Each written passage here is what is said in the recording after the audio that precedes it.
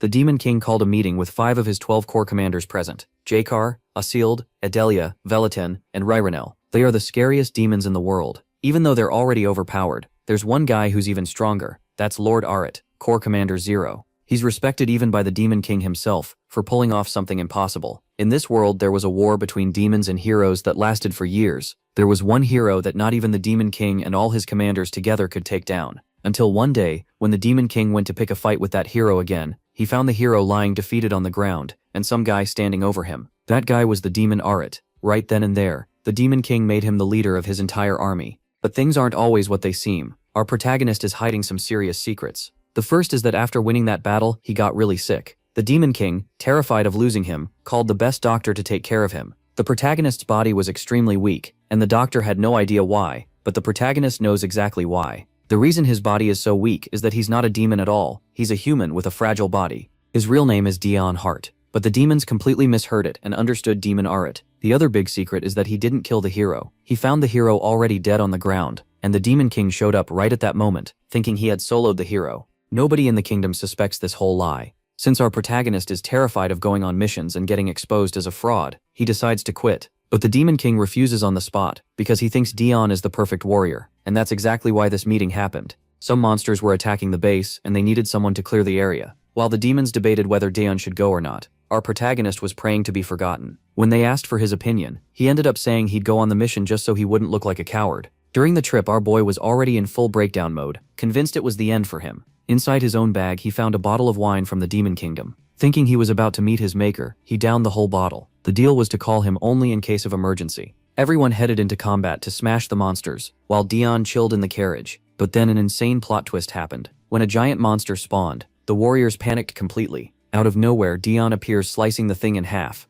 One of the soldiers froze in shock at the insane speed of the attack, and the guy went cold sweat when the protagonist pointed a knife at his eye and asked dead serious if he was the enemy. The blonde kid shaking in his boots warned that the target was the other monster right behind them. So Dion just started cutting through everything in his path. The entire army stopped fighting just to watch, completely glitched out by the scene. Long story short, the guy soloed the entire monster horde by himself. The next day when he woke up hungover, he found out the mission was already done and that he had cleared the whole map. The funniest part of the story is that Dion simply didn't remember a single thing. The truth is that when he drank the wine, his psycho second personality took complete control of his body. That's why he was going crazy, wanting to kill everyone in front of him. Dion thought it was just the alcohol, but he doesn't even know his own truth, since his mind resets every time he wakes up. The whole squad stormed into his room, hyping him up like crazy. Asild, Jakar, and Adelia showed up for a visit. Asild got so hyped, he challenged him to a duel as soon as he was back to 100%. That's basically a death sentence for Dion. Asild is top 3 in the Demon King's personal guard, meaning he'd fight to kill without mercy.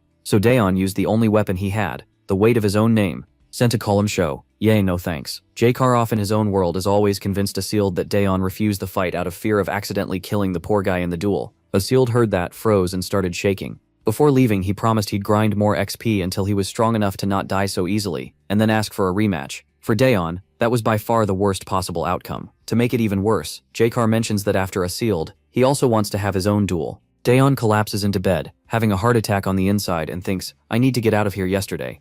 Sometime later, outside, he's completely worn out. Ed spent all day dragging him around to talk with the army, while the doctor kept telling him to focus on healing. On top of that, demons kept asking him to spar. He seriously can't understand why everyone wants his attention. Fed up, he kicks a rock and yells for them to leave him alone. Unfortunately, the rock flies straight into 2 demons' heads. They turn around, annoyed to see who did it, but then they spot Dion and freeze. Right away they bow, wish him well, and apologize for making noise. MC has no idea what they're talking about, so they explain that an incubus had been causing trouble and they were trying to move him away. Now that same guy is standing there shaking, even though he's supposed to have one of the most broken kinds of magic around. Everyone else has already run off, leaving Dion stuck with this trembling demon in front of him. The boy thinks he's doomed. He knows the commander is quiet, but when angered, even crueler than other demons, he starts crying, saying this is the day he dies. But he gently holds out a hand and tells him to get up. He says the others are already gone. The demon is stunned, wondering why Dion is treating him like this. He says he's an incubus and knows everyone hates his kind.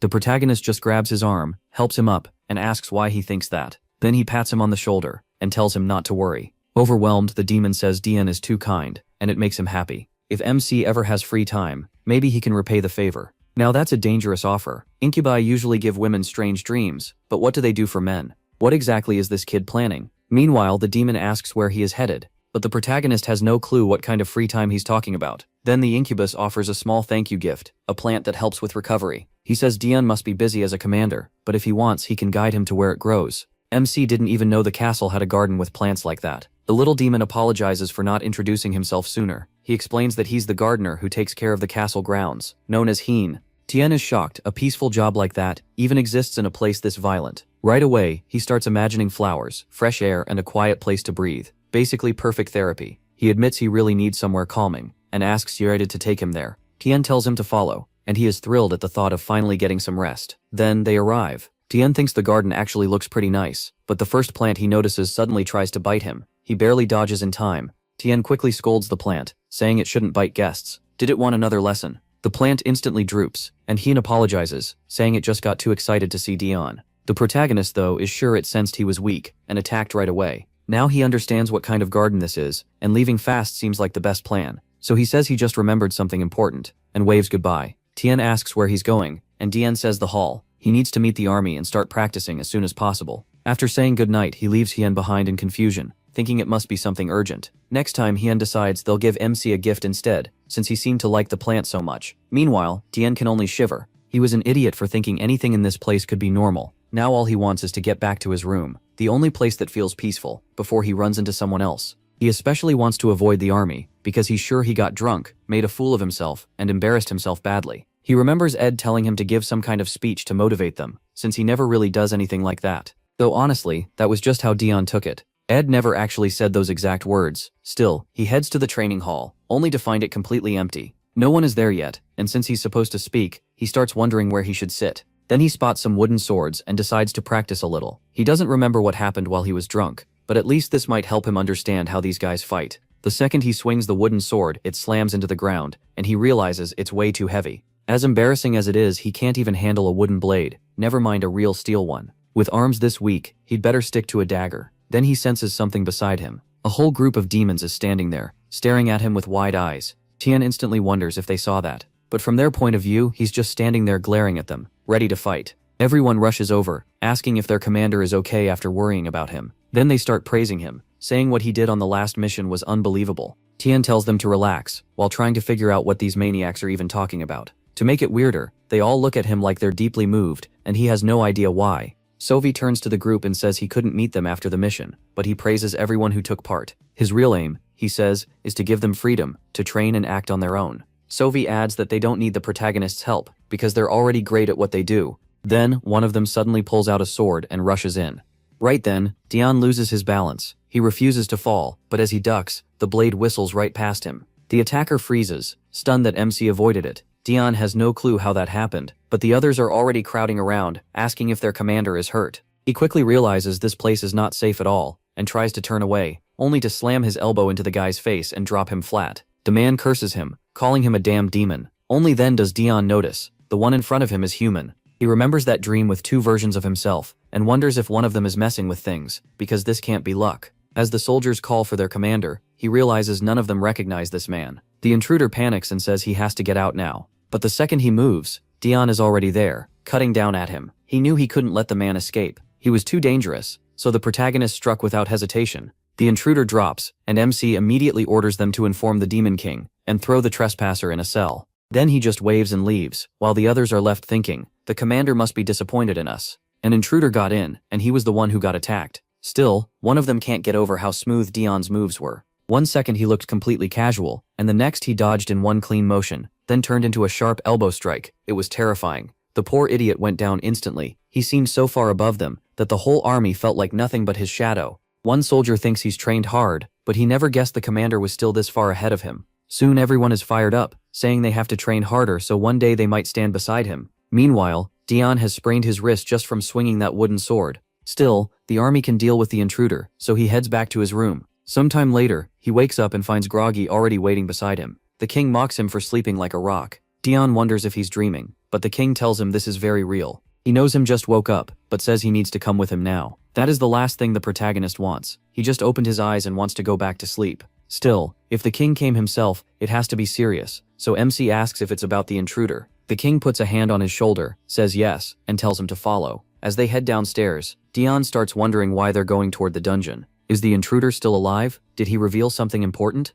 But when they get there, the man is ripped apart, with bodies scattered around him. He'd been completely destroyed. Dion can only ask what happened overnight. The king tells him to look closer and asks if the man seems familiar. He studies him. He was a human strong enough to butcher countless demons and even got stronger when facing the Demon King. Then the protagonist realizes it. This man is a hero. And Dion knows heroes facing the Demon King have only two choices: blow themselves up to deal huge damage if the king is close, or scatter their power into fragments, passing hero strength to others in the world. Most choose the second path, since the Empire relies on those fragments almost like making more heroes. And that choice brings far more honor than the first. The king gives a bitter laugh and says it's absurd that they sent a hero like this into Demonland. Maybe he wasn't a real hero at all, just a candidate, or a failed one. Dion knows a true hero would be much stronger, but even so, no hero would be thrown away for nothing. There has to be a reason this man was sent here. MC then turns to the king and asks to speak to the man alone. The king agrees and says he'll wait outside. Dion tells him it won't take long. He wants to know why this man came straight for him, and whether he brought any message. Instead, the man spits out his full name and calls him a filthy traitor. He says His Majesty trusted him to become a hero, but the protagonist betrayed the Empire and joined the demons.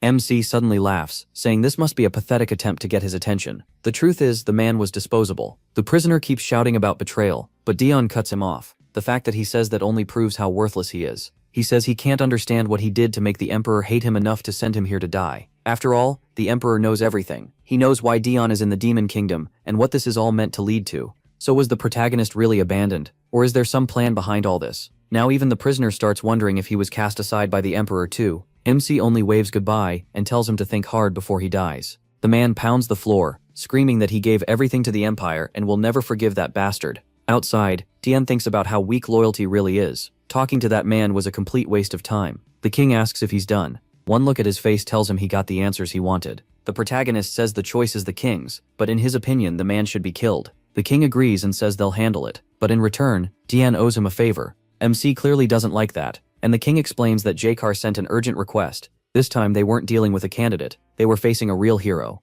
And as everyone knows, heroes and demons never mix well. Dion knows that if the one at the front isn't some abandoned pawn but a true hero, then the demons have almost no chance. But the king says he must be curious too. What is the Emperor thinking? Sending a fragment like that straight to them. This is his chance to learn the truth. All of a sudden, Dion wonders when he even ended up outside. And before he can process it, the Demon King is already coming over. At this point, it really feels like he has a split personality. That would explain how he tricked the human earlier. It was like another side of him took over, which is why he suddenly acted so sharp. Now he has no clue where the Demon King plans to send him. Even so, there he is, waiting by the carriage. He remembers following the king to the dungeon, but after that, he somehow ended up outside with orders to leave, which just makes him even more confused. Why does the king want to send him to the front? He has no idea. Then Ed arrives and says they're ready. Dion says he gets it. Knowing the new hero is about to appear, since he can't refuse, he at least wants to see what this hero looks like. And on that part, the king was right. He is curious. Meanwhile, Ed thinks hunting those creatures only eased a little of his bloodlust.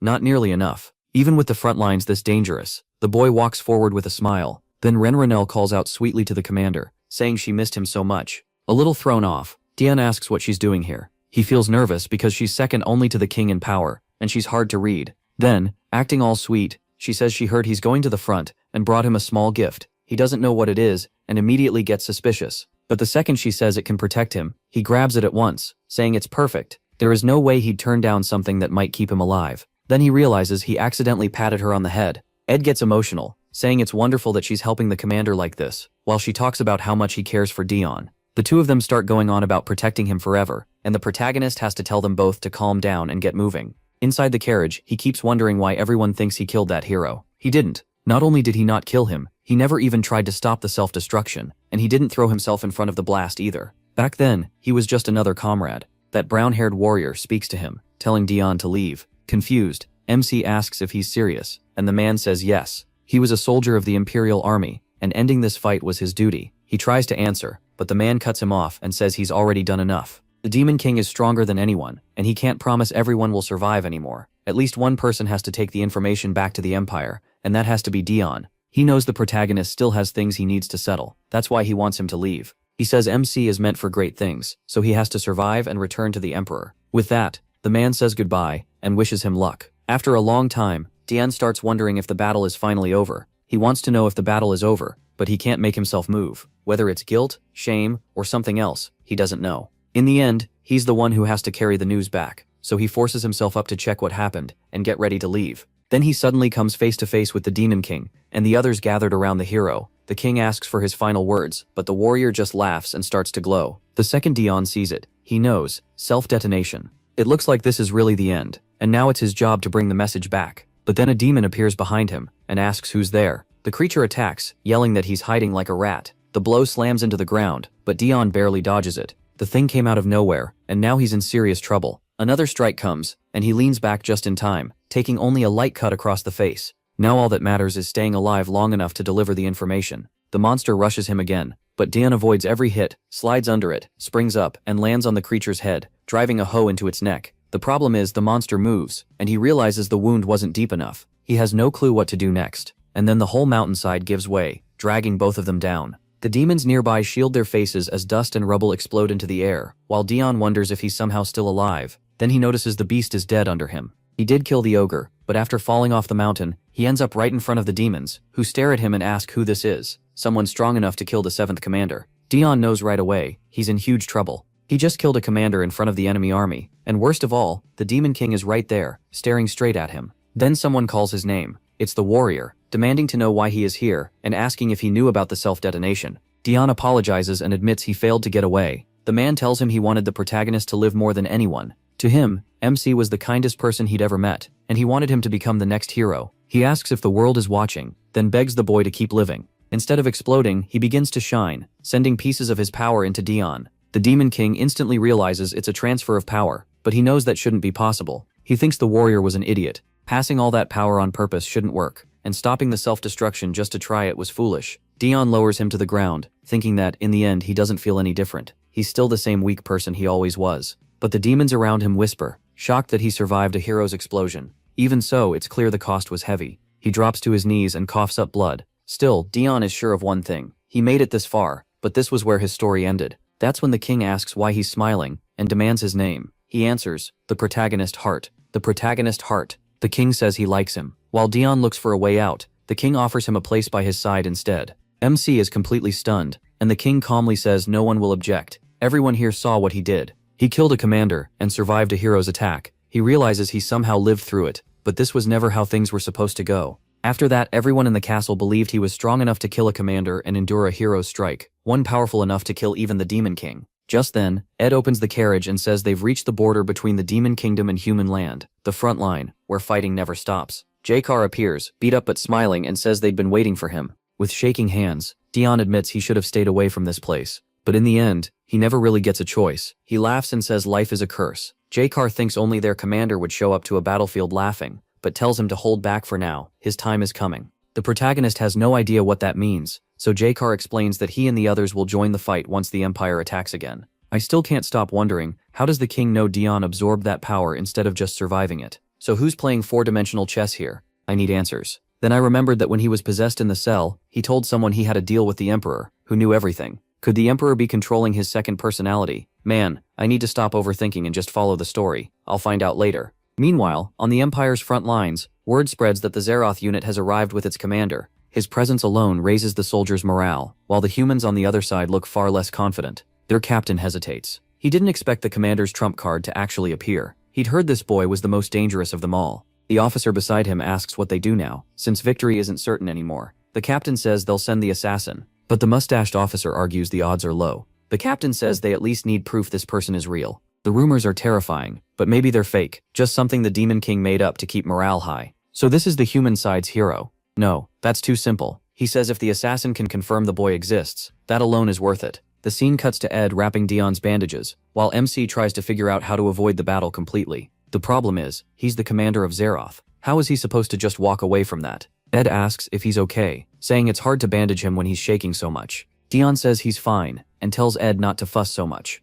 There's no need to be that careful. His real plan is simple, see the hero once, then run. But Ed only looks more worried, saying war could start at any second, so of course he has to be careful. He even gets upset that he never takes care of himself. The protagonist can't understand why Ed cares this much about him. All he does is cough blood and pass out. So why does everyone try so hard for him? Maybe Ed really is an angel in demon form, at least until he says they're ready to wipe those human bastards off the map. A moment later, Dion is wrapped up like a mummy, with special treatment made by the Demon King himself to keep his body warm and in top condition. He even gets a magic cloak, and Ed says that must mean the commander is extremely important. MC thinks the king is only this generous because he has power to spare. Demon magic is limited, and once mana is used it can't come back. There's even a legend that the more mana demons spend, the faster heroes appear. So if the king is using it this freely, he must be sure he can beat the next hero too. With that, the bandaged up Dion is ready for war. Ed, full of excitement, says he's sure the Zeroth unit will win this time. He just thanks him and says he'll go check the battlefield and the troops.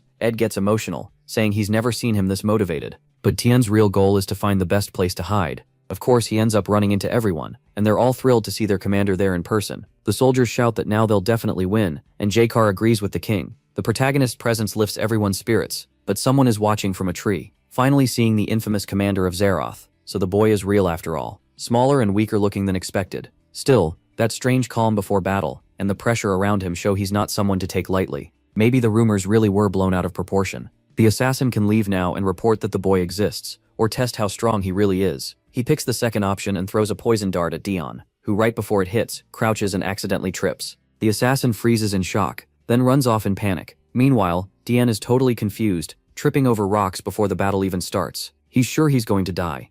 Someone nearby asks what happened, and he gets up saying he was just stretching. But now everyone is watching him, so how is he supposed to find a safe place to hide? The man in the tree sees him walking back and wonders if he wasn't noticed after all. Or maybe Dion doesn't want to alarm anyone yet, and plans to send his best subordinate after him later. He can't tell for sure. That brief clash wasn't enough to judge MC's real skill, so he decides the next try will be the last one. Then, Ed asks what's wrong. Had he already finished checking everything? Dion says yes, and quickly changes the topic, asking about the Empire's new hero. Ed says the man has hidden his face behind a helmet ever since he appeared, but everyone knows he's an amazing swordsman. From above, the assassin listens and realizes they're talking about Lord Krull. Could they have already figured out who sent him? Just then, Dion suddenly blurts out, "What's this? Alcohol." He's annoyed. There shouldn't be any drinks there, and it makes him mad that others can drink while he's not allowed to. Ed apologizes and says it was actually prepared for him. The protagonist's face changes right away, and he asks if he can really have it. Ed says of course, pours it for him, and Dion thanks him. He's thrilled, but then he hears something strange. He turns around, and Ed asks what's wrong.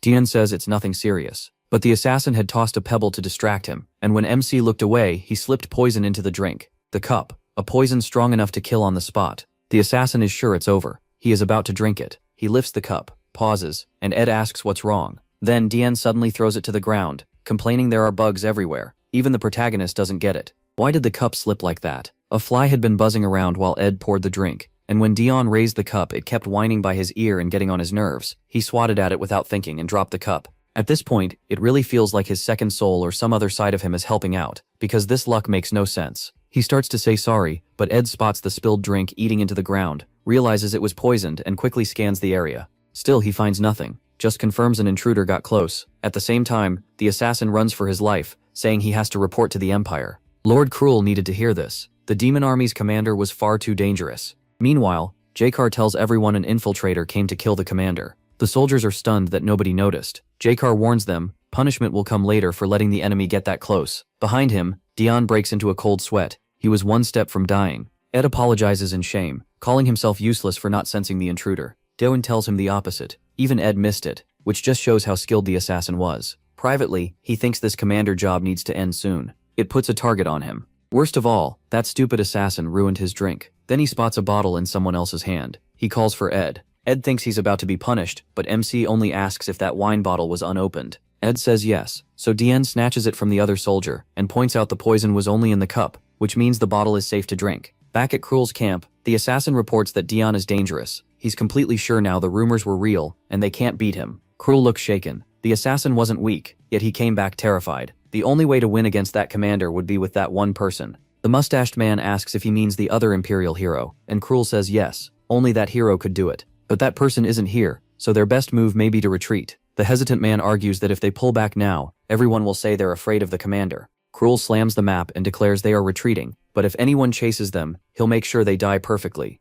Besides, this land isn't worth fighting for. What he really wants is to show the demons that if they stay out of human lands, peace is possible. The mustached man agrees, but asks what should be reported to the Empire. Krull says his orders were to retake stolen land, not push farther. Now that they've recovered what was theirs, there's no reason to advance. That's what he'll report. Krull calms down. This won't stain his first campaign as a hero, and no one can question his skill over this. He just hopes the demons don't stir up trouble. The mustached man tries to comfort him, saying the so-called commander barely even fights. Then someone rushes in, shouting for the commander that the demons are advancing with Zeroth's troops, exactly what Cruel didn't want. And there Dion is, cutting straight through the enemy. He's drunk, dagger in hand, and tearing through soldiers like a madman. Bodies keep dropping one after another, while Ed can only watch. After finishing the bottle, Dion pushed everyone into a full attack. Ed isn't complaining, they're winning because of it. Another soldier falls, and when he looks up, all he sees is him, like a demon in human form. If that wasn't the deadliest thing alive, he didn't know what was. He cries in fear, knowing he'll die if he doesn't fight, but he's too terrified to even lift his sword. Soon he'll just be another slashed-up corpse. Dion tells him right to his face not to freeze up, at least try.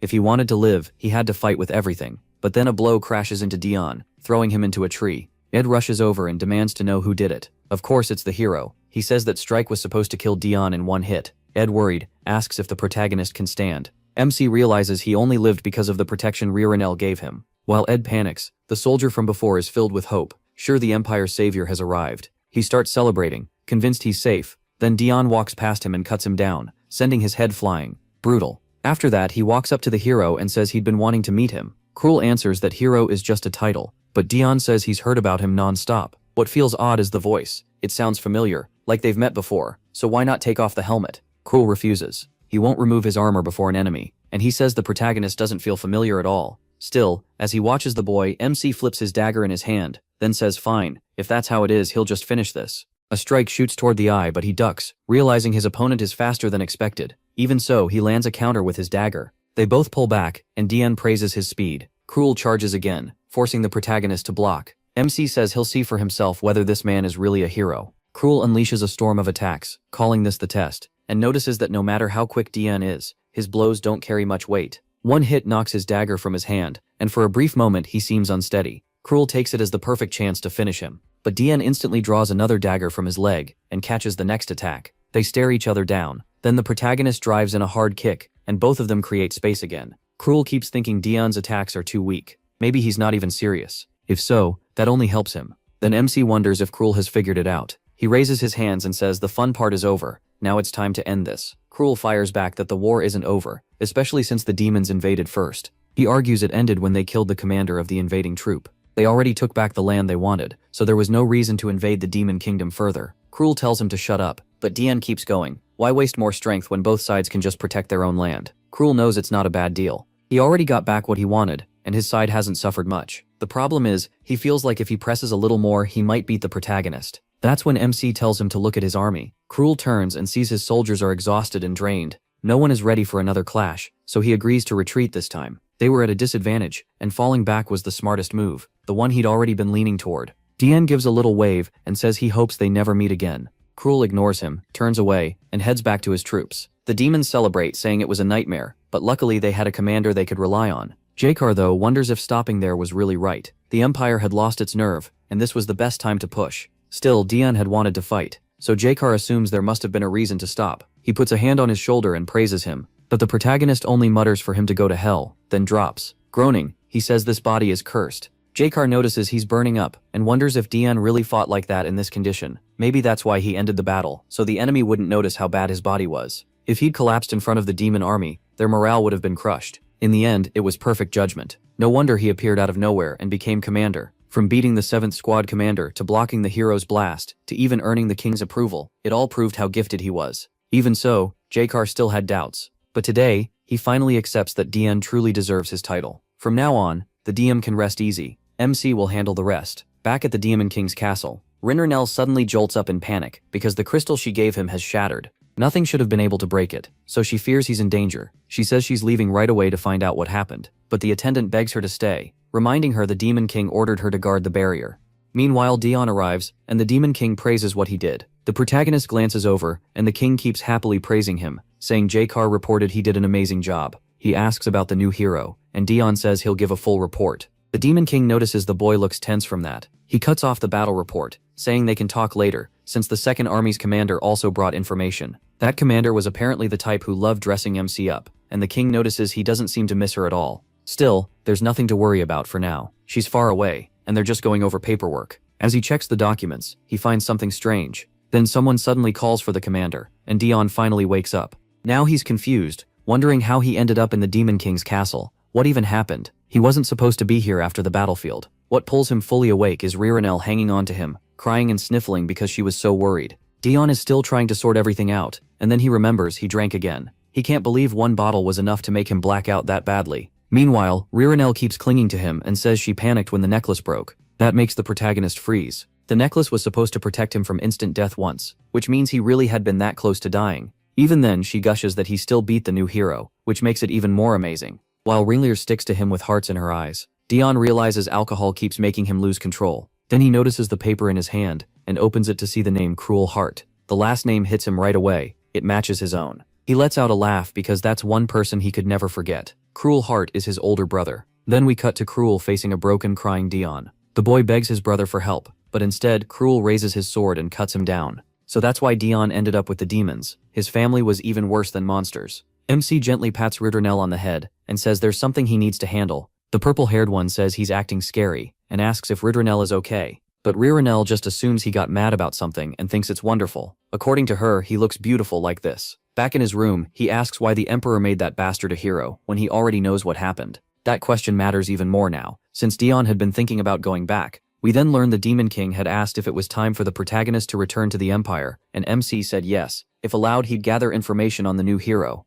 The king tells him to travel carefully, since staying away from the Empire too long would raise suspicion. Then he touches Dion's chest and casts a spell so he can always tell where he is. Waving him off, the king tells him to report back as soon as he learns anything useful. That was the deal between them. Even so, the protagonist still doesn't get why he has to act as the king's spy. One thing is clear, when the stress gets too heavy, he loses his memory. So the answer should be avoiding stress, but that's a lot easier said than done. Just then, Ed says he heard Dion's leaving for the human world today.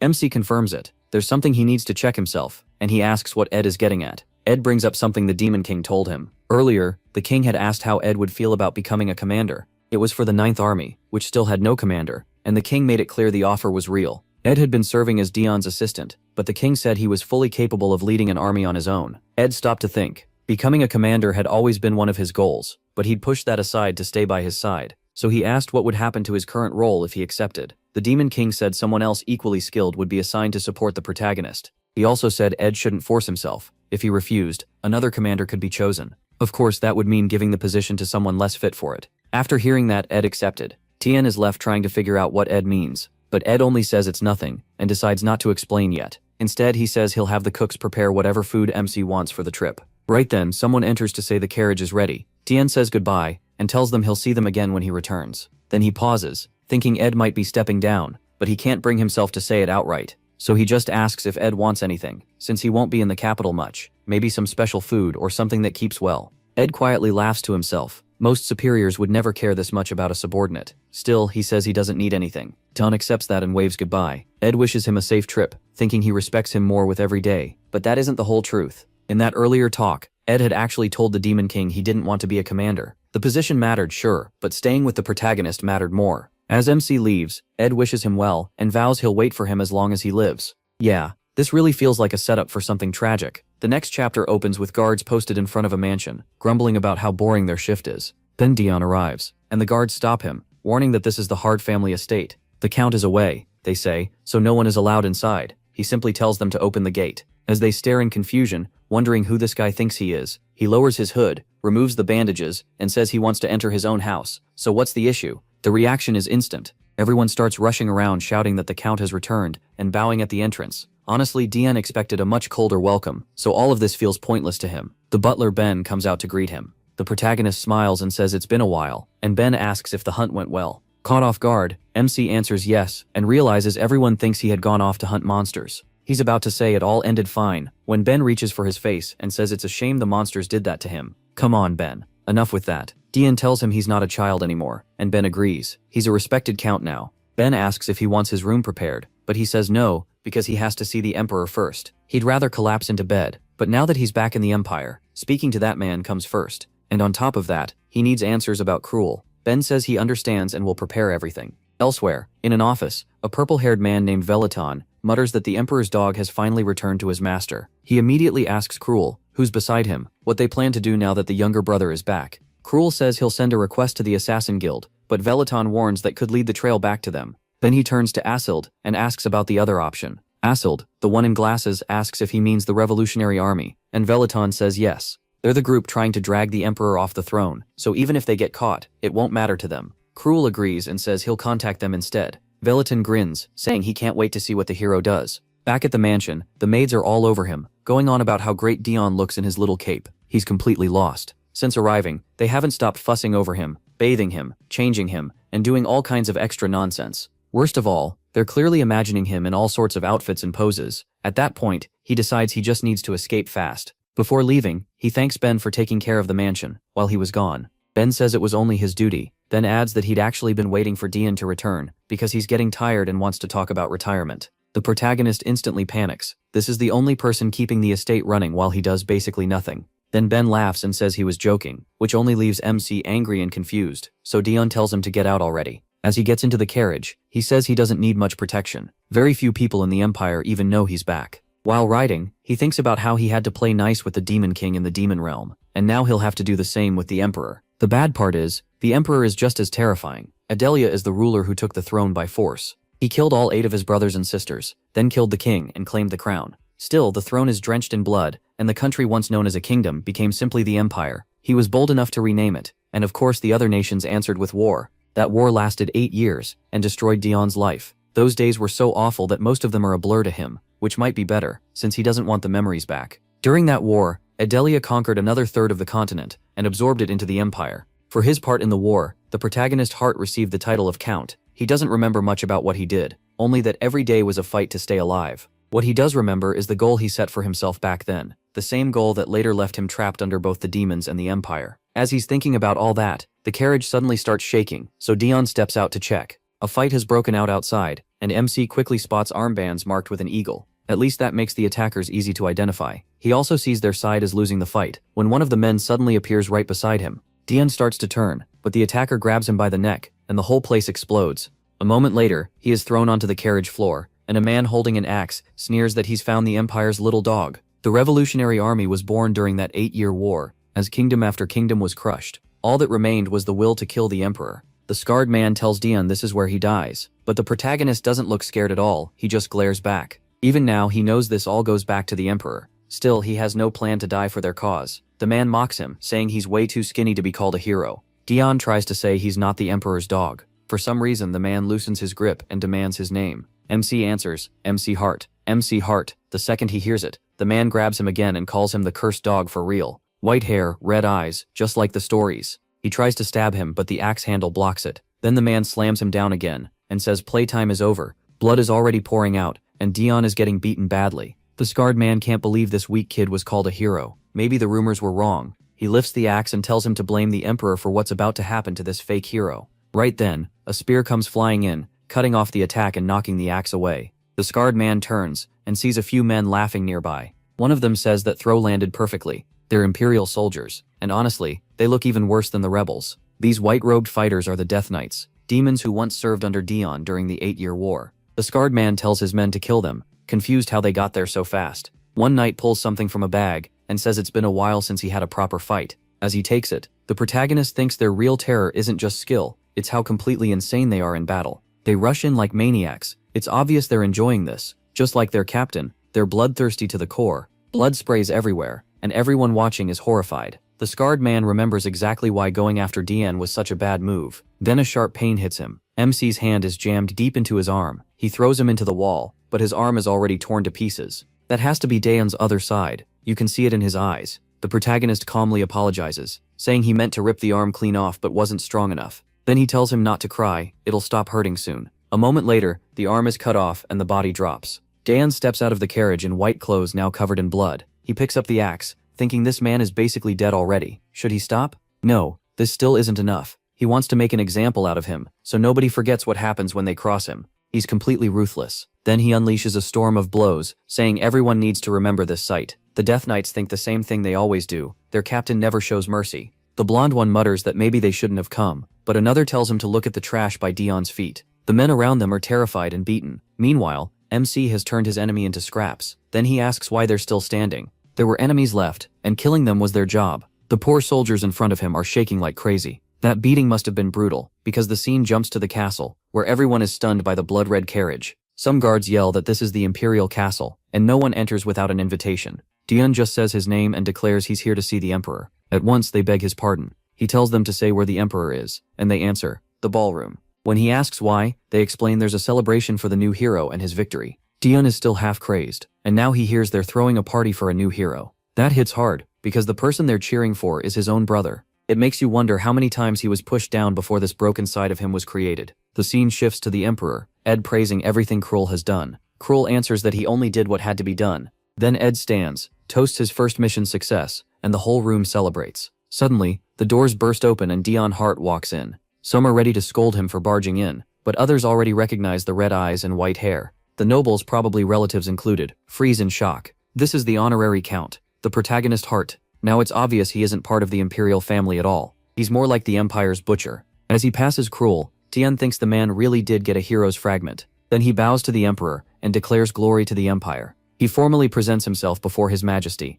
The nobles whisper about all the blood. No wonder they call him the Vampire Count. No one knows how he was raised, but rumors say the MC Hart family treated him badly. The purple-haired man mutters that cursed Dion Hart actually lived. He was always hard to kill. Ed notices the trail of blood he left behind. He welcomes the honorary count, saying the protagonist may visit whenever he wants, just not soaked in blood in the middle of a celebration. MC apologizes and says he was attacked on the way there. Ed laughs and asks who was bold enough to target the Empire's hero, quietly glad he sent the Death Knights to protect him. Dion says nothing. Then Ed stands and says he must have much to report. He has things to discuss too, so they should move somewhere more private. The protagonist really is trapped between two masters, the Demon King and the Emperor. In another room, Ed says he's sure it was the Revolutionary Army. He asks if Dion needs a doctor, while thinking MC's reputation is awful. In the Empire, more people hate him than respect him. Even so, no one has done more for the Empire than him. During the 8-Year War, he achieved things beyond words. And when the first hero was attacked, the protagonist was the only one who brought the body back, the sole survivor among the demons.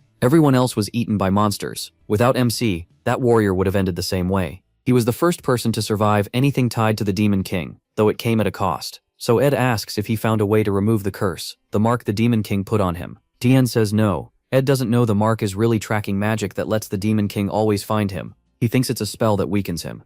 Ed realizes the protagonist barely cares about himself. Last time he even went to the demon realm because it was the only chance to remove the mark on his chest. So now Ed says he'll have to go back there, acting guilty while really just using him as a spy. Ed asks how the demon castle has been. Dion says nothing much has changed, except one thing. Ed tells him to explain, and MC brings up the assassin who was sent there. It looked like Ed wanted that person gone, but he was actually a hero candidate, so why send someone like that into the demon realm? Ed says the guy was a disgrace to heroes. He expected him to die long before reaching the demon realm, but the fragment carried him farther than expected. At least he died before leaking his plan, or rather, the plan of Commander Zeroth's troop, Demon Urut. Dion is shocked that the Emperor already knows even that much. He stands and says he couldn't refuse becoming commander, so he had no choice but to take the role. Ed says that's fine. The deeper the protagonist gets into that group, the more useful information he can bring back. Then he asks what MC came here to. He immediately wants to know why Krull Hart became a hero. Ed should know his biggest regret from the war was not killing Krull when he had the chance. Other than the protagonist, Krull is the only survivor of the Hart family. If MC was abused that badly, a lot starts to make sense. Then we flash back to Krull speaking to him as a child, telling him not to keep their parents waiting. The little boy softly apologizes and asks if it's time for dinner. Krull tells him to hurry. Dion hesitates, wondering if they'll get in trouble. His brother pulls his hand away and tells him not to touch him because he's dirty from training. He awkwardly says sorry and asks Krull to wait a second. He wants to walk beside him, but Krull just keeps going. Then Demon bumps into his back. Krull turns and asks if he likes that painting so much, since he's always staring at it. The protagonist says yes, because it shows them as a family. Krull brushes it off, saying it's only a painting. Then he tells Dion to stop coming out so much and stay in his room more. MC always felt alone in that house. The maids whispered that he was different from the rest. His white hair and red eyes made him stand out. Maybe he wasn't even the family's real child. But when he looked at that painting, he could pretend he belonged. He wished he had black hair and green eyes like the rest of his family. At dinner, his father complains that Dion is late and reminds him he was told to come quickly.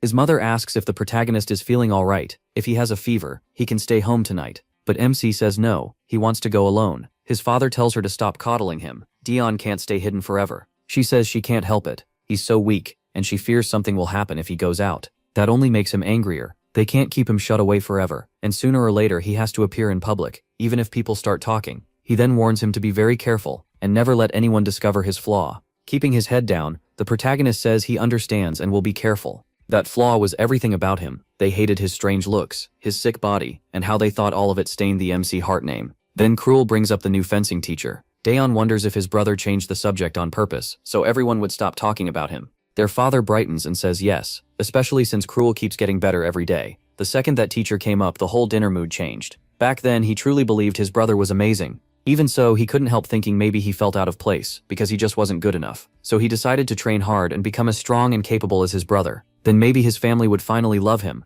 Later, as he walks through the halls, someone calls out to him. It's a few noble boys. They ask if he's Daeon Hart. No doubt those 3 idiots died somewhere in the 18-year war. The protagonist was too innocent to notice the bad intent behind their smiles. He thought they just wanted to be friendly, so he happily introduces himself as MC Hart. He starts talking excitedly about fencing, but one of the boys cuts in and asks why he's always alone. Maybe he was slow to catch on, because everyone already knew he was the outcast of the C. Hart family, the one kept hidden away in his room. The protagonist tries to deny it, but the noble boy steps in closer. He mocks MC's red eyes, says he's clearly not one of them, and that's why his family doesn't love him, why they threw him away. Before the boy can call him a stranger again, he punches him. He tells him to watch his mouth. His family does care for him. Then he gets hit right back in the face. Still, at least he swung first. After that, they just beat him down. While one of them keeps shouting that the protagonist isn't really a Heart at all, he's a monster. Even then, MC is only thinking about his family. Before long, he's collapsed on the floor, unconscious, and badly hurt. Just before blacking out, he sees Cruel run over in shock. Then the story moves to the infirmary. The doctor says Daeon's body is naturally weak. Stress hits him hard, and almost anything can damage his health.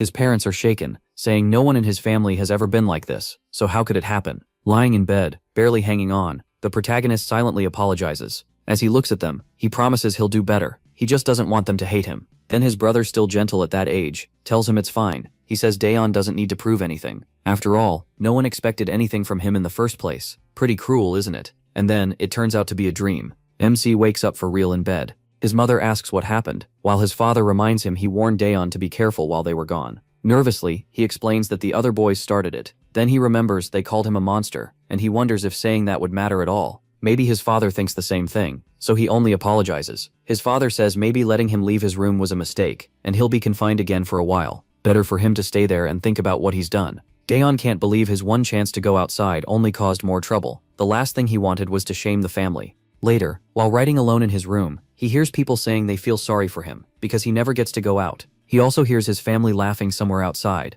so he goes to the window and sees his father walking with Cruel. He wants to be out there too, but part of him feels even wanting that is greedy. First he has to earn that right by working until they finally injing him, until they recognize him. Step 1 was simple. Build enough stamina to last 30 minutes of practice. By the time he kept at it, night had already fallen. He says he's exhausted, feels like he might die, but still refuses to stop. He keeps swinging until Cruel suddenly appears and tells him to stop. Only then does Daeon realize his brother is there. Cruel asks what he thinks he's doing, and tells him not to be stupid. He already ordered Daeon to stay quietly in his room, and already said he didn't need to do anything. But the protagonist can't accept not even being allowed to try. Maybe they didn't want that because he was a failure. Then he suddenly backs down and says fine, he won't do anything. He apologizes to Cruel, says he'll rest, and tells him to leave. After that, he stands by the window, wondering what he has to do to deserve being loved. Some time passes and the butler enters. He asks if Daeon will eat in his room again. Now 14, MC asks where everyone is. Cruel, now 17, says they went out to deal with something else. Tien thought he'd be training, but Cruel tells him to come along. Morning practice is over, and it's time for chess. Daeon agrees, and Cruel asks why he's acting so formal.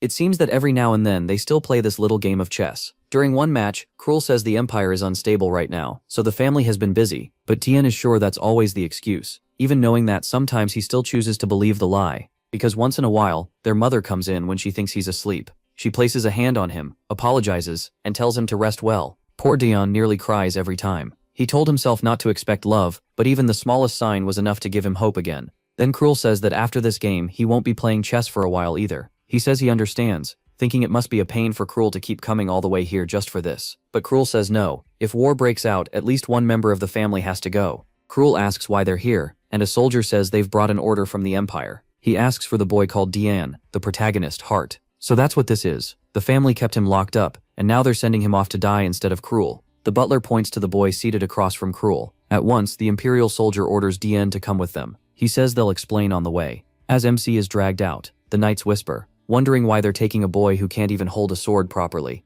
Then Cruel grabs the soldier's arm and says there must be a mistake. Tien isn't the one who should go. The man jerks free and says House Dian Hart already sent an official letter to the emperor. They're only following orders. If Cruel wants answers, he should ask his parents. Being taken away, he still doesn't fully understand what they're saying. But one thing becomes clear. His parents are sending him to war. He's been sick and shut in his whole life. So what could someone like him possibly do on a battlefield? He pictures his mother's strangely sorry face and tells himself it can't be true. They would never do that. He turns back and calls for Cruel, but the door is already shut. In that moment, he wonders if his whole family really wanted him dead. Maybe getting rid of the failure who stained their name was easier for them. However, it connects later. The pain here is obvious enough. Then we jump to Daeon, awkwardly holding a sword, while an officer tells him to toughen up if he wants to live through battle. All the protagonist can think about is how heavy the weapon feels. And of course the soldiers around him whisper too, asking why the disgraced sickly son of House MC Hart was sent there at all. More than anything, Daeon just doesn't want to die. But from that day on, his life turns into hell, and soon he's struggling in the middle of battle.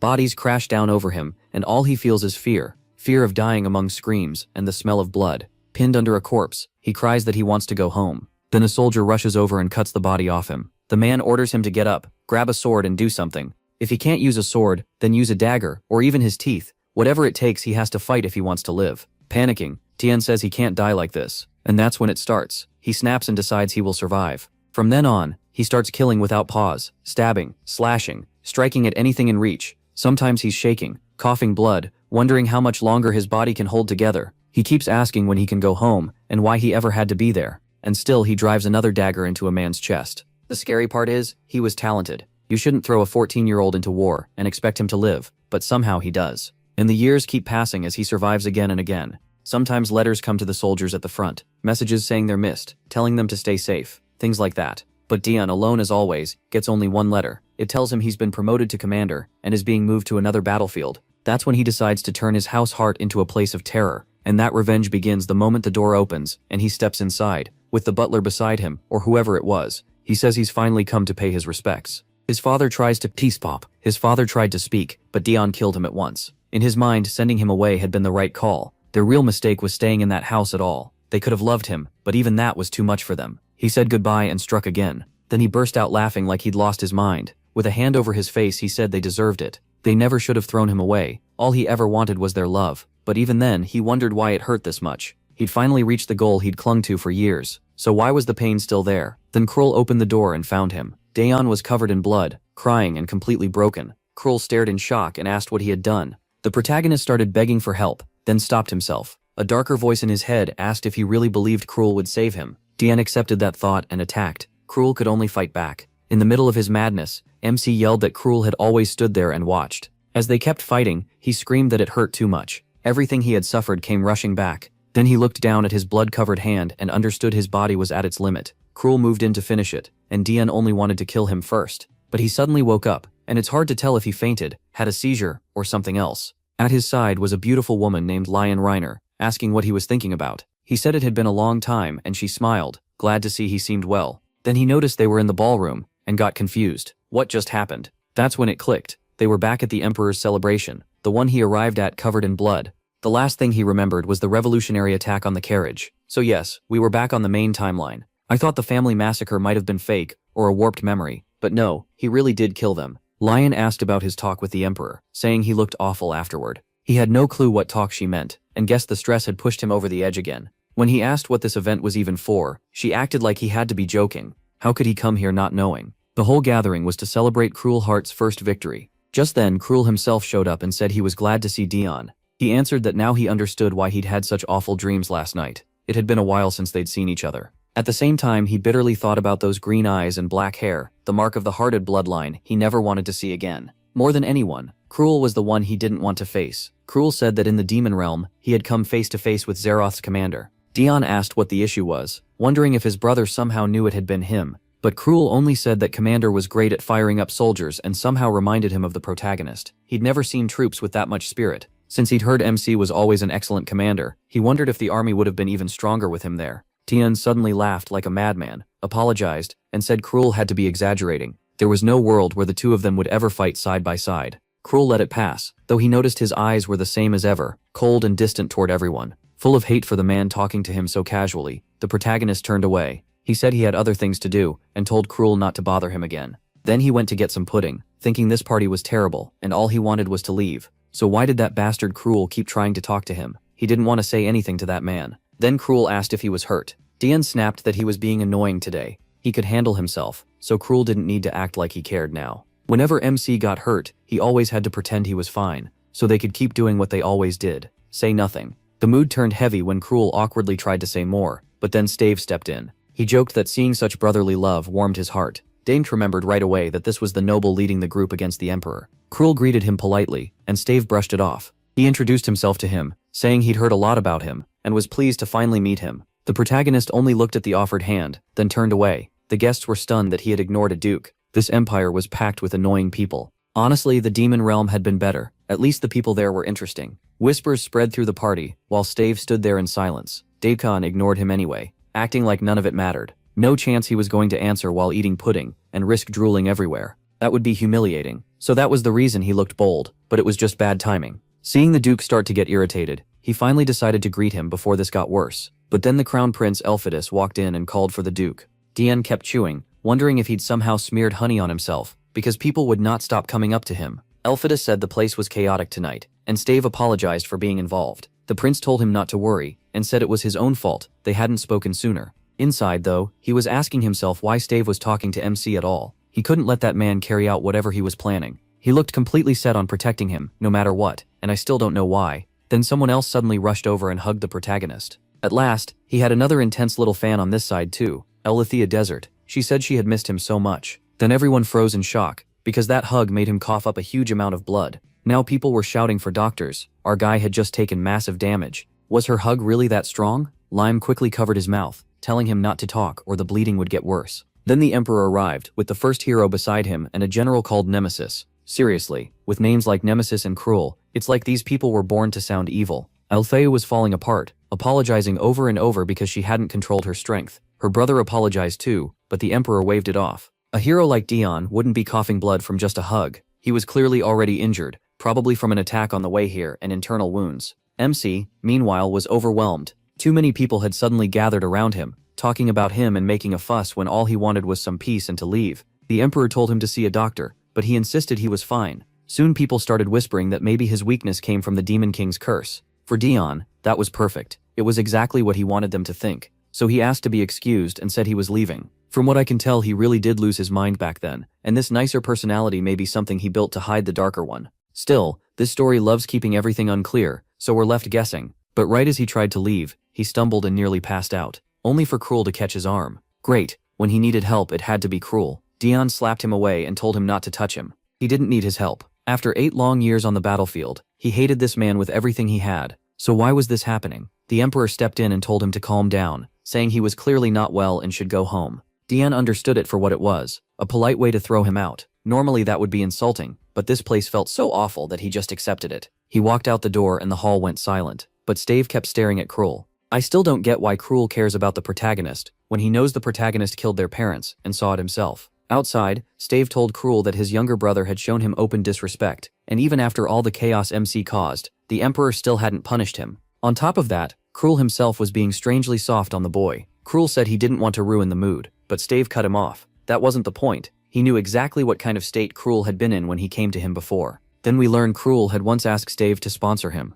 Standing before him was a man who had lost both his family and his home, and Cruel said he could become the finest sword Stave would ever use. Stave knew Cruel had other ways to survive, other roads he could have taken. Still, he agreed. He wasn't stupid enough to reject a hound willing to serve, but he wanted to know why Cruel had asked for that. Cruel told him that this time, he wanted to be the one who protected. Stave admitted he had never understood why Cruel wanted that role. Now though, he realized Cruel wasn't trying to protect someone else, he was trying to protect himself. Was he afraid of Dion? Cruel lowered his head and said yes. Stave answered that they were both walking the same road now, getting rid of the Emperor's dog. With a hand on his chest, he felt how important this was. That tightness in his heart told him Dion was a threat to everything, and he swore he would kill him someday. By the carriage, Lion asked if he needed help, but he said he was fine. Then he looked up and saw the mansion entrance wrecked and on fire. Worse, the Death Knights were there too. For a second, he thought it had to be a dream or some hallucination. His stress had pushed him to the edge, but the heat against his skin proved it was real, and he demanded to know what kind of disaster had happened here.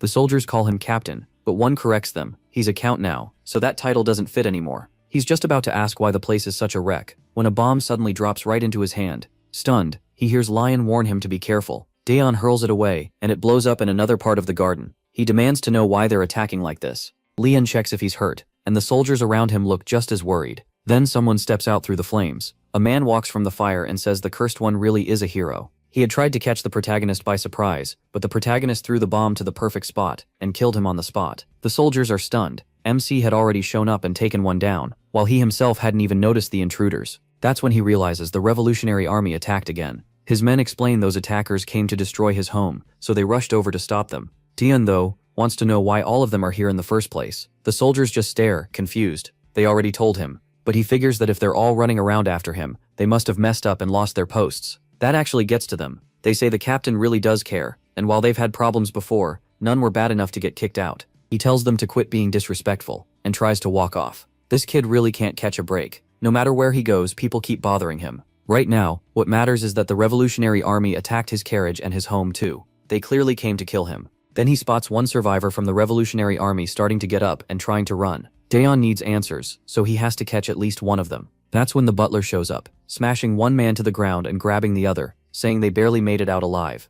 So yeah, this is no normal butler. He tells Daeon he's glad to see him safe. After hearing about the carriage attack, he expected something much worse. He also asks what happened at the palace, since the protagonist looks far more shaken than when he left. Just as MC starts to answer, someone cuts in saying they were attacked by the Revolutionary Army, so of course he's upset. The butler finally tells him to go upstairs and rest, while he keeps watching the captured man in the back. The prisoner swears that one day, Daeon Hart will die. Not exactly a bold promise, unless the protagonist is immortal. Anyone could say that. 3 people stood in the way of taking down the Emperor, Commander Nemesis, Chancellor Ardal, and without a doubt, MC Hart, the army's spearhead, and the one who shaped the 8-year war more than anyone else. Worse, he worked in secret, so no one could guess his next move. People said he went off to hunt monsters, but they knew it was always some hidden mission instead. One man starts calling Daeon nothing more than the army's dog, but another grabs him by the collar and tells him to shut his mouth. They were the ones fighting the Emperor, so they were the reason that war happened in the first place. The man tries to argue, but the other doesn't bother debating. He pulls a knife, says he needs to rest, and kills him right there.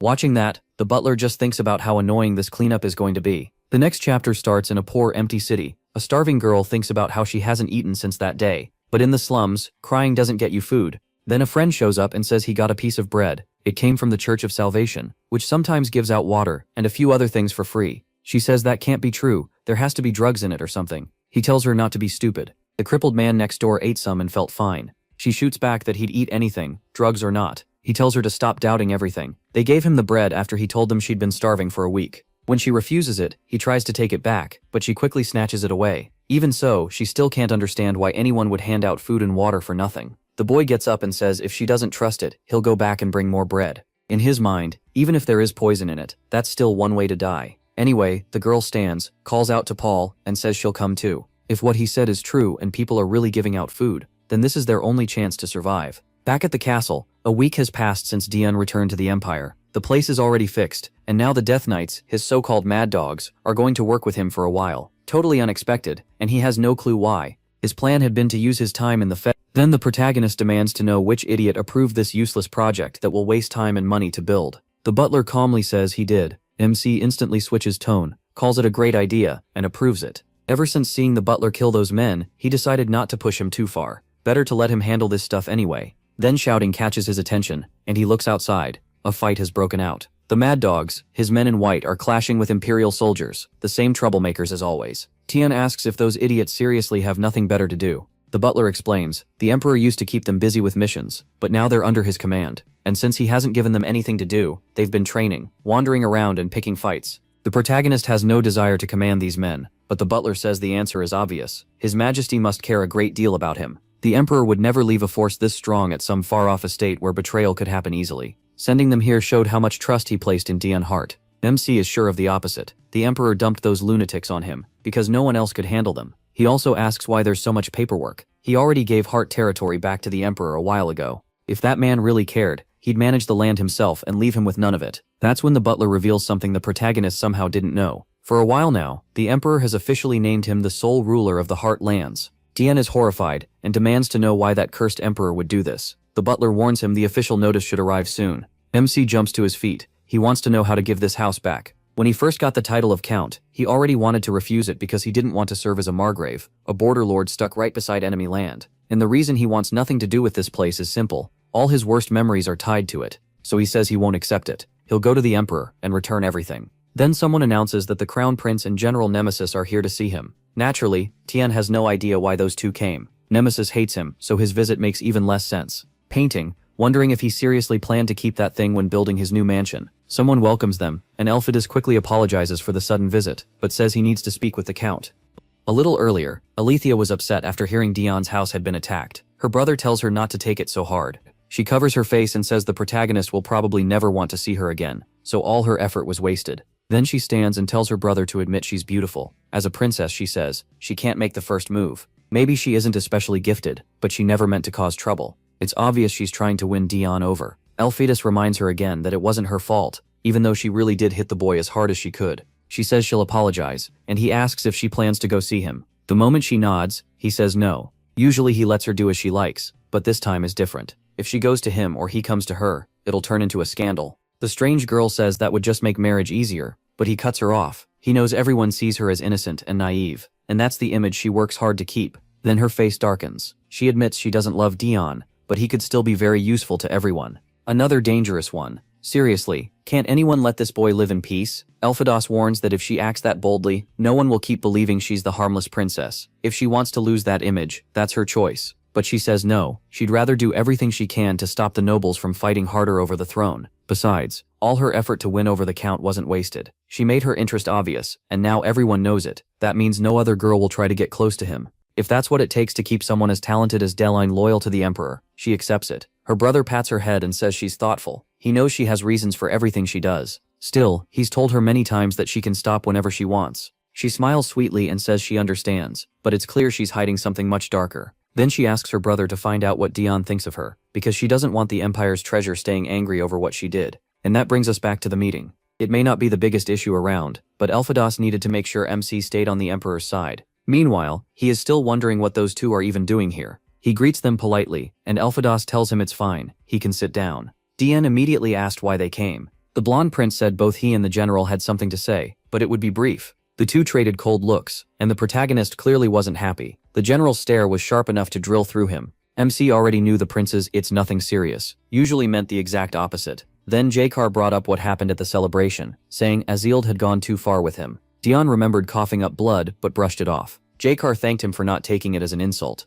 Even if it caught him off guard, that was when Jakar made a personal request. MC paused, and the prince kept going. If he was willing, Jakar wanted them to be friends. Poor Dion, the prince was smiling like crazy, and he was way too soft to shut it down. Jakar said he wanted to know the protagonist better, but the protagonist stayed so busy they barely got to meet. The protagonist wondered if that was truly why he came. Jakar answered that as crown prince there were many things he couldn't do, like simply visiting someone he wanted as a friend. So he used the celebration incident as his excuse to come talk. He played the sweet friendly prince perfectly, even though Dion knew there was something rotten underneath. MC said he was very grateful for the offer, but before he could finish, the general hit him with that hard stare again. So he changed course and said it would be an honor to be friends with such a great prince. Jakar brightened at once, happily declaring that they were friends now, and would grow closer. The protagonist, meanwhile, was not happy at all. Jakar wasn't stupid. He could tell Dion felt awkward, and had likely agreed out of pity, just like the rumors said. He quickly pushed further, saying he'd visit soon so they could train together and have tea after.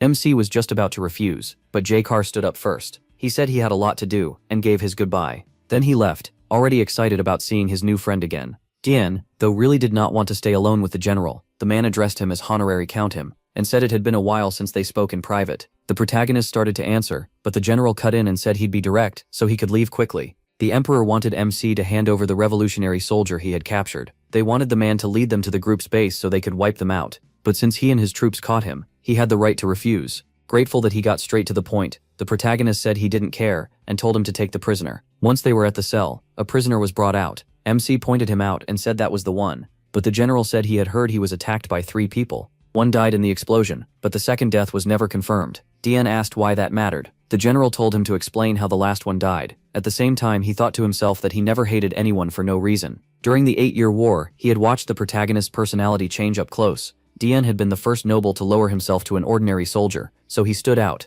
At first he was weak and barely made it through battle. Later, cruelty became the way he survived. He had once grabbed the boy by the shoulder and told him to get up, but he had already been standing there for 3 straight days. Surviving wasn't his fault, but he still had to face what came from it. The general understood. Then Dian looked up and asked what he was even talking about. That was when the general noticed something split inside him, like another self. The protagonist said his wounds were fine, and the general tried to bring up the battle. But MC met his eyes again, and said he truly had no idea what he meant. The general realized he had two sides, one bloodthirsty and focused only on survival, and another normal one that forgot the horrors he had done. That dark look on Dian's face made it clear enough. To the general, MC couldn't carry the weight of his actions, so he escaped from them in the worst way possible, all while wondering how long the protagonist planned to keep pretending. MC only asked what he meant by remember. The general thought maybe things could change if Dian finally took responsibility, but he said he wasn't there, so he didn't know the details. Maybe some dogs attacked the man. Right away the general realized he was a fool for expecting anything different, so he said he was leaving and told the protagonist not to follow. Of course he knew that dog story was nonsense. He was sure Dian killed the soldier and used that strange second self to do it without facing it.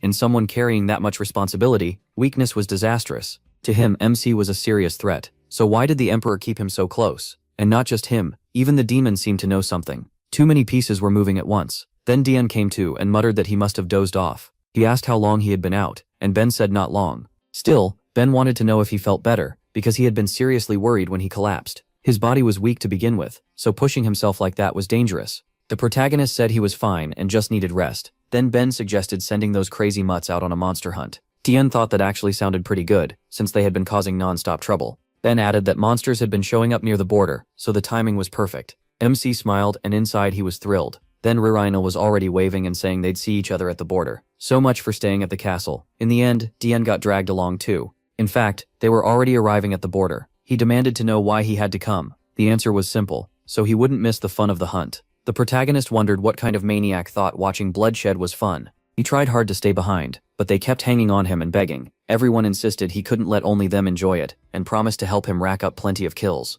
MC tried saying he had things to handle at the castle, but Ben stepped in and said he'd take care of everything like always, so MC could relax for the week. The soldiers were touched by Ben's kindness, while he was basically thinking, "You jerk, I don't want to go." Then the butler explained that if the protagonist stayed behind, those rats would just try to follow anyway. This way it would be easier to kill anyone chasing him. In other words, it was a perfect break that also solved a problem. With all that in mind, Dian couldn't really refuse. Besides, if he stayed at the castle while half the world hunted him, he might actually die. One soldier told him to cheer up, saying he'd heard MC came back from the last hunt with a huge smile. MC knew that smile was only because he had been hanging out with demons. Now orcs and shamans were already appearing, and the soldiers got fired up, ready to get to work. He, on the other hand, already missed the demon world. Then he looked at Adelia, and sighed, realizing even she seemed tired of this mess. When he asked for someone to command the Death Knights, she was the first one chosen. Unlike these lunatics, she was what a true warrior should be. She asked if he wasn't going to join in, but Dian said he'd let them enjoy themselves for now. He was fine sitting back.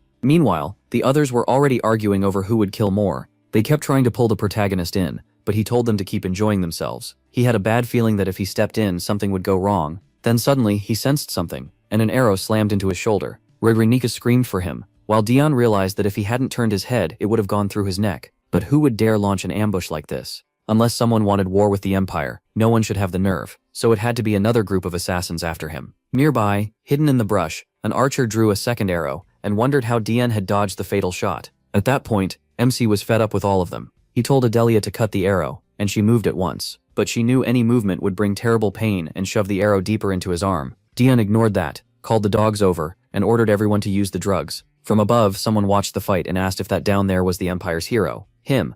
The man beside him said yes, that white-haired boy was the one leading them. The first man grew uneasy, wondering if this was some kind of internal conflict. Then he saw Dian was hurt, and said it had been 2 years since the 8-year war. The feared protagonist had been wounded, and the Empire definitely wouldn't want another war right now. If they finished them off here and claimed they were attacked for no reason, they might even squeeze compensation out of it. But below, the men were swallowing pills, and Rireinal wanted to know what they were. She asks what the pill is. MC says it shuts down your reason, and she points out it was banned because it's too dangerous. That warning means nothing to him, who cuts people down without a second thought. The men take cover and lift their blades before rushing in. Dian jumps off his horse and says this is the first one. A second later, the man is covered in blood. He warns him not to move unless he wants to lose both legs. Then he tells the soldiers they have one prisoner, the rest can die. The army charges and the enemy force is wiped out. He orders Lion to watch the captured man and make sure he doesn't get away. But then he notices some soldiers hesitate before delivering the last blow. The others were already dead, and this one looked like he was dying anyway.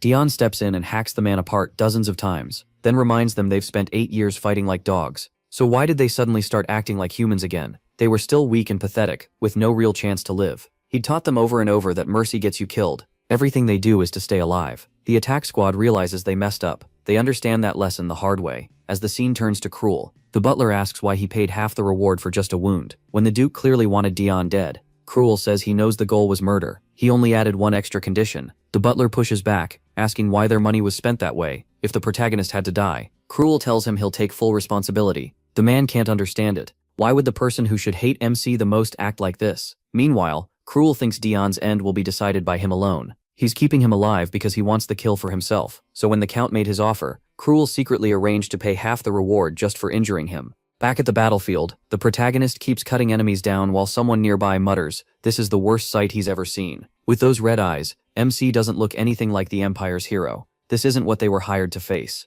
Now it becomes clear why that night group has its name. They don't seem human at all, but like demons. Honestly, in this story, the demons feel more like the good guys. Dion walks up and asks if the man is desperate for money, stupid, or both, then drives in a knife and stomps him down. He says he doesn't enjoy dragging torture out forever, so the man should just tell him who sent him, and they can end it quickly. The scene shifts as someone reports to the Emperor that the Kingdom of Arian filed a complaint, saying the Dions were hunting near their border. Their troops clashed, fought back, and now Arian claims it was an invasion. The Emperor ignores that and asks only one thing: was the boy ambushed, and is he alive? The report says Dion survived, but an arrow hit his shoulder, so he won't fight properly for a month. The Emperor asks if those fools are demanding compensation, and the answer is yes. He immediately understands. They think hurting him means the Empire won't risk war. Too bad they're as weak as they are dumb. It seems he's been holding back these past few years. The informant nervously suggests they could claim responsibility for arranging the ambush instead of starting a war, but Ed simply orders them to prepare for war. Both men are shocked and beg him to rethink it.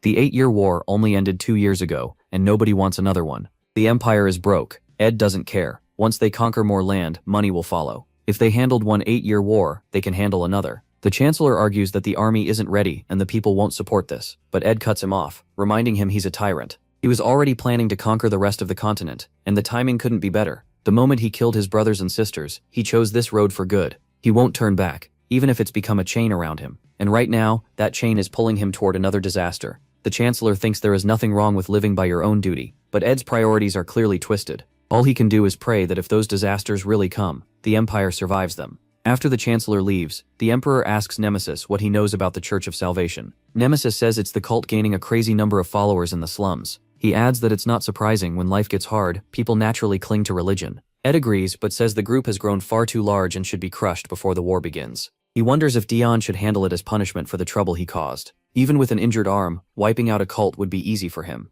Nemesis rejects the idea right away, saying the boy is too dangerous. Ed asks if that's because the protagonist is cruel for no reason. Nemesis says that isn't even the real issue. It's how hard he clings to survival. The boy has 2 personalities, and his mind is fragile as sand. The worst thing they could do is push him into a situation that makes him break for good. But the Emperor only laughs and says he knows that better than anyone. Nemesis asks why he'd still do it, and Ed answers that if MC acts out, that's MC's fault too. Nemesis warns that a broken sword ends up hurting its owner. Whatever he does will also fall on Ed. Ed says it doesn't matter. This is just part of being Emperor. Then he tells him to stop. That's enough. He's chosen to be a tyrant, though sometimes he's kind to the people he values, and that's the only reason he's overlooking this disrespect. He won't punish a subordinate over something this small. Nemesis understands the threat and apologizes. The Emperor tells him to relax. He wouldn't keep someone that dangerous close without a reason. Then we go to the past, when Dion asked permission to wipe out his family. In that moment, the Emperor could clearly feel the boy's hatred and rage. He was a genius thrown into war at 14, knowing nothing, then trapped in it for 8 years. When he finally returned from the battlefield, that was the first thing he asked for. The Emperor said the Hearts hated him for taking the throne by force, so he had no reason to refuse.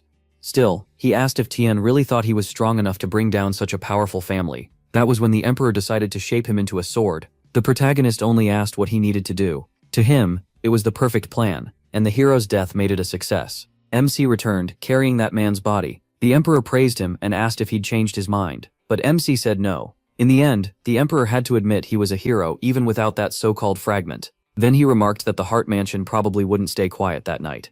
The protagonist simply thanked him, and that was where the cruelty started.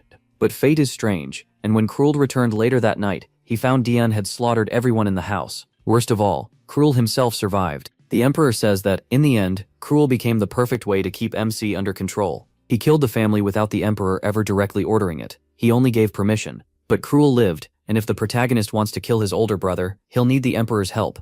On the other side, Cruel works for that Duke, because it's the only way he can stay alive. The two of them became each other's leash. As long as Cruel lives, Tien will remain at the Emperor's side. Honestly, it feels like the boy might kill you soon too, but whatever. Next chapter, MC is surrounded by bodies being dragged all around him, wondering what this is. A voice tells him to give in to the madness, saying everything they do is just to survive. He covers his ears and tries to calm down, but then a shadow comes from behind, covers his face and tells him not to think about it. He has to accept that his family ignored him in the end, even though he was always there. Suddenly he wakes up and wonders if it was just one of those dreams again. His shoulder still hurts, and he remembers the arrow that hit him. The problem is, after that at the border, he barely remembers anything. It's still funny. This is one of the rare stories where the main character leaves and comes back in just a chapter or two. In most stories, they'd be gone for 10 chapters. He even thinks that without that strange dream, he'd believe nothing happened. But his wounded shoulder says otherwise. Then he asks about Remember, who shows up at once and says who would have thought they had a spy there the whole time. One man was about to collapse, tried to speak, and got stabbed immediately, dead on the spot.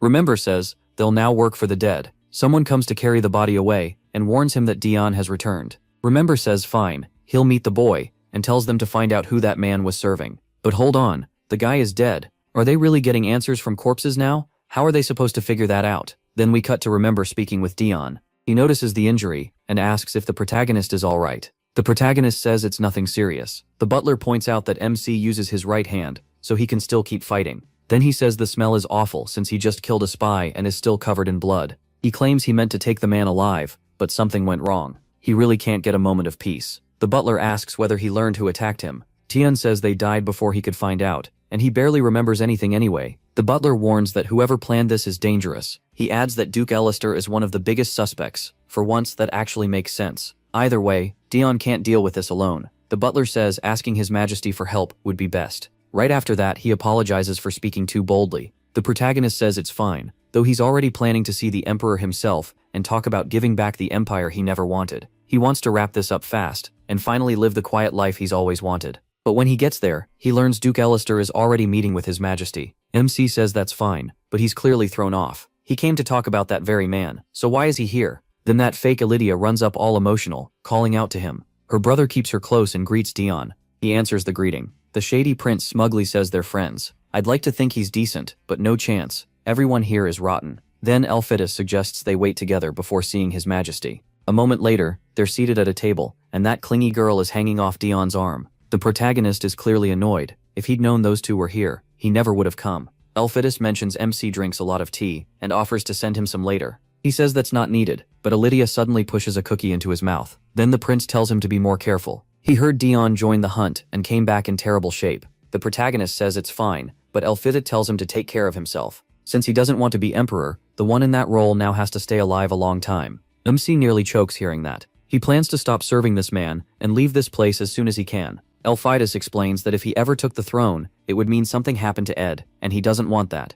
As far as they're concerned, His Majesty is like a brother, and they want him happy. What happened to being his sons? These people all lie the same way. Emperor. He explains that the current ruler used to be the 9th prince, but he spared those two, and somehow they truly love and care about him. Then Dion brings up the first prince, father of Elphitis, and Alethea. Unlike the others, he was kind and decent. He raised the 9th prince alongside his own children, until he died. They were basically brothers, so it seems he truly forgave him. What a lovely family. Hard to believe they ended up slaughtering everyone. The protagonist says if the first prince had lived, the 9th prince might never have turned that violent. Then Elphitis takes fake Lydia's hand and tells MC they're counting on him. She quickly adds that they shouldn't pressure him too much. Dion says he needs the bathroom and walks out. Fake number 1 says he ran away, and fake number 2 agrees. The talk clearly got too heavy for him. Elphitis feels guilty because he meant every word. He knows that no matter how calm the emperor seems, there's still a blade at his throat. Then someone shouts that if this keeps up, that man will stay on the throne forever. They say this has to be settled soon because the nobles are fed up,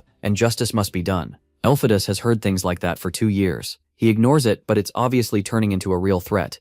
Then Alethea says the emperor needs someone fully loyal at his side. Tian is incredibly capable, so keeping him close is a blessing. That's why she's trying so hard to win him over. Alethea says it would be perfect if he became a beast completely loyal to His Majesty. So loyal that if any noble raised a sword at the emperor, the protagonist would kill them without hesitation. Honestly, hesitation has never been the protagonist's problem. Tian wanders through the castle looking for the bathroom. When a door suddenly opens, he recognizes the shocked man standing there. MC walks over, wondering why he's so scared, and stares at him while asking if he knows where they are. The man suddenly draws a sword and attacks out of nowhere. Tian throws up his arm and gets cut. He's still trying to understand why this lunatic attacked him when he only wanted directions to the bathroom. It turns out the man had been stealing documents and thought Dion had caught him. What really shocks him is his rotten luck. Of all people, he ran into him. Then someone grabs him by the neck and lifts him up. It's Jakar. Maybe there's some deeper game going on here. Who knows? That thought just crossed my mind. Tian asks what Jakar is doing there, and Jakar snaps back, asking the same thing. When he notices the protagonist's injured arm, he squeezes the thief's throat even harder, and the man begs for air. Several papers slip to the floor, and when Dion bends to pick them up,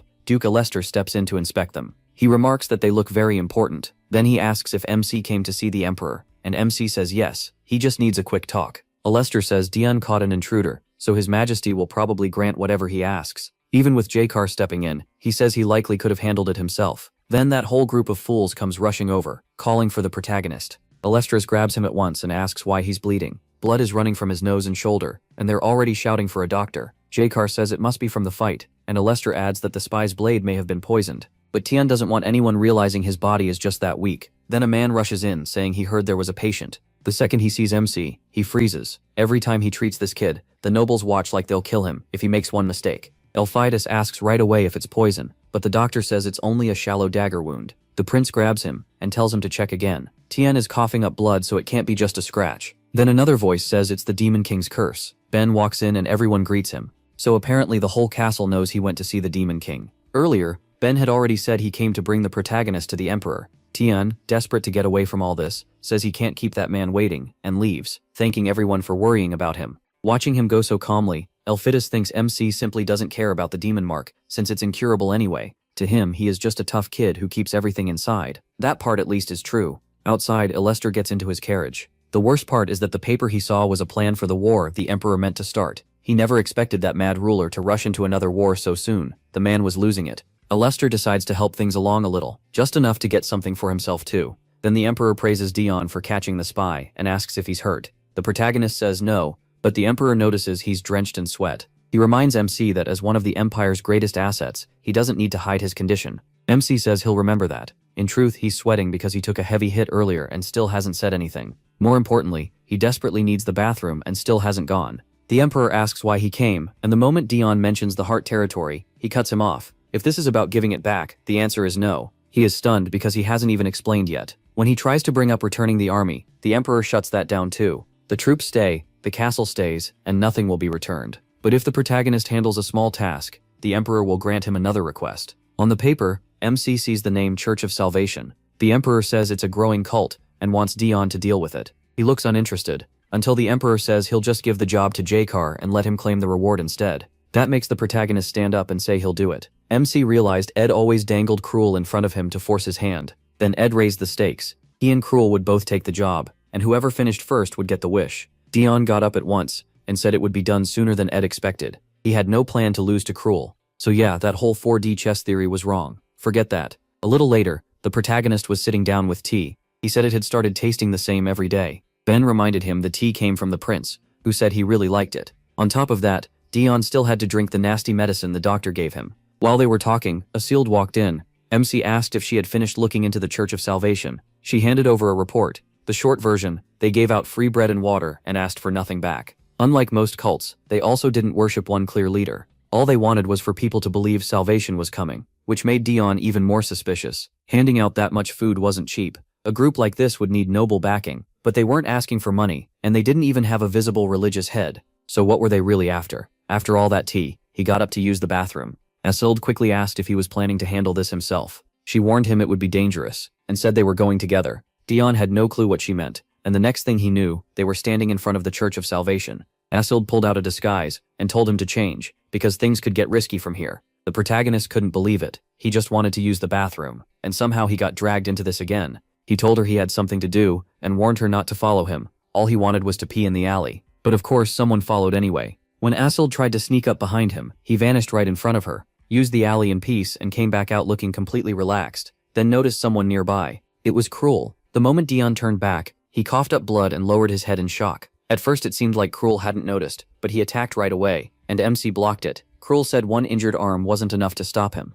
He thought he meant the cut from the castle, but then Cruel grabbed his other shoulder, pressed down hard, and forced him back. That was when Dion wondered how Cruel knew about the arrow wound. Cruel said if the protagonist could still move around this much while hurt, then the job clearly hadn't been finished right. MC finally understood. Cruel was the one who had ordered him killed. Just then, Isilde appeared at the alley, and Dion grabbed her and pulled her away. She was more worried about him coughing blood, while Cruel recognized her as the captain of his knights. The protagonist moved in front of her, and told her to stay back. He could fight Cruel himself, and maybe keep things under control, but if she attacked the famous hero, everything would blow up. Cruel then asked if MC meant to infiltrate the Church of Salvation. Dion brushed past him and said he didn't need to answer. Cruel warned him anyway. If he dug too deep he'd be in danger. That only made him wonder why the man who tried to have him killed was suddenly worried about him. What a thoughtful brother. Later Cruel looked over a paper and said that if Dion's life was almost over, he should care more about living quietly. The protagonist already had a weak body, and the Demon King's curse was still eating away at him. He couldn't have much time left. Wait, maybe that 4D chess idea did make sense. Cruel did try to save him before.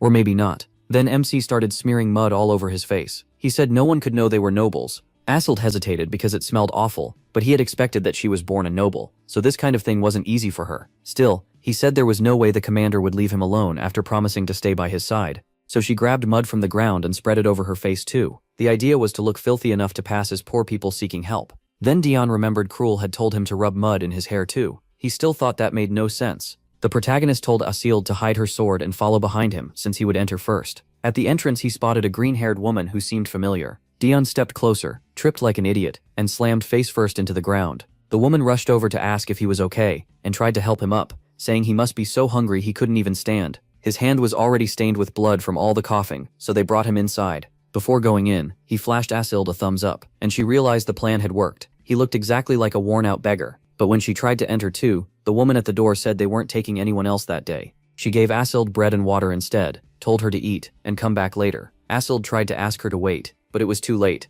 The woman had already picked up on her noble air and calm, trained movements. She clearly looked like a knight or a spy. Luckily for Dion, that stupid fall helped. Inside, he looked weak and starved enough to fool anyone. The woman even brought him tea. Sure, he had come straight from the slums. He thanked her, and she went to get him food. Meanwhile, MC kept wondering why he hadn't found anything suspicious yet. The church seemed normal. The people looked content, and even the guards acted like proper paladins. But that was exactly what bothered him. Everything was too clean. Then someone asked if he was too hot, and he said no, he wanted to keep the cloak on. She replied that he should take it off even more so, and lowered his hood, revealing the white hair and red eyes tied to the curse. The woman froze for a second, then touched his face and commented on his eyes. Tien played it up, saying he knew she must think they were ugly. Even his family didn't like them, so strangers reacting that way made sense. She awkwardly said they weren't ugly, and asked if he'd ever heard of him. Someone from the Empire with the same eyes. Pretending not to know, he asked if that was some imperial hero. She said yes, but warned him to stay away because that boy was more like a bloodthirsty vampire than a hero.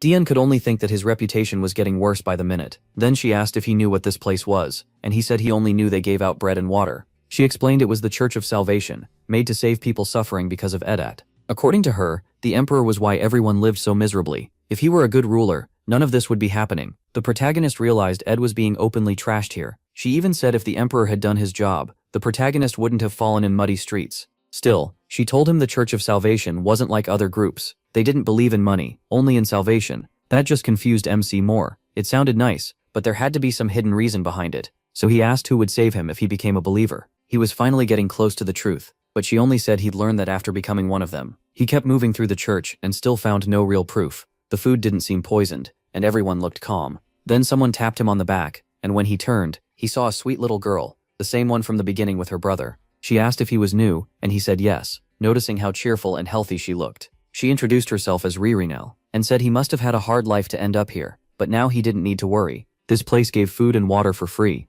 He thanked her, gently patted her head, and said this really did feel like salvation, all while noticing guards nearby watching his every move. Then a boy from the corner called for Ririnel to hurry up and pray, and Dion instantly noticed the kid was staring at him like he wanted him dead. After they left, he tried to figure out how to move around without the guards noticing, but then someone called out to him. Outside, Isilde had heard something strange. She was trying to find a way in through the back, but nothing worked. Then she saw a few loaves of bread roll across the ground, and heard someone shouting for security. She moved closer, and heard the green-haired woman say there was an intruder. If it hadn't been a hero, everyone there would have been punished and replaced.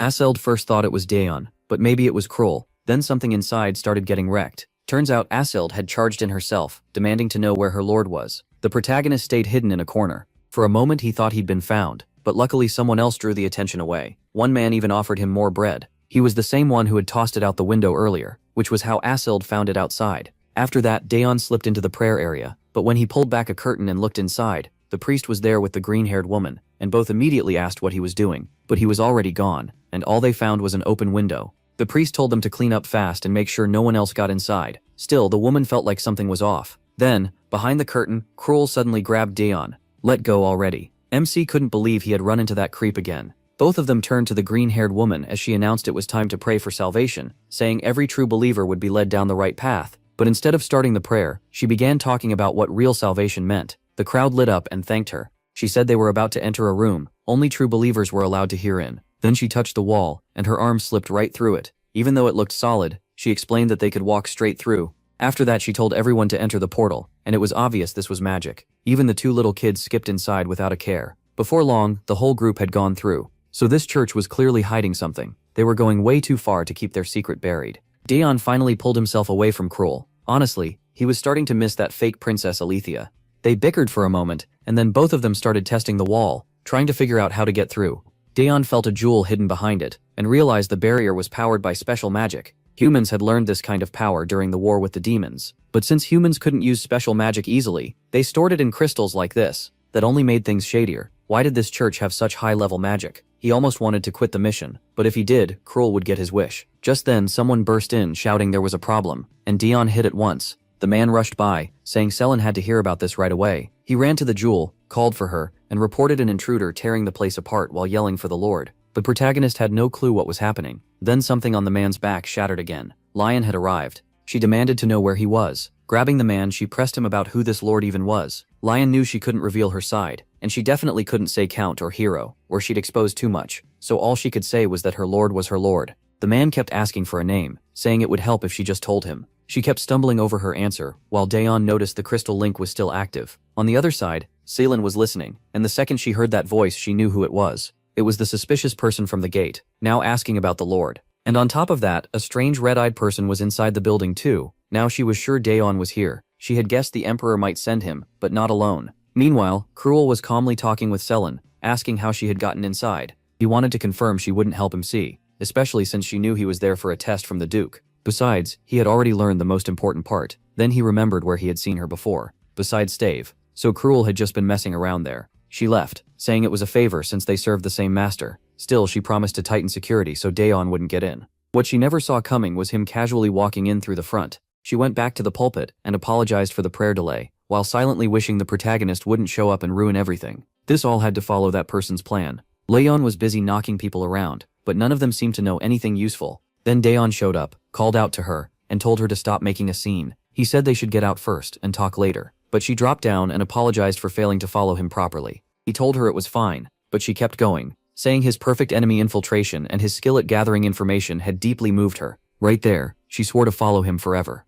Dayon just stood there, confused, unable to understand why this weirdo was saying all this in the middle of a mission. The only way to get her back on her feet was to pound his chest and swear he'd never betray her loyalty. After that, he said it was time to leave, because the mortal knights still had to investigate. Lion begged him not to bring those lunatics. They'd kill everyone. 3 days later, he was at the castle, wondering why it was so hard to find a sorcerer in that area. Out of almost 100 in the Empire, 99 were in the south, leaving the north with almost none. He just hoped Cruel hadn't already handled it. Then Reekrenel came in and said they had found someone who could remove that, or at least a place where they might get help within a day. Soon he was on a mountain above the city where some sorcerers were said to live. Lion told him to rest after their rush to get there, but Dayon said they needed to find someone fast before that person arrived. And of course, Cruel was already coming up, making MC wonder how that bastard had shown up again. He couldn't believe Cruel had caught up this fast. Suddenly, a rock flew out of nowhere and smacked Dayon in the head. When he turned to the side, Cruel was already there, and it turned out one of the villagers had thrown it. Boana declared disaster had arrived and said they should kill him.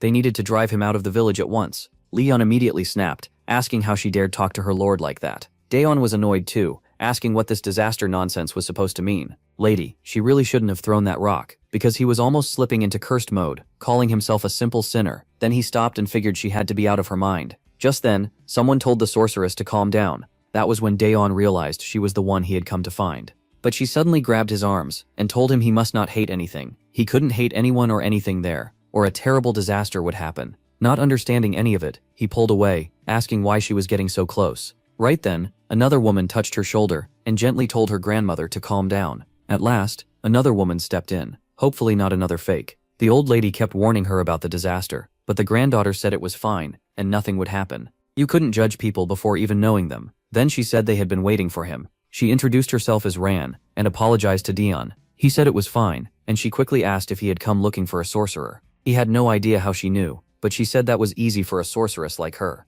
The moment he formed the thought, they already knew he was coming. Was it because of the Church of Salvation? Dion started wondering if their magic really worked, or if she was tied to that person too, since everything seemed connected. Now he was worried, because if he refused her help, Cruel might reach her instead. So he grabbed her hand right away and thanked her for helping him. Meanwhile, as Cruel watched them leave, he thought it didn't matter how the protagonist got a sorcerer. Even if the Duke wanted proof, that man cared most about winning, and Cruel planned to get one too. He wanted to talk to the old woman, but before he could, a strange woman appeared and suddenly hugged him, saying she had seen him there too. Cruel was confused, but she told him he'd suffered enough and didn't need to worry. No one there hated him. She knew no one in this world still loved him, but he had to be careful, because people without love didn't live long there. That was why he had to survive and win the fight to outlive the other. Even if he was the one who would start the apocalypse, if he stayed alive, then the apocalypse wouldn't happen. And if he ever felt close to death, or wanted to die, he had to kill that boy first. Honestly, it felt like the villagers already knew the whole story. At that, Cruel raised his sword to her neck, saying he knew how to survive, and warning her not to come any closer. Inside, he reminded himself that long ago he had already decided he wouldn't die before Zhangbao. Meanwhile, Dae-on asked Ran if she could see the future too. She said yes, she could even see his future right then. He still didn't get how they knew he would come, so she explained it wasn't exactly seeing the future. She just knew a certain boy with certain goals would one day reach this village. While they were talking, a nearby man watched them, wondering who they were. Ran said she had to be careful when talking about someone's future, but one thing she could say for sure was that the hate inside him was like a forest fire, small at first, then huge enough to burn everything. That boy was dangerous enough to set all of it off. Could it be that village kid, the one now introducing himself as Dan, and asking to go with Dai, saying that if MC was really going to face that disaster, he'd need Dan's help later? Then Dan shared the day he learned his fate. Suddenly the woman was slammed into the wall, and everyone started asking if she really was a sorceress. The boy just stood there, confused and lost. Meanwhile, the woman said he really was a traitor, who would one day serve that disaster. So his grandmother had foreseen that he would help someone cursed. From that day on, the whole village hated him. They called him disgusting. But Tian had no idea what they were even accusing him of. Only Ran tried to stop them, and that was the only reason he got through it. What Dan couldn't understand was how the people he'd grown up with, his friends and neighbors, turned on him so fast. So he made up his mind, if everyone would hate him over this, then when that so-called disaster came, he'd accept it. After a long wait, that person finally appeared. The moment Dan saw him, he knew he'd found the disaster. Do I know exactly where this is going? Not really, but we'll probably find out soon. Before long, the protagonist was back home, and Dan was with him. Lane explained that he'd brought him from the village. Dan admitted he wasn't well educated and wasn't some great fighter, but he promised not to disappoint his master. The protagonist considered sending him away, but decided to deal with it later. Right now, another mission came first. He said everything was ready, the knights had to gather, and it was time to move. Dan asked to come too, but the boy refused. For now, it was better if he stayed at the house. Tian said fine, though he clearly didn't like it. The protagonist still couldn't figure out why this suspicious guy was so desperate to follow him. Since he didn't know Dan's real motive, it felt shady. So why keep him around at all?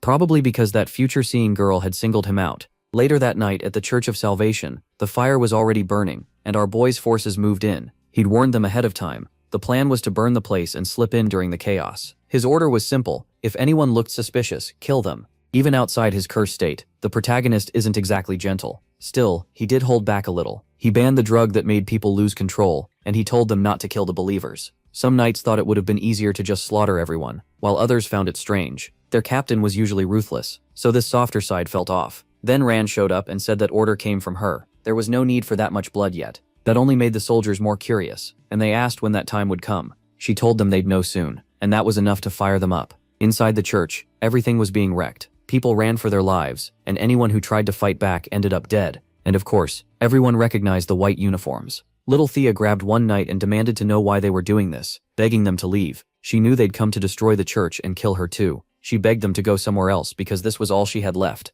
But the knight drew his sword, saying they had to make an example of her. Paul, the slum boy, yelled for her to get away from him. The soldiers froze, and then the knight's sword fell from his hand. At first it seemed like someone had stopped him, but no, he'd come back to his senses. Without the drugs, they couldn't turn into complete monsters. Deep down, he knew this church was those people's last hope, and they'd rather die than watch it be destroyed. Outside, the survivors already knew who was behind it all. The Emperor's sword, Dion. Now they swore they'd never forgive the Emperor for taking away the only paradise they had. In the prayer room, Rand studied the crystal and said the power inside it felt different. It seemed made for communication and bending space. Then a magic circle suddenly appeared, and she jumped back, realizing this wasn't just a spell, it was powerful magic hiding as one that mattered, because real magic was supposed to belong only to demons. Dion said that made no sense in human territory, but Rand insisted she'd suspected it from the start, and was sure only magic could activate it. That made him wonder if the demon knew about this. Rand asked for more time so she could study the structure and maybe open it. The protagonist doubted a sorcerer could solve something that complicated. This was way beyond normal magic. Only someone truly skilled could do it, and since she opened it, she clearly was. He'd seen that kind of reaction before from a green-haired woman, so Rand wasn't normal either. Once the path opened, Dion said it was time to go in, but the second the three of them stepped through, it looked like nothing had changed. Rand said it had. A magic circle was there now, covered in symbols that protected a door ahead.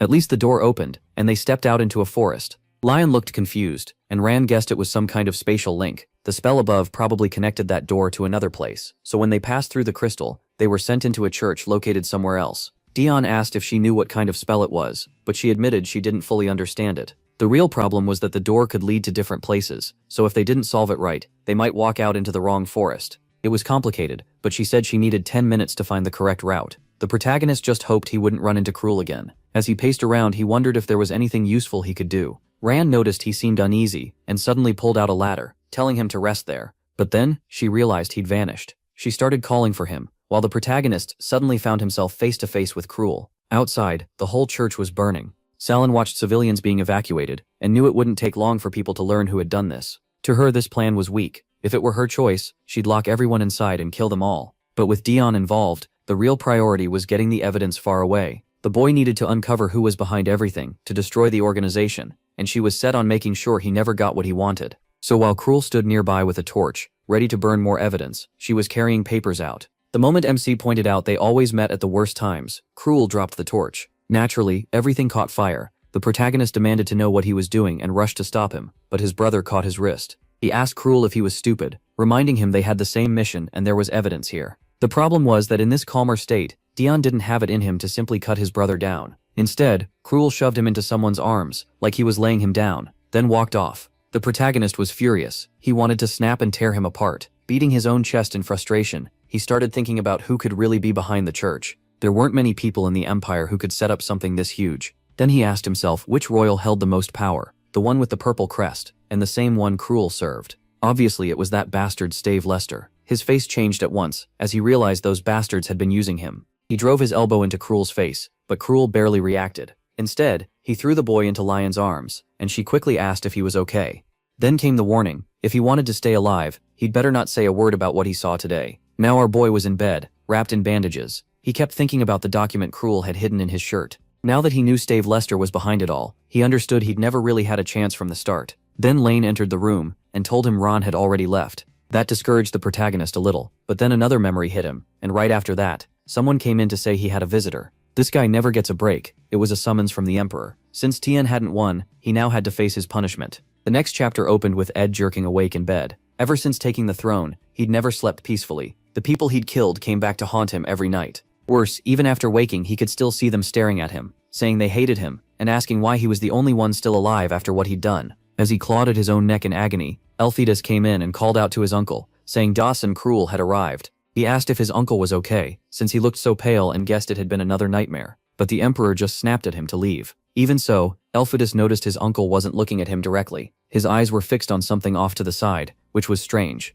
He asked if his uncle was seeing things, and Ed replied that it didn't interfere with his daily life. Elphidas wanted to call a doctor, but the Emperor told him to calm down. It was only stress from preparing for war, and he had no plans to get rid of it. If anything, he secretly liked seeing those visions. He told the boy not to worry. It wasn't a big deal. Even so, Elphidas asked how long he meant to keep carrying this guilt. After all, he'd already compensated every victim's family, and he cared enough to remember all their names by heart. So was this one of those cases where the Emperor killed everyone because he thought it had to be done? The Emperor said no. None of it was normal. Those people would still be alive if not for him. Then he said the 8-year war had been his choice, so the blood of both allies and enemies stained his hands. That was a burden he'd carry for as long as he remained emperor, but he didn't care, because he had too much to do to let it break him. Then the story cut back to the protagonist staring at Cruel, while Cruel stared right back. They locked eyes with pure hatred, until the emperor walked in and welcomed them both. They bowed, but the protagonist found it strange. Even though the mission was done, the emperor still looked annoyed. Ed told them to lift their heads. He'd heard the job was finished. Still, he'd also heard Count Dion Hart had shown too much mercy. Why had he let so many people involved stay alive? At the same time, he was the only one who moved troops to arrest people.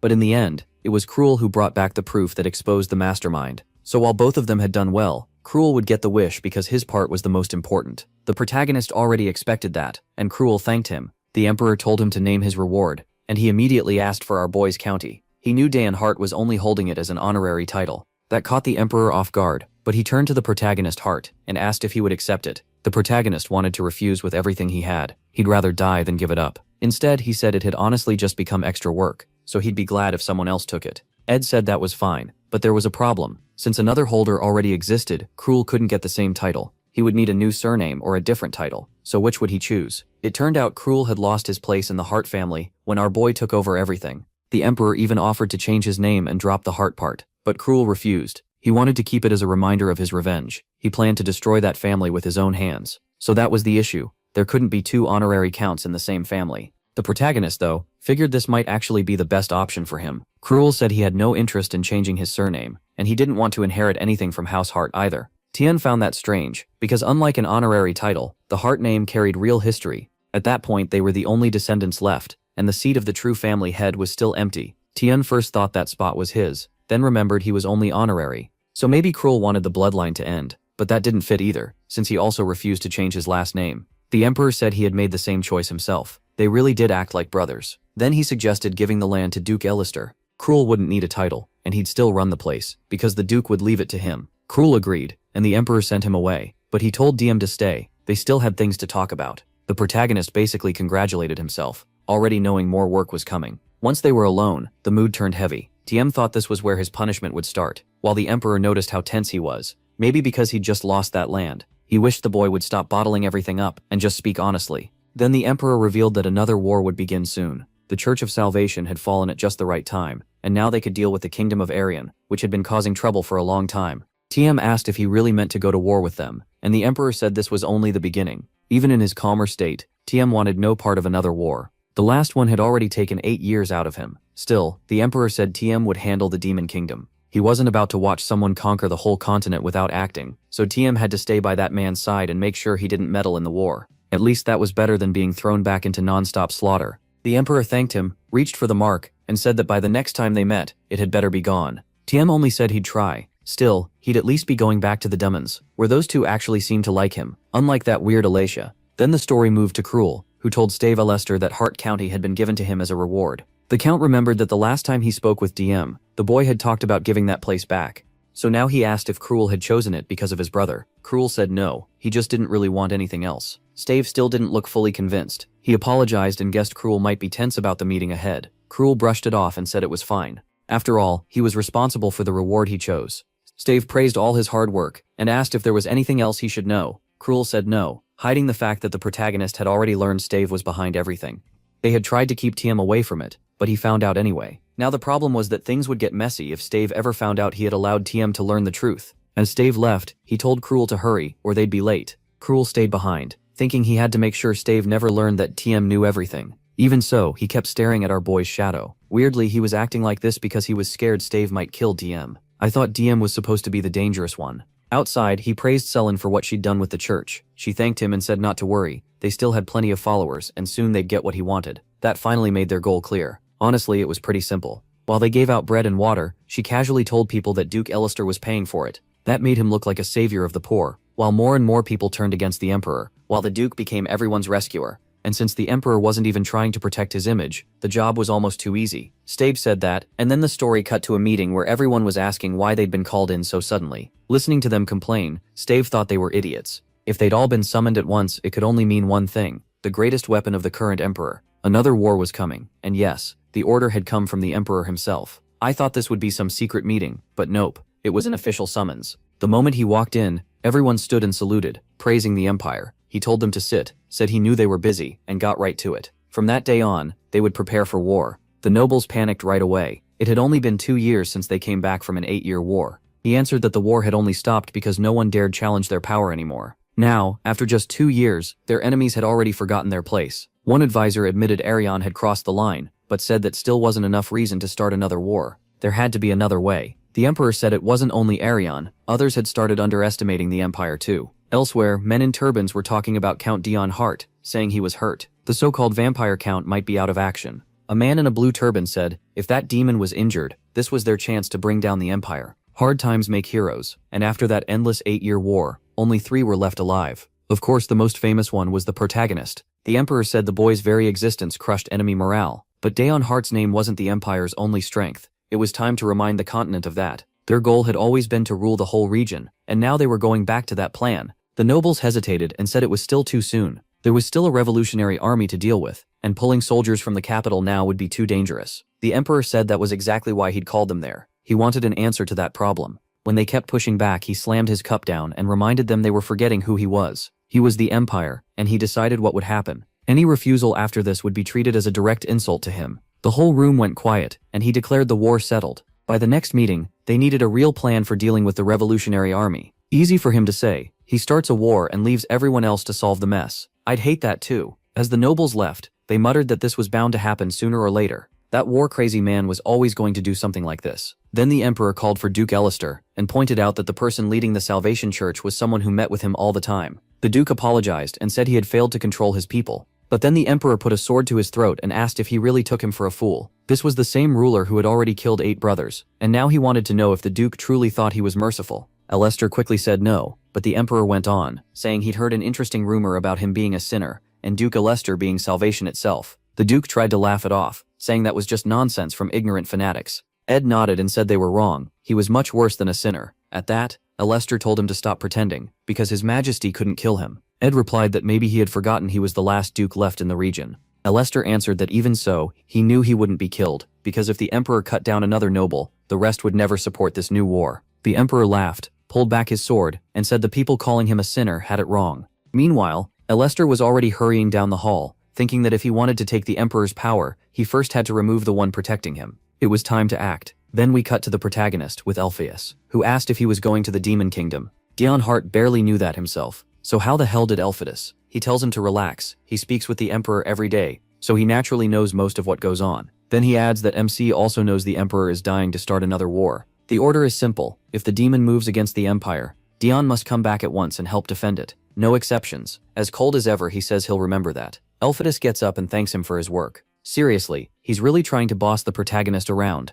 and this time, he didn't even use his sister to soften him up. Once he's alone in the hall, Elpheus feels uneasy. MC isn't just absurdly strong on the human side, he's also one of the demon commanders. He has no clue what the emperor is planning, but one thing is clear, Dion could betray them whenever he wants. That's why Elpheus keeps trying to stay on good terms with him, even if his personality makes that almost impossible. Then the most honest girl in the story asks how the talk with Dion went. He says it was nothing major and she didn't need to be there. What she should worry about is becoming crown princess. She grumbles that it's boring and she doesn't want it, but he tells her to wake up.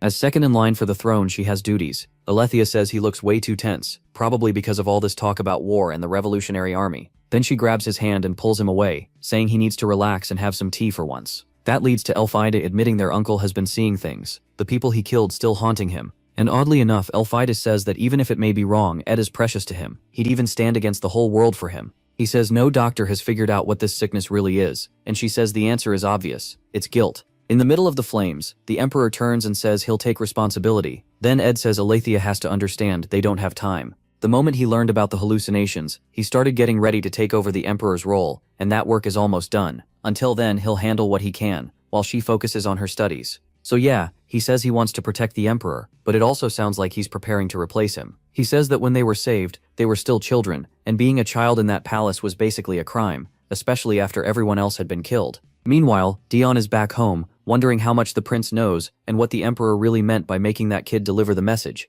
Ben, who somehow is still part of this story, stays beside him and asks why he looks so troubled after meeting the emperor. He asks if he has something to say, since he's been standing there the whole time. Ben says yes, he wants to start making money, not because he's greedy or anything, and he's even ready to give all the profit to Dion. The protagonist steps closer and says he's been questioning Ben's motives since the day they met. No one follows a stranger for no reason. And now he's suddenly talking about earning money just to hand it all over. Either he's trying to fake trust, or he truly wants to serve him. Either way, Dion doesn't care. He gives him a sheet of paper and tells him to follow what's on it. If he does, money will come. Whatever Ben's planning, he'd better not become a problem. Alright then. Looks like Dion's moving again, heading back to the demon realm. But the whole group shows up, saying he can't leave without at least saying goodbye. Ririnel apologizes. She tried to stop it, but the news spread. Dion still pulls up his hood, gets on horseback, and rides off with a quick wave. One of them tries to chase after him, but Ririnel yanks him back off course. They all stumble into each other, fall over, and get left behind. Azold apologizes for letting him get away, while the others just pray he survives again somehow. As usual though, Ririnel notices someone from the Revolutionary Army hiding nearby. And he's smiling too. Seriously, is this guy the one behind everything? Dion really has a cursed life. He can't trust anyone in this place. At least the demon realm feels more honest. Now he's heading back, only to walk straight into an ambush from those idiots who are obviously about to get cut down and tortured. The next chapter starts at the Revolutionary Army base. One of them asks why they're waiting to move until after the Emperor has taken half the continent. Jakar says that's the plan, but the revolutionary captain Daniel wants to know the reason. Jakar explains they need the war to hit a point where the Emperor can no longer end it, only drag it out. That's when they'll attack. By then his army will be split everywhere, even around the palace, and the defenses will be stretched thin. Daniel says he gets it when defenses are weak, killing everyone gets easier. Jakar praises that answer, and calls him a genius. Then someone suddenly rushes in and reports that Dan had abruptly left. Daniel is thrilled, and Jakar says this is a huge chance. You never know what might happen. The captain thanks Jakar for the help, and says he'll send someone after MC to see what's happening. Then he heads out right away. Jakar just sits there smiling. It's pretty obvious anyone sent after Dion would just end up dead, and that's exactly what happened. The first one was already taken out, not by him but by another squad guarding him. Then that squad got wiped out too. They were following the Emperor's orders, and even they didn't survive. Now Veletan is tracking the people tracking Dion. So Jakar and the Revolutionary Army are basically working against each other too. They just don't know it yet. Jakar wants to cut off the Emperor's information on the protagonist, hoping that makes him more nervous and more likely to mess up the war. Meanwhile, Veletan's mission is to find out where his brother is going. I honestly thought they knew by now that Dion was close with the demons, but apparently not. Then the story moves to the church, where everyone has been abandoned, and Adelia is crying. Paul blames himself, saying he never should have brought her to this so-called place of salvation. Even if they were starving, they should have been more careful. All this place gave them was false hope, and then it ripped that away too. He tells her he's going to join the Revolutionary Army. He wants revenge on the Emperor for taking away the little happiness they had. He reaches out to her, asking if she wants to come with him, but unlike before, when she said yes, this time she stays silent. So he says fine, he'll do it alone if she wants to stay there and be abandoned. Then he looks back and remembers, you can make friends but don't get too close. He should have kept that rule, because then he wouldn't have gotten attached to Adelia. Now he's crying, saying it's too late, he can't just leave her. Meanwhile, over in the calmest place in this story, the Demon King's castle, Ririnel misses him and wonders when the commander will finally come back. Someone next to her asks how much longer they're supposed to just wait.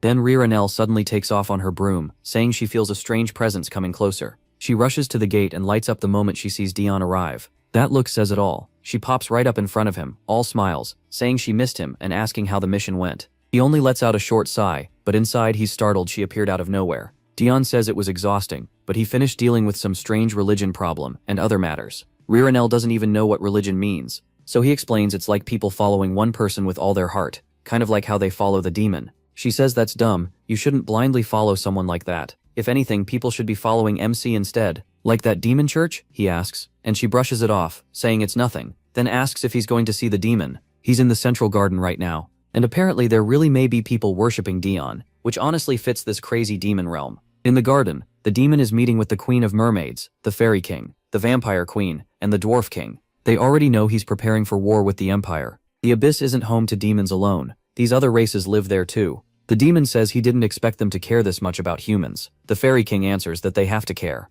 Once the Empire takes the rest of the continent, they'll be next. And with humans and demons always fighting, the other races won't stay untouched. The king says that's a pretty bold claim, but the timing is perfect, because his informant from the human world has just arrived, Captain Dion. Seriously, this kid is everywhere, with the Emperor 1 minute, then talking to the demon the next. The demon is already excited, asking if his trip went well. Touching the mark on his chest, he says they have a lot to talk about. Before Dion can answer, he asks if it's true. The Emperor plans to conquer the whole continent. He is about to say yes, when the elf suddenly cuts in, saying he's heard about this so-called informant. But really, who there would trust a human? Honestly, It is suspicious how easily everyone's trusting him. But we know the demon always has another card to play. He tells them not to worry. As long as he's here, they can trust Dion. Still, the protagonist realizes something. If he ever betrays them, everyone in that room will turn on him. Then the demon asks what orders he got from the Emperor, and MC hesitates for a moment about saying it in front of them. He answers in front of everyone. The Emperor's order was simple. If the Demon King stepped into the war, he was to get in the way.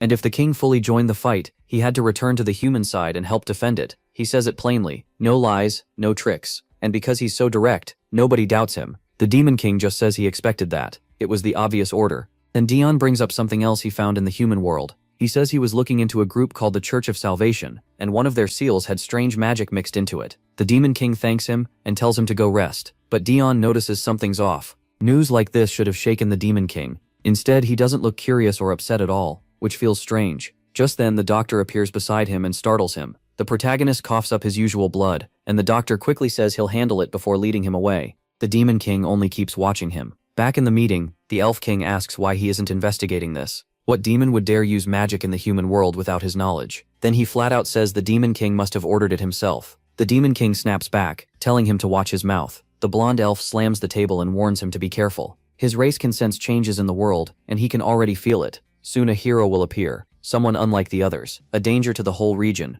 The Demon King says he isn't afraid of that. When that hero comes, he'll deal with it himself. He even says he's been bored, and this long silence needed to end. The Elf King answers, fine, it's his chest that may end up with a sword through it. With that, the four rulers begin to leave, and the Vampire Queen slips out without a word. They're all holding back, knowing they can't count on the Demon King, and thinking about talking in private. Then the Demon King asks why they're being so disrespectful. He says he won't tolerate that kind of insolence from a runaway Elf King. Everyone there nearly folds from the pressure, struggling to breathe. But he says he'll overlook it. They're only children. This time, he'll let them go, but the Elf King should be careful what he's thinking. Meanwhile, Dion heads down the corridor. The doctor tries to help, but MC tells him to stop bothering him. The doctor thinks back. The boy has always been like this since he arrived. He's constantly coughing up blood, and the Demon King always orders someone to treat him, but Dion never accepts proper care. So the healer keeps failing to deal with the damage left from that fight with the hero. He only tells him not to worry, he won't die. The healer didn't do anything wrong, so he should go back to his other duties. Still, because Dion never agrees to treatment, Ben swore he'd find a way to cure him someday. Once again, he asks to do a checkup. The protagonist flinches when Ben gets close, but Ben shows him a magic stone made with his blood and the Demon King's. He explains that if Dion feels anything, the stone can speed up his blood flow and help him recover faster. The catch is, it only works in the demon realm, near the king's power. MC says he doesn't need it, but then Ed appears. This kid really gets no peace. Ed looks him over from head to toe and says he's going to scold Ben for not caring for him properly. Then J-Car shows up too, saying he wants to speak with Dion alone. Luckily, Ed steps in and pulls him back, telling him to let him rest. And then seriously, he slams J-Car against the wall for talking so casually to the commander. J-Car quickly apologizes, saying he'd met Dion before and even showed him something once. Now he brought a little gift, an oddly lively plant. Ed immediately says there's no way the protagonist is getting that creepy thing. J-Car just asks him to deliver it, and Ed reluctantly agrees before sending him off. A little earlier, Tian had told Ed not to kill him, since he hadn't done anything wrong. Because of that, Ed gave in, took the plant, and delivered it to MC. Now he is in bed, staring at this creepy thing as it lets out bizarre little cries and hums right in front of him. It's so disturbing that he jerks back, thinking the thing is about to kill him. As he moves, a knife suddenly sticks into the wall beside his head, and he wonders if the plant attacked too. But then someone enters, saying he never disappoints. It's amazing he sensed a hidden dagger. This is the commander of the 2nd Division, Rynell. Hiding a sly smile behind her hand, she asks how he dodged a throw from someone skilled in infiltration, invisibility, and assassination. Dion barely cares. The weird plant scared him more than she did.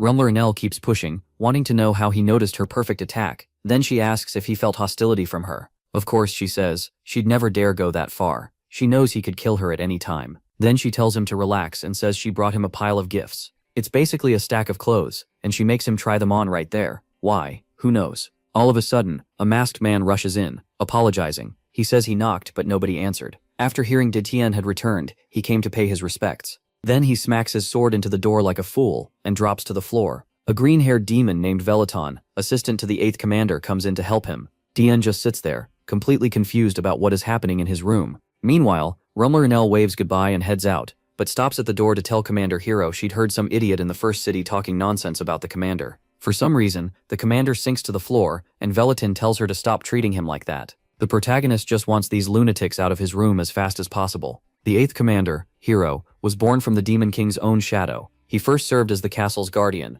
but once their land expanded, he was given a secret mission. His job was to stop any demon from leaking what Dion looked like. Whether a demon mentioned him by accident or during the hero's battle, Hero made sure no one learned MC's appearance, also known in the human world as Demon Errate. That's why no one in the Empire had any clue what the commander looked like. Later, Velatin speaks with Hero in another room and says he's glad the information was protected again. He asks if he can finally speak to Dion, and Velatin agrees. Sure, the boy will appreciate everything he's done. He had just started to relax in his room with his little plant when Hero suddenly appeared and stared him down. Dion jumps and Hero says he only came to pay his respects and report on recent events. From the shock, the protagonist spits up blood again, and then Ben rushes in to ask if he's alright. Hero is so shaken that he's ready to kill himself for making the commander suffer, but both of them stop him at once. MC tells him to just return to his usual work, while wondering why Hero is the only demon in the kingdom who looks at him so calmly, like he could kill him if he chose. And since he's literally the Demon King's shadow, he's clearly no weakling. After that, Ben leaves, and Daeon finally gets a moment alone in the room. He realizes he's truly back in the demon world. People belong with their own kind.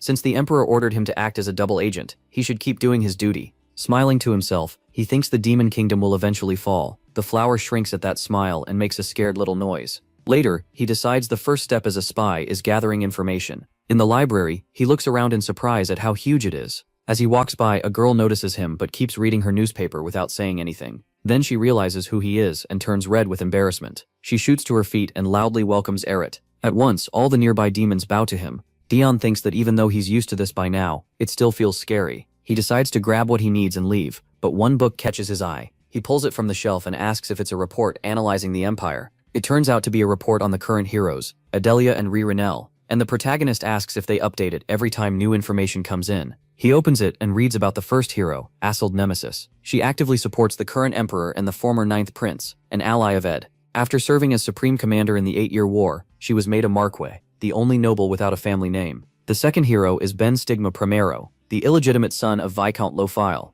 He was drafted into the 8-year war, given a new surname and the title of Marquis, then sent to fight barbarians on the Empire's southern border. His physical strength is said to be incredible. Seeing that, Dion wonders if they have a file on him too. They do. He's listed as the 3rd hero. Luckily, there's no portrait. The note says that by the Demon King's order, investigating him or showing interest in him is forbidden. MC thinks there's no way the Demon King would overlook something like this. He keeps reading and moves on to the 4th hero. The entry says Cruel Heart is related by blood to the 3rd hero and serves a duke who opposes the Emperor. Dion shuts the book with a hard slam, clearly annoyed. He burns with anger, thinking he still knows almost nothing about that weirdo. Nearby demons see his mood and panic, deciding to get away fast. Then he spots another book. It was written by Cabr, no, by the Demon King himself. The first line says a warrior is someone chosen. That chosen one receives the power to destroy the Demon King. Their talent, strength, smarts, lifespan, and everything else are above normal humans. He thinks he already knew that part. The book goes on. Fragments of a warrior can enter humans for no clear reason, turning them into beings called heroes.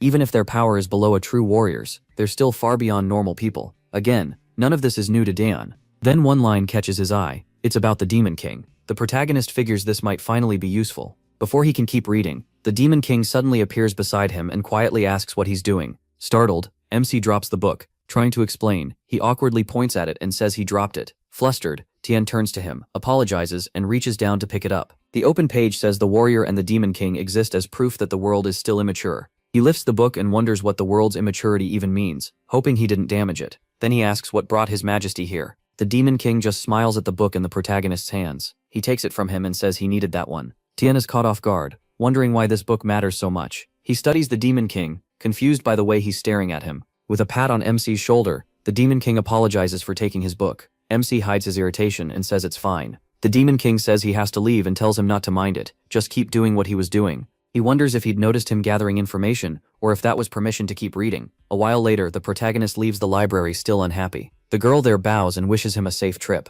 He walks off with a faint smile, thinking he should just go back to his room. Some spy he is. He'd be better off sorting things out there. On the way, he overhears 2 demon girls talking. One asks what the celebration is for. Why throw a holiday just because the 5th Squad's commander finally came back? Tien pauses, wondering if some event is coming up. The other girl says that should be obvious. With that woman's personality, she stayed away so long because she got buried in studying the junk outside. MC remembers Ol, the 5th Squad commander, and thinks that fits her perfectly. Even the Demon King kept her outside the castle because of that curiosity. Then the girl adds, this isn't only a welcome back party. Mrs. Ol and her deputy, Sir Darnevan, our meeting. The other girl blurts out what she just said. She's shocked that a man with the emotions of a corpse could actually be dating someone. He coughs to get their attention. The girls jump and realize it's the commander of the Zero Squad. They panic, wondering how long he'd been standing there. Tien, meanwhile, seriously thinks this confirms demons really do date too. Well, of course they do. His stare only scares them more. They grab each other, burst into tears, apologize, and beg for mercy. Then they notice Dion is already gone, and wonder when he left.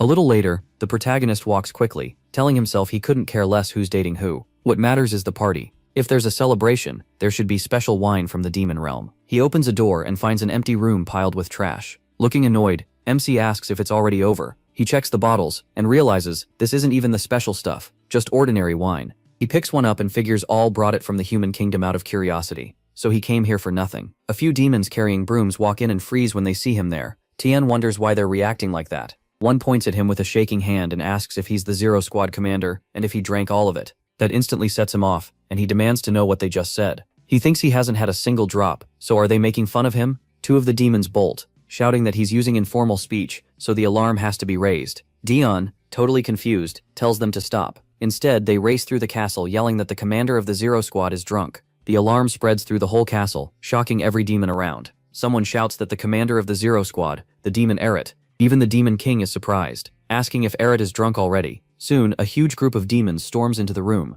They form up around Dion with shields and weapons ready. The protagonist stares at them, baffled, and asks what they're doing. One demon yells for everyone to hold their shields and prepare themselves. If even one of them falls back, they'll all die, because when the Zero Squad commander drinks too much, he kills everyone. Dion gets furious, thinking he already said he didn't drink. Still, the mood around him feels familiar. Back in the demon realm, everyone always reacted like this to him drinking. Sometime earlier, the Demon King had said this was his direct order because MC loved to drink too much. He angrily asked why he was the only one banned. The Demon King wondered if he truly didn't get it. Deep down, the protagonist knows he really does lose control when he's drunk. Still, he thought they could just stop him if anything happened. That only made him more annoyed. He couldn't understand why these weirdos acted like it was the end of the world. One demon that was face red from drinking. He asked if that demon was the enemy. That was the day everyone truly learned what Sir Eret was like. The demon told him he'd already said no, so why keep asking? If MC planned to get drunk, he shouldn't cause trouble after. But he ignored him and swung the dagger. The demon snapped and shouted that fine, he was an enemy, so what now? Maybe this was for the best anyway. He'd never liked that the Demon King created a special position for Dan and brought him into their ranks. Why should the angry demon had barely asked if that was true when MC drove the dagger into his chest. He coughed up blood, stunned that he hadn't seen it coming. He stared at him with a chilling look, and slowly repeated that he must be the enemy. Then he kept stabbing, and one commander died almost instantly. After that, new rules were made in the Demon King's castle. First, if the Zero Squad commander asks whether you're the enemy, answer no right away. That's stage 1. Second, if he asks why, give the clearest answer possible. That's stage 2. Third, if he seems suspicious anyway, take a defensive position immediately. One demon quietly asks why they're defending instead of attacking, if they want to survive. Another whispers that if they hurt the Zero Squad commander, the Demon King will kill them. The first is shocked and blurts out that this is insane. A third demon quickly covers his mouth, telling the idiot to shut up because he's talking too loud. They must not provoke the commander. The Demon King will handle him. Their job is just to stay alive. Then Demon turns toward them. That terrifies them enough to duck behind their shields, and one of them wonders if he just smiled at them. He starts to speak, but the Demon King enters and tells Eret to stop. At least he was nearby. Demon looks over and realizes the Demon King came himself, and Ed and Ben are with him too. Is this getting out of hand? The Demon King asks if MC can hear him, and the MC starts to panic. He can hear him just fine. He just has no clue how to get out of this mess. The Demon King thinks he's still only at stage 1 if he's this calm. He tells him not to ignore him, and just listen. No one here is his enemy, and nobody plans to attack him. There is no reason to kill anyone, so he should put the bottle down. Before he can finish, Dion sets the bottle on the floor and says he doesn't want to fight either. He figures if he follows along, he can finally make them understand he isn't drunk. Their shocked faces throw him off. Ben blurts out, "Did he just speak politely?" The protagonist asks their pardon, still trying to figure out what was strange. He usually talks that way, so why are they acting like this? The Demon King asks Irate if he's really drunk, and Dion calmly answers no. He says he only looked at the bottles because they came from the human realm. At least now he thinks they're finally hearing him out. The two demons who had been panicking start to think they're safe. After a short silence, the Demon King asks Irate if he's really that bored, leaving MC confused. With a smile, the Demon King scratches his head and says he should have guessed after that library visit. He thinks he only went there to spy. Then the Demon King asks if he'd like to visit the second city with Devilania. She already asked for permission to take him out of the castle. Dion apologizes and asks where he's supposed to go, and with whom. Inside, he's furious and wants no part of it. The Demon King pats his shoulder and says that if war may break out soon, he should go now, while he still can. The protagonist leaves, wondering why everything keeps turning out like this. The Demon King calls Ben back, so he stops while Dian and Ed leave the room. Pointing at himself, Ben asks if he will come see him before he leaves. Sometime later, the Demon King reads a newspaper in his office. It says the kingdom of Elion is surrendering, and the Empire has won. He says he meant to act once the Empire had taken at least half the continent, but it looks like he still has time. He lifts a glowing crystal and announces to the whole demon realm. From this moment on, magic is banned across all demon lands. They cannot use any magic except through sealed magic tools already made. The only exception is when a life is in danger. The commanders of the 2nd, 4th, and 8th divisions must make sure anyone using magic for no good reason gets punished as they deserve. If needed, they may even be killed. Devilania smiles when she receives that order. Adelia smiles too and says it looks like she'll have plenty to do. Hill says the king gave him this task because he trusts him. The Demon King lowers the crystal and thinks that in normal times, he wouldn't care much about a warrior appearing, but war changes everything. Right now, all they can do is push that appearance back for as long as possible. At the same time, Ed asks if Tien is really going alone. Ben says he doesn't need to worry, because he'll be with him. The protagonist Hart tells them they don't need to come along. The Demon King stares out the window and wonders, even if the world won't unite, who can predict or stop a typhoon? In a garden, the King of the Elves sits with tea and senses something. With a serious look, he realizes the entire demon realm stopped using magic in a single instant. He smiles and says it's already too late. He doubts the king even knows the warrior's arrival is very close. The world has finished preparing. Now it's only waiting for the right time. The moment the world sends the warrior will be the worst possible time for the Demon King, and in the end it is simply waiting for that exact moment. At the same time, Margrave Amamvul tells His Highness that he asks forgiveness, but they are having trouble continuing the war. Ed gives him a cold, frightening look and asks what he means. Amiable says he understands that Ed accepted the surrendered nations and spared their people and nobles, unlike in the 8-year war. But if the nobles of defeated countries stay alive, their national spirit won't truly break. After all, the soldiers gained through war won't stay loyal to the emperor. If this keeps going, they'll start running short on manpower at the front. Supplies can be replaced, but soldiers cannot. For the empire's people, he says, the war must stop. After saying that, he bows his head, sure he's doomed. Still, he had to say it for the empire's sake. He doesn't regret it. He only hopes for a painless death. Ed says nothing, and just thinks, which shocks Amiable, and makes him wonder if Ed isn't angry at all. Then the man beside the Margrave asks what he's talking about. Can't they just get more troops by drafting commoners? Ed stays silent and lets them talk. They say it's too soon to panic. They're already telling the people to fight for the empire, so what's the issue? Exactly. They can just send the poor from the slums to the battlefield. Ed slams his fist onto the table, shutting them up. Sitting straight, he says he can't judge their talents, but they sure know how to bark. Do they really mean they can fill the army by throwing commoners into war? They won't offer their own troops, and they won't volunteer to lead them. Yet they easily suggest sending citizens instead. Do they even know why people pay taxes? That money is for safety and peace. Citizens may defend the empire, but the empire also has a duty to protect them. Amiable is stunned by those words and calls out, "Your Majesty." Ed grabs his sword and says it's time to make things clear. He points the blade at them and says the war will not stop. If he needs more soldiers, he'll order them to join the fighting. The rule will match the 8-year war. If a family has more than 2 men, at least half their private soldiers and 1 family member must serve. If they refuse, then 2/3 of their private troops will be sent instead. Drafting citizens is the last resort. If they still don't get it, he'll say it plainly. Go prepare for war. Terrified, they all quickly agree with His Majesty and leave. Ed stays behind in the office, sword still in hand. He slides it back into the sheath and thinks he knows he has no right to be angry that they want to dump the war on others. But if their emperor isn't normal, shouldn't his subordinates at least have some sense? They're disgusting, just like he is. Ed lowers his head and sees a huge pool of blood from his hallucinations spread beneath him. A faint smile touches his face as he thinks the visions must be getting worse. They never used to affect his daily life. Then he hears the laughter of the ghost in the room. More ghosts walk toward him, calling his name and telling him he has to die. Ed calls them impatient freaks. They keep coming, laughing and telling him to join them. Tired, Ed asks why they're in such a rush when he wasn't planning to live out his full life anyway. In the Southern Empire, fighting with the barbarian tribe never stops. With the Emperor silently allowing the slaughter, the second hero, Stigma Primero, is there battling them. Reading the paper, he says the Empire has declared war on the kingdom of Sirhan, so the Emperor has ordered him to prepare. His growing army, already worn down by barbarians and southern disease, fighting barbarians is fun, but it doesn't compare to real war. The man beside him asks if he really loves war that much. Stigma says it's not about loving war. Walking over to a barbarian still clinging to life, he says the Emperor rewards real merit. Then he finishes the man with a slash to the neck. Stigma says there's something he wants to ask the Emperor for. During the 8-year war, he got the title of Marquis and a huge estate in the south, plus a mountain of gold and jewels. That had been enough, until he heard what Dion Hart asked for. He wanted permission to wipe out his own family with his own hands. Stigma smiles and thinks the idea hit him like lightning. How could anyone even come up with that? It wasn't just shock, it was pure joy. He wonders if MC will join this war. The man beside him says, if he means that honorary count, then maybe. But later, Stigma smiles and says he can't wait to meet him. For now, it's time to get ready for war. They should burn the rest, since they might carry disease. He leaves the village, his soldiers set on fire, thinking that just like that freak, he too should ask for the right to destroy his own family. At the same time, inside a carriage, Devilania says with clear annoyance that she thought they'd be alone. Ben replies that it's the Demon King's order, and even without him they still wouldn't be alone. After all, they brought plenty of troops from the second detachment. Devilania says the strange part is that they didn't bring any of Dion's own squad while heading to the second city through the outskirts. Bean says he knows the Zero Squad is elite, but those troops would only slow Sorella down. Looking out the window, he wonders why he'd bring his squad at all, when they're only going to the second city. And why do they keep talking about the outskirts? Even the Demon King. Why is everyone so nervous about the outskirts? The protagonist can't figure out why they were sent this way. He starts tapping his foot and remembers Ririnel gave him a protective pendant before they left.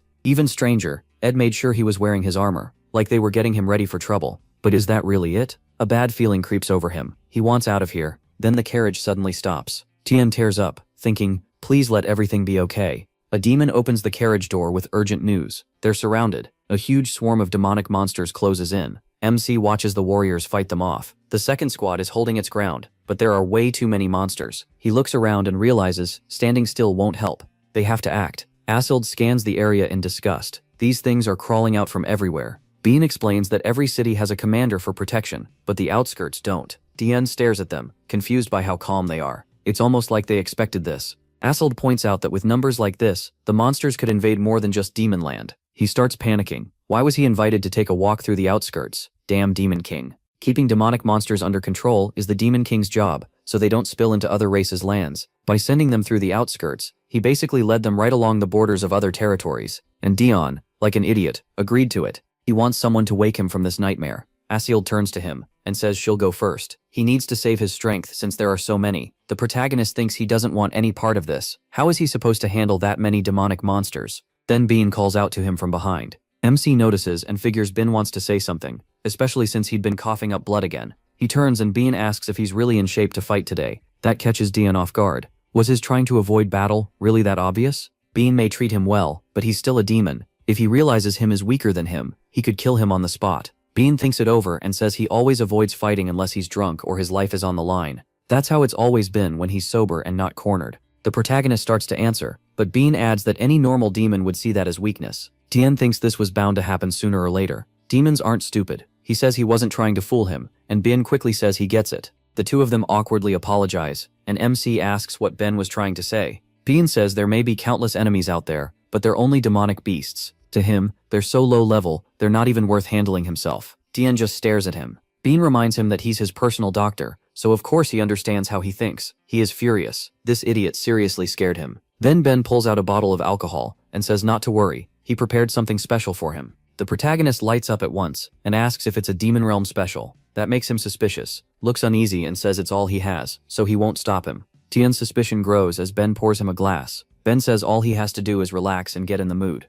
Just drink. MC thinks even he shouldn't trust something this shady, but he still takes the glass. He watches the others fighting and realizes he probably can't avoid battle. So if he's going to fight, he doesn't want to do it sober. He tells himself he won't overdo it this time. Downs the drink, and Ben stays beside him. Ben sighs and apologizes to Dion in his head, remembering what happened at the castle. The Demon King had told him that if he hesitated in battle, he should give him a drink. He's too restrained when sober. So restrained that he even looks weak, but once he drinks, he loosens up fast. Back then, Ben had been surprised, but now he realizes it was true. Even though Dion likes fighting, he's unbelievably patient when sober. With a sly grin, the Demon King had asked if it wasn't better to let him vent before he snapped. Ben thinks that's exactly how the ruler of the Demon Realm works. He uses everything. Now in the present, Ben wonders if this was too dangerous. He gave the protagonist alcohol while he was still sick. It might be smarter to apologize now, when MC suddenly slams him hard against the wall. With a chilling smile, he says Ben finally used his head. He thinks alcohol and medicine must be some kind of key, something that weakens the wall built inside him. He never tried very hard to hide it, but he still didn't expect them to use that key this openly. He asks if they think he doesn't have much time left.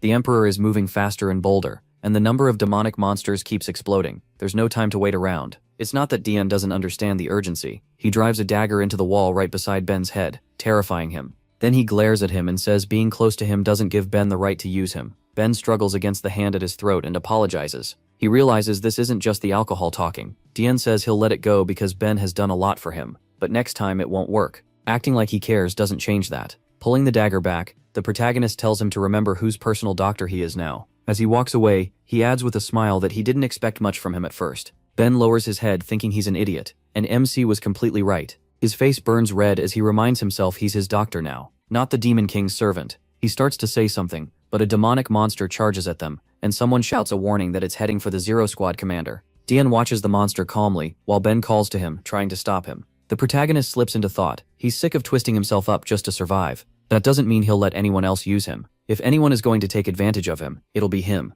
He charges forward with a frightening grin and says he'll decide. He stands still, drenched in monster blood, as a crowd of demons gathers around him. Glancing aside, he calls for Ben and says to contact the Demon King by video call. Ben is stunned.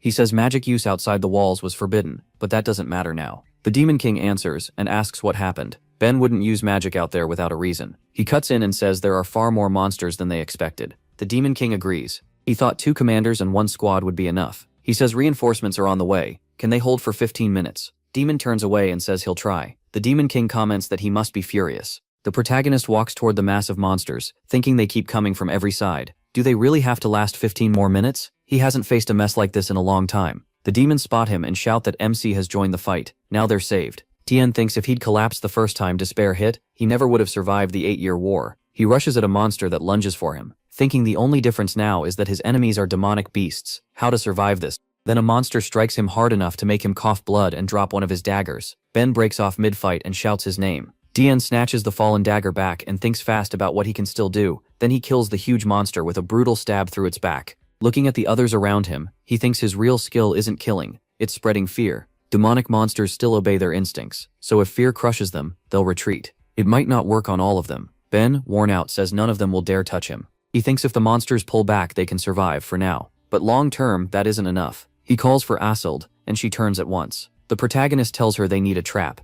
He decides they have to kill as many monsters as possible now. One beast tries to flee, hits the trap, and is instantly decapitated. The others notice thin threads spread all around them. Tien thinks that the second they move, those threads will slice their limbs off. These monsters probably still don't get it. They're surrounded by a web of nearly invisible threads. Devilania says she got them into the trap, but it won't hold for long. So what now? She figures the net-like setup, placed by Sir Eret's orders, has trapped the monsters well and slowed them down. Ben starts treating Dian after the fight and notices something is off. He warns that MC's hand was only patched up for now, so he has to be careful. He just gives an annoyed snort. Then he heads toward the trap, but Devilania stops him and asks if he's really going in there to kill them himself. Without the right skill, those threads would be almost impossible to notice. She isn't doubting him, but Devilani only gives a creepy smile and says he'll see for himself. Sometimes luck is on his side. Right after that, he bursts forward and slips past every hidden thread in his path. Looking up, he spots 2 monsters coming at him with their weapons. They attack together, but Dion twists away at the very last second, and both monsters hit the trap.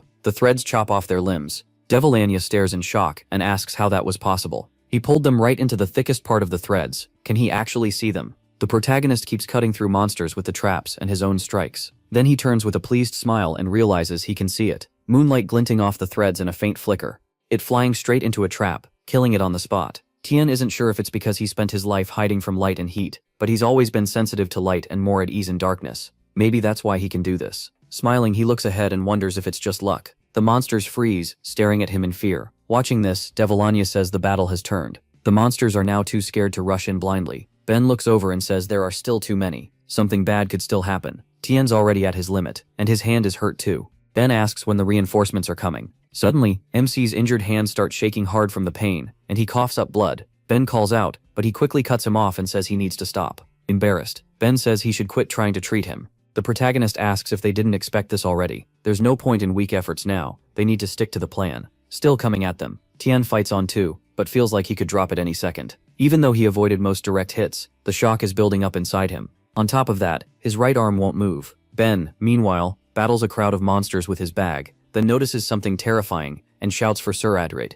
Tien drops to the ground, unable to move, as several monsters rush toward him. He thinks he just needs to hold on a little longer. Then someone saves him, driving a dagger into a huge monster's head. That same person quickly takes down the others trying to reach him. An unknown voice greets Sir Eret. It turns out to be Salaga, commander of the 7th Detachment, saying it's been a long time. She says she ran over as fast as she could. After hearing there was a party, Tien slowly gets up, wondering if she really said party, staring at her in disbelief. He thinks he's about to die. So what party is she talking about? He grabs his injured hand and wonders what happened to it. Then he notices all the monster corpses around him and thinks, what happened here? Then he remembers the alcohol. Bin gave him wine, and after that he joined the battle. Did he do it again? Sulawa suddenly steps right up to him with an angry look and shouts that this isn't Sir Eret. Tien has no idea what she means, and awkwardly asks for forgiveness. With a chilling aura, she says he was just in front of her a moment ago. So why, and how did this happen? What does she have to do to see Sir Eret again? MC wonders what's wrong with her. She's honestly starting to stress him out.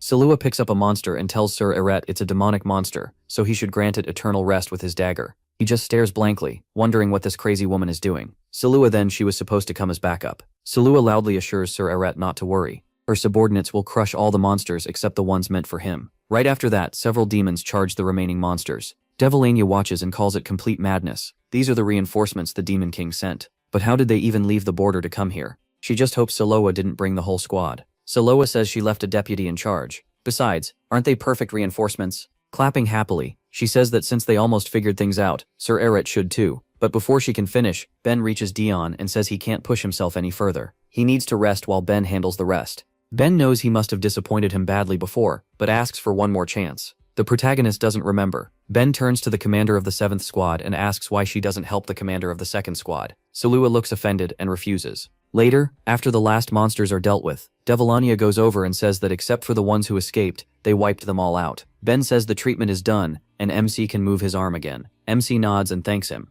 Devilania turns back and says things seem settled now, so isn't it time for the commander of the 7th squad to leave? Silua asks if she really wants her gone after all that, saying she didn't know Devilania could be so cold. Smiling, Devilania says it's for her own good. They are heading to the 2nd city, and she knows who's guarding it. Silua instantly gets angry and says it's the commander of the 10th squad. Clutching her head, she says she'd better leave because she doesn't want to see that freak who doesn't deserve his position. Then she bows to Dion and says she'll look forward to meeting him again. He watches her and thinks he didn't expect her to back off that easily, though he's glad she did. They mention the commander of the 10th squad, which means they're talking about Gossatil. Why does she hate him that much? Sometime later, they all reach the 2nd city, where the commander of the 10th detachment greets Sir Barrett with a bow and a smile, saying it's been a long time. As the townspeople cheer, Dayon stands there exhausted and thinks he finally gets what's going on. The people are thrilled that they came and throw a celebration for them. He ends up sitting on a flower-covered throne carried by several demons. He's painfully embarrassed, and Gossatil asks what he thinks of it. He put it all together in a rush the moment he heard the protagonist was coming. It's called a palanquin from the human world, meant only for people of high status, which suits him perfectly. MC covers his face, thinking this is unbelievably embarrassing. Then he buries his head in his hands and says nothing, making Gossatil ask if he has a headache or if something else is wrong. Tian thinks, is something bothering him? Of course, this whole mess is. In just a short time, he already understands why Silua hates the commander of the 10th Division so much. Gossatil, clearly worried, says that if he explains what's bothering him, then he can help. But he gets cut off when Ben rushes in and knocks him aside. Calling out to Sir Eret, Ben asks if his head hurts and says he should let him treat it. Everything stops as Ben fusses over him, while everyone watches. One of the residents asks if that means this is the commander of the Zero Squad, saying he wondered who would get carried around in such an embarrassing way. But if it's the commander of the Zero Squad, suddenly it feels cool. Since no one knew much about him, only rumors spread. They can tell he's human because he gives off no demonic energy. But how can a human have an aura like that? Even other commanders struggle to please him. Soon all the townspeople gather to see the mysterious commander of the Zero Squad, a man given that powerful title by the Demon King himself, accepted by the proud squad leaders, while his role and powers remain a mystery. Some even say that after seeing him in person, he seemed second only to the king in strength. Dayon stays silent for a few seconds, gathers himself, and quietly says one word away. Gossatil doesn't hear him, apologizes, and asks if he said something. He repeats himself, and that leaves him stunned. Then Gossatil spins toward the crowd and yells for everyone to get out. He's baffled by all the demons swarming around them. He says they need to clear them out right away. The protagonist is horrified. This fool got it all wrong. The flowers and pollen were making him sick. That's what he wanted removed, not the innocent townspeople. The soldiers start forcing the citizens back, shouting that the commander of Squad Zero is angry and wants everyone gone. They even threaten death if anyone stays. Dizun just stares. The residents whisper among themselves, walking beside him. Adelia thinks this is going to bring a lot of trouble. Dizun spots several demons carrying posters with his face on them, and wonders what kind of mess this is. Now, one of them tells the others they should all pray for Sir Eret together. They immediately put their hands together and start loudly praying for him. He has no idea what he's looking at. Then he remembers what Ririnel once said, that if they wanted to believe in something pointless, they might as well believe in him. The The protagonist freezes. Don't tell me this really became a cult around Eret. He's sure this has to be Ririnel's doing. That only makes him madder. He even gave her cookies to keep her from pulling anything weird. He glares downward and says nothing. Gaisatel nervously apologizes, asking forgiveness if he somehow offended him. He's so tense he even wonders if there's a fishing line around his neck. There is. Adelia is holding it in her hand, saying maybe he upset Sir Eret, and asking if she should kill him. Daon is mortified. He thought commanders weren't allowed to kill each other, or maybe that was just for show, and they actually could if they wanted. He cuts that thought off and quickly says everything is fine. He climbs down and tells them there's no need to kill another commander. Then he starts walking off, saying they should just go shopping. That was the reason they came, right? Deep down, he thinks one wrong move could get him killed on the spot. Adelia puts away the line and says they'll do as he says. Gaisatel brightens up, calls him by name, and promises to serve him with all his heart, like his life depends on it. Dion thinks he believed he had some protection, but he was completely wrong. That thought leaves him on edge, and he decides he has to stay alert. Sometime later, on a street in the second city, Adelia happily says she bought so many great outfits today. Dion has changed into clean clothes. Suddenly Gaisatel rushes over, cuts in and offers him a mango, saying it comes from the southern part of the human kingdom. Adelia gets annoyed, shoves him back and asks if he can stop interrupting. She also asks where all the bags went. Gaisatel says they visited so many shops that they must be hungry by now, and he handed the bags to his men. Dion wonders why no one can just leave him alone. Then he nearly walks into a horse, but Ben catches him in time. He calls out to Ebrit and asks if something is wrong. Looking ahead, Memsi says the demonic monsters should mostly be near the bay. What's strange is that the castle gates are standing wide open, and with all these goods from the south of the human kingdom around here, is the border really that close to— He stops when Gaisatel suddenly turns to him and anxiously asks how he knew that. Dion is thrown off by the question and wonders what that means. Sometime later, they take down. He reveals that they opened a border near the southern part of the human kingdom. Ben is stunned and blurts out how he managed to hide that. Legosiddle asks when else the people of this city would ever get a chance to explore the human world. Since the border had appeared anyway, he figured they might as well enjoy it a little. Dion is so embarrassed by this whole mess that he smacks his face with his palm. Legosiddle says they even gave orders to move in secret so they wouldn't be found by humans. And as far as he can tell, they did everything they could to stop demonic monsters from crossing over. He looks around and feels a little relieved, but what happens gets off his horse and says they need to report this to the Demon King. Gushun sadly says he knows. Dion adds that first they need to confirm it themselves. He needs to see whether this place really connects to the southern human lands, and if it does, which country those lands belong to. He moves on and tells them to follow. At the same time, in a small southern country, a man shouts asking what was just said. Demons covered in blood crossed into the human world. That's insane. Another man says he'll call the royal doctor at once, but the ruler refuses, saying a doctor won't help this. He had known demons were using the southern border, but since nothing happened, he chose to ignore it. Now of all times, this happens. He's certain the Empire has gone mad, and he wants no conflict with the Demon Kingdom at all. Then he's told there's an even bigger problem. The ruler snaps, asking what could be worse than this. The answer: one of the demons has been confirmed as Adelia, commander of the second squad. As for the other strange figure, judging by how everyone treats him, he appears to be the famous commander of Squad 0. The ruler is shaken and asks what he's doing here. This must be hidden. He raises his voice and says that no matter what they do in the human world, they must hide the fact that the commander of Squad 0 and his group entered his country. Meanwhile, Ben tells Surayri to keep himself fully covered under his robe. The sunlight in the human world is much stronger. Dion pulls up his hood and thinks about how hot it is. More than that, why did they all have to follow him? Adelia asks where he wants to go first, the busy main streets or somewhere quieter. The protagonist thinks he wanted to visit the human world alone. They all should have stayed behind, maybe like Gaisatel. Still, Adelia does know this world, so maybe she'll help. He says they should start somewhere they can watch how locals live. First they need to figure out where they are. Adelia says that means going to the market. Ben stops her after noticing someone nearby. She asks what now, and then 3 men bow before them. One apologizes for blocking their way. Dion studies them and wonders if they're local knights. The man lifts MC is confused. They think his group are mercenaries. He had expected trouble instead. Then the man pulls out several items and asks them to accept a small gift, gold and robes. They guessed the group's clothes would be covered in blood after the fight, so they brought replacements. Ben and Adelia glance at their blood-stained clothes when he says that. Tien suddenly realizes he was so lost in thought that he forgot how suspicious they all looked. Anyone should be able to tell his companions aren't human if they aren't covered by robes. So why are these people welcoming them instead of chasing them off? The man holds out the money bag with trembling hands and asks him to take it. He looks at him and realizes they're scared, but not shocked. So they've dealt with demons before. That means this southern country already knows about the border between the worlds. So they're hiding the fact that demons come and go as they please. Tien suddenly laughs, shocking the man in front of him. For the protagonist, this is a huge relief. If they've chosen to ignore the demons, that makes things easier. The men only grow more nervous, wondering why he's laughing. He figures they just want his group to leave quietly. The three men bow again and wish them a safe trip. Adelia thinks Sir Orat seems to be in a good mood. MC keeps laughing, amazed they even handed over money.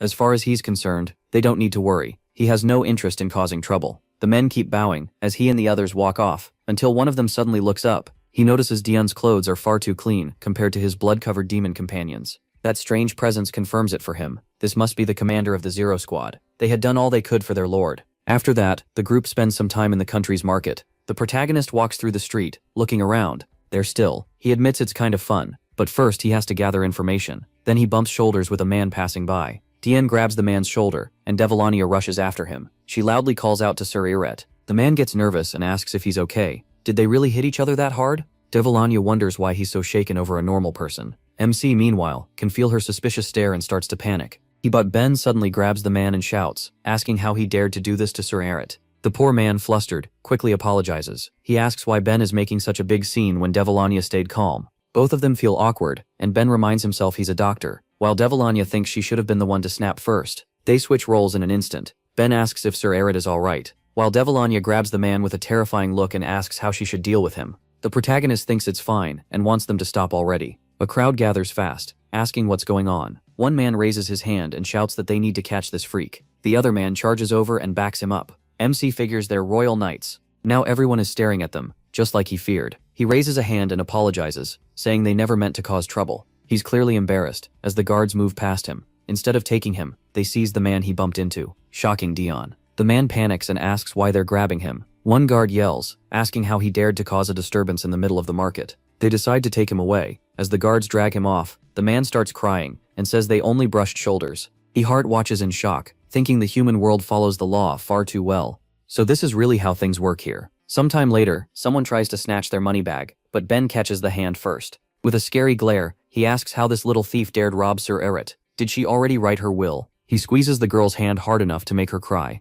A guard sees this and, confused, tells them to wait. One of the guards takes the girl away, while the other bows and promises to handle it. After a little more time, Tien tries a strange fruit, immediately feels sick, and wonders why it tastes so awful. The guards instantly grab the seller and demand to know how he dared try to poison him. They call for the scoundrel's arrest. The protagonist thinks the fruit was just a little spoiled. There's no need to jail the man over that. Every time something happens, the guards appear right away. Sometime later, the locals beg for mercy, saying it won't happen again. They can't understand why the knights are even here. Dion frowns and figures they're trying to settle things quietly before it turns into a public mess. The townspeople whisper to each other not to go near these people. They can't keep investigating like this. They need to head back. Then he hears someone nearby loudly complain that he said not to sell DST leaves to just any merchant in town. Want to import DST leaves. An annoyed seller says maybe they should meet these Dan merchants and see what kind of freaks they are. Then he notices him standing right in front of him and goes silent. Nervous under that stare, he asks what he wants. The protagonist says he wants to ask about buying some Dedas tea leaves.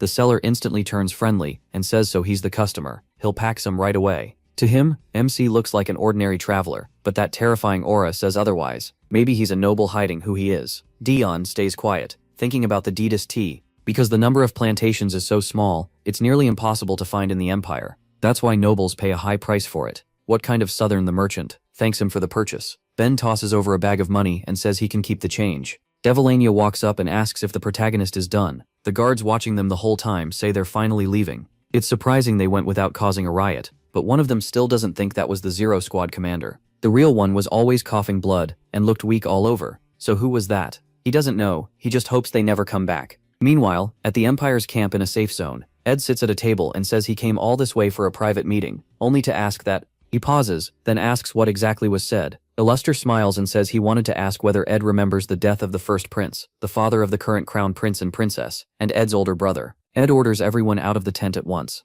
When they're alone, he glares at him and repeats the question about the first prince's death. A good man, the only one who ever cared for him, the best of them all. He died by Duke Gratis's hand, right? Illuster says that's the official story, but asks if Ed knows who really killed him. A twisted smile spreads across his face as he says Ed already knows. Ed answers with a cold smile, calling him insane. He remembers learning the truth only after Duke Gratis and his whole family were executed for the prince's murder. Illuster had been behind it all, but with the uprising going on, the nobles had no choice but to ignore his crime for the time being. Who would have guessed the criminal would confess it himself? Ed asks what he's trying to do. Illuster says he should first explain why he got rid of the first prince. He meant to place someone easy to control on it, but never expected that useless one to become ruler instead. Ed realizes that after taking the Duke's place, only one person still stood above Illuster, the Emperor. Illuster had always been like this. Ed closes his eyes and slips into memory. In that flashback, the current Emperor says he'll be back soon. Looking at his sleeping children, he smiles and says it won't take long. Until then, Ed must watch over them.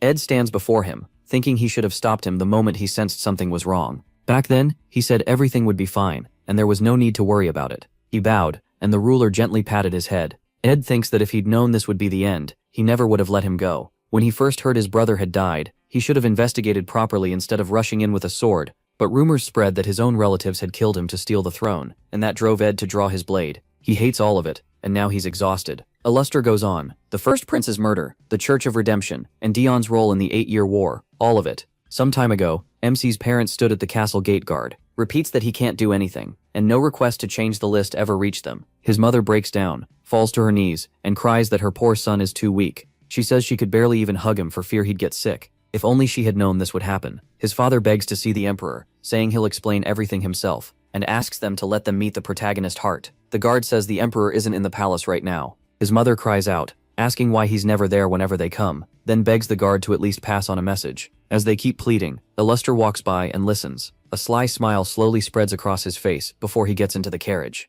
He handed the papers to his servant and told him to burn them too. Those papers included a correction request. The one drafted from the Denon Hart family should have been cruel. Illuster says he forged the records and hid them, so no one knew MC had been taken by mistake. At least, not at first. But after the war, once he learned the truth, he did nothing and watched him slaughter his family. If he ever learns everything, how will he react? Ed's eyes flare with rage. He calls Illuster by name and asks if he wants to die that badly. With a smug grin, Illuster asks if he really didn't know. Then he reminds him he can't kill him. If Ed executes him without a proper reason, Illuster's name will live on, and Ed's image will get even worse. People will just call him a ridiculous tyrant. Ed cuts in and asks if he really thinks shame scares him. Illuster says no, that's not the point. The real damage would be to the royal family and its heirs. He's sure Ed doesn't want that, and he keeps smiling like a snake. Then he adds that Ed acted ignorant all this time, so doesn't that make them partners in it? Ed glares at him and says the second Illuster finds an opening, he just won't shut up. Illuster says of course he'll drag this out as long as he can. He's waiting for the day Ed kills him himself. After leaving the tent, Illuster thinks the Emperor is only alive because he isn't allowed to die. That look in Ed's eyes is the same as before. If Illuster wants his plan to work, Ed has to stay alive. Ed buries his fury and vows he won't rest until Illuster dies, the most miserable death possible. As he prepares to ride off, he thinks the same thing. He won't die before killing Illuster. That's the real reason he came here. He also managed to gain influence inside the Revolutionary Army. Everything is moving just as he planned. Later, Ed rides off alone in no clear direction. Behind him, members of the Revolutionary Army race through the trees after him. He notices but keeps going. Then he yanks the reins and stops his horse. He stays still for a moment, hearing only the wind. Ed glances back with a grin and says he only wanted to clear his head, but it's hard to do that when pests keep chasing him. Right after that, the revolutionaries step out from hiding and draw their weapons. Ed looks them over and asks if they came all this way just to meet him. At the same, Daniel returns home and calls for his mother. His mother, knitting in her rocking chair, says she heard he'd come back after the mission. She touches his face and notices he's been hurt. Daniel smiles and says there was a clash with a bloodthirsty knight on the way to Ilion. It's nothing serious, so she shouldn't worry. Holding her hands, he admits he can't hide anything from her. She tells him she won't ask what he does or where he goes, because she trusts him. For a world where everyone is equal, without class or rank, one man gathered people to kill the Emperor. His mother gives him a scarf she made, and gently tells him to be careful. He's the one calling for the throne to be destroyed, and a fair world built for everyone, and he does it for her. Daniel's mother was a noblewoman who ran away with a commoner. She kept living that simple life, even after his father was killed by a cruel noble. Even as stress made her weaker, she never stopped talking about her dream. When Daniel was little, she told him about a world with no kings or nobles, no social ranks, a world where everyone could rule their own life and work freely. Daniel never forgot those words. She hugs him and says she hopes he'll see that world one day. Watching her grow weaker, he swore he'd make that dream real. Now Daniel rests on his mother's lap and says he's a sinner. He fights for the revolution, but many have died because of his orders, and soon they'll start a war that puts everyone at risk. She keeps stroking his head and quietly asks if he wants to stop. Daniel lifts his head and says no. For his fallen allies, and for her, he will reach his goal. He asks her to wait for him, and she smiles warmly, saying of course she will. She trusts him, but he has to come back alive. Then she holds up the small jar hanging from her neck, and says that if he is hurt, she'll drink the poison inside and follow him. Daniel is horrified and begs her not to say that. Just then, a revolutionary soldier rushes in and says there's an emergency. Aiden has led troops to kill the Emperor. Shocked, Daniel asks him to repeat that. They're really trying to assassinate the Emperor. At the same, it looks like others came to visit too. They don't get what he means, but then Ed sees ghosts standing beside them. He gets off his horse and asks if they know how he took the throne. Clearly they don't. Not even who led the 8-year war and won it. Suddenly he pulls a dagger from under his clothes, stunning the soldiers around him. Then he drives it into his own hand, which shocks them even more, and they ask what he's doing. The ghosts vanish from Ed's sight, and he tells them not to worry. He just got rid of the dead pests that were bothering him. He shakes the stabbed hand and says with a faint smile that this feels much better. Dropping the dagger, he walks toward them and says, now they can continue. Do they know, the nameless hero with the fragment, or why he travels without guards? One soldier snaps that they don't need to listen to this nonsense. He tries to give the attack order, but Ed cuts off his head in a single swing. With a chillingly calm face, Ed asks if they've ever heard the saying, don't forget the past. A girl rushes him, screaming that the emperor must die. He blocks her strike and says people say that because those who forget repeat their mistakes. Then Ed starts cutting through the soldiers at high speed and shouts that if they had remembered who he was when they chose treason, if they had remembered him from the 8-year war, or even bothered to learn what he did on the battlefield, they never would have dared attack him so poorly. He keeps slaughtering them without slowing down. His overwhelming power shows in every swing. He handles a long sword with one hand, wild and brutal, just like his spirit. Then he suddenly stops, surprised that he can't move farther. Turning back, he sees a soldier clutching his cloak and grinning, saying he finally caught him. Who fights while wearing something this troublesome? He doesn't get to finish. Ed yanks the cloak and stabs him through with one hand. That strength is enough to split mountains and even cut the sky. Ed smiles and asks why he would throw away the little signs of his position. The last soldier stares in terror and realizes he has remembered everything, the talent hidden behind the titles of emperor and tyrant. Ed slowly walks toward him and says everyone takes him too lightly. This is the last one, right? He recognizes that form and emblem, and if he remembers right, their leader isn't stupid, so did they run off on their own? He raises his sword and says that if so, then there's no reason to keep worrying about the revolutionary army. The soldier shakes in fear, thinking of the name that stood above all others, the fragment holder, the hero, Ed Desert. After killing every revolutionary sent to assassinate him, Ed stands by his horse and wraps the hand he stabbed himself. Looking at the bodies, he thinks the Duke must have sent them. He had to know they were no real threat. So was he using the army to bring Ed down, but not letting them be the ones to kill him? The revolution wants equality, but the Duke only wants more power. In the end, clenches his fists in anger and asks how dare that man use him. After the failed attack, a revolutionary soldier reports that 1/9 of their army is gone. Their plans will have to change because they don't have enough men. Paul, now one of the soldiers, asks in shock if he really said 1/9 had fallen. Daniel, clearly upset, asks what Aiden was thinking, attacking the emperor head-on like that. They worked hard gathering resources, and now it's wasted. Until they rebuild their strength, they'll have to pull back again. He thinks Aiden had worries about delaying their great goal, but he never should have acted this recklessly. So why did he do it? Paul points out that once the emperor moved toward the battlefield, his route became hard to trace. So how did Aiden find him? Daniel thinks it over and realizes only someone with enough power could get that information. Then he remembers Illister and thinks that, looking back, someone saw Aiden talking with Shaolin before he left. Did she and the Duke plan this, to set the revolutionary army against the emperor? A while later, Ed returned to his castle. One servant rushed up and asked if His Majesty had come back alone. Ardo ran over, saw the blood, and shouted that the sun had barely risen, and he was already ambushed. Ed just answered that if he had died, then that would have been fate. Ardo, deeply shaken, asked how he could say that so calmly. Walking past him, Ed said it was only a joke, then asked if the Chancellor really couldn't tell a joke from the truth. Ardo wilted at that, and begged him not to joke about something like that. Ed fell into old memories and asked the Chancellor if he remembered. One of his sisters said she wanted to make their country rich. One brother wanted to build an empire so no one would ever look down on them, and another dreamed of uniting the whole continent. They had so many plans that they could spend all day talking about them. But because of what he did, none of them got to make those dreams real. So now it was his duty to fulfill their wishes. He said he couldn't turn away from the path he chose. That was why he had to carry such a heavy burden. With every hour of his life already planned, he couldn't even picture dying in some pointless way. Ardo looked at his hand and noticed the wound on Ed's left hand was still bleeding. He figured Ed kept reopening it. The man meant to be the Empire's center suddenly looked fragile. Ardo told him that duty mattered, but he still shouldn't throw away his own safety. Ed cut him off and said he should have led with that. He didn't think his body had any real value, so what if it ended up near death? Then he stopped, turned, and smiled, asking if Ardo really wanted to waste precious military resources fixing a piece of meat. Ardo was horrified and could only cry out to His Majesty. Ed kept walking and told him not to worry. He planned to burn bright to the very end, and thanks to someone dying soon wasn't even on his mind. At the same time, in the demon realm, a new commander of the 9th Squad, Trover, had appeared. He was already in a fight, calling out Earthquake. Trover claimed magic was his specialty, even though he mostly relied on his heavily trained body. His opponent was Durnovan, deputy commander of the 5th Squad. Durnovan dodged aside and thought it was just a crude power hit. He sent magic to his fingertips and struck fast with claw attacks, but Trover blocked it with a shield skill. Asseald and Jakar sat together, watching the match. Veleton was there too, following the fight. Dion sat beside Ririnel, wondering why Trover shouted spell names when he barely used magic. But that wasn't even the main problem. What bothered him more was why he had to be here at all. Looking up, he wondered how this even happened. Right after arriving at the Demon King's castle, Trover had asked to spar, and the protagonist managed to avoid it by saying he was tired.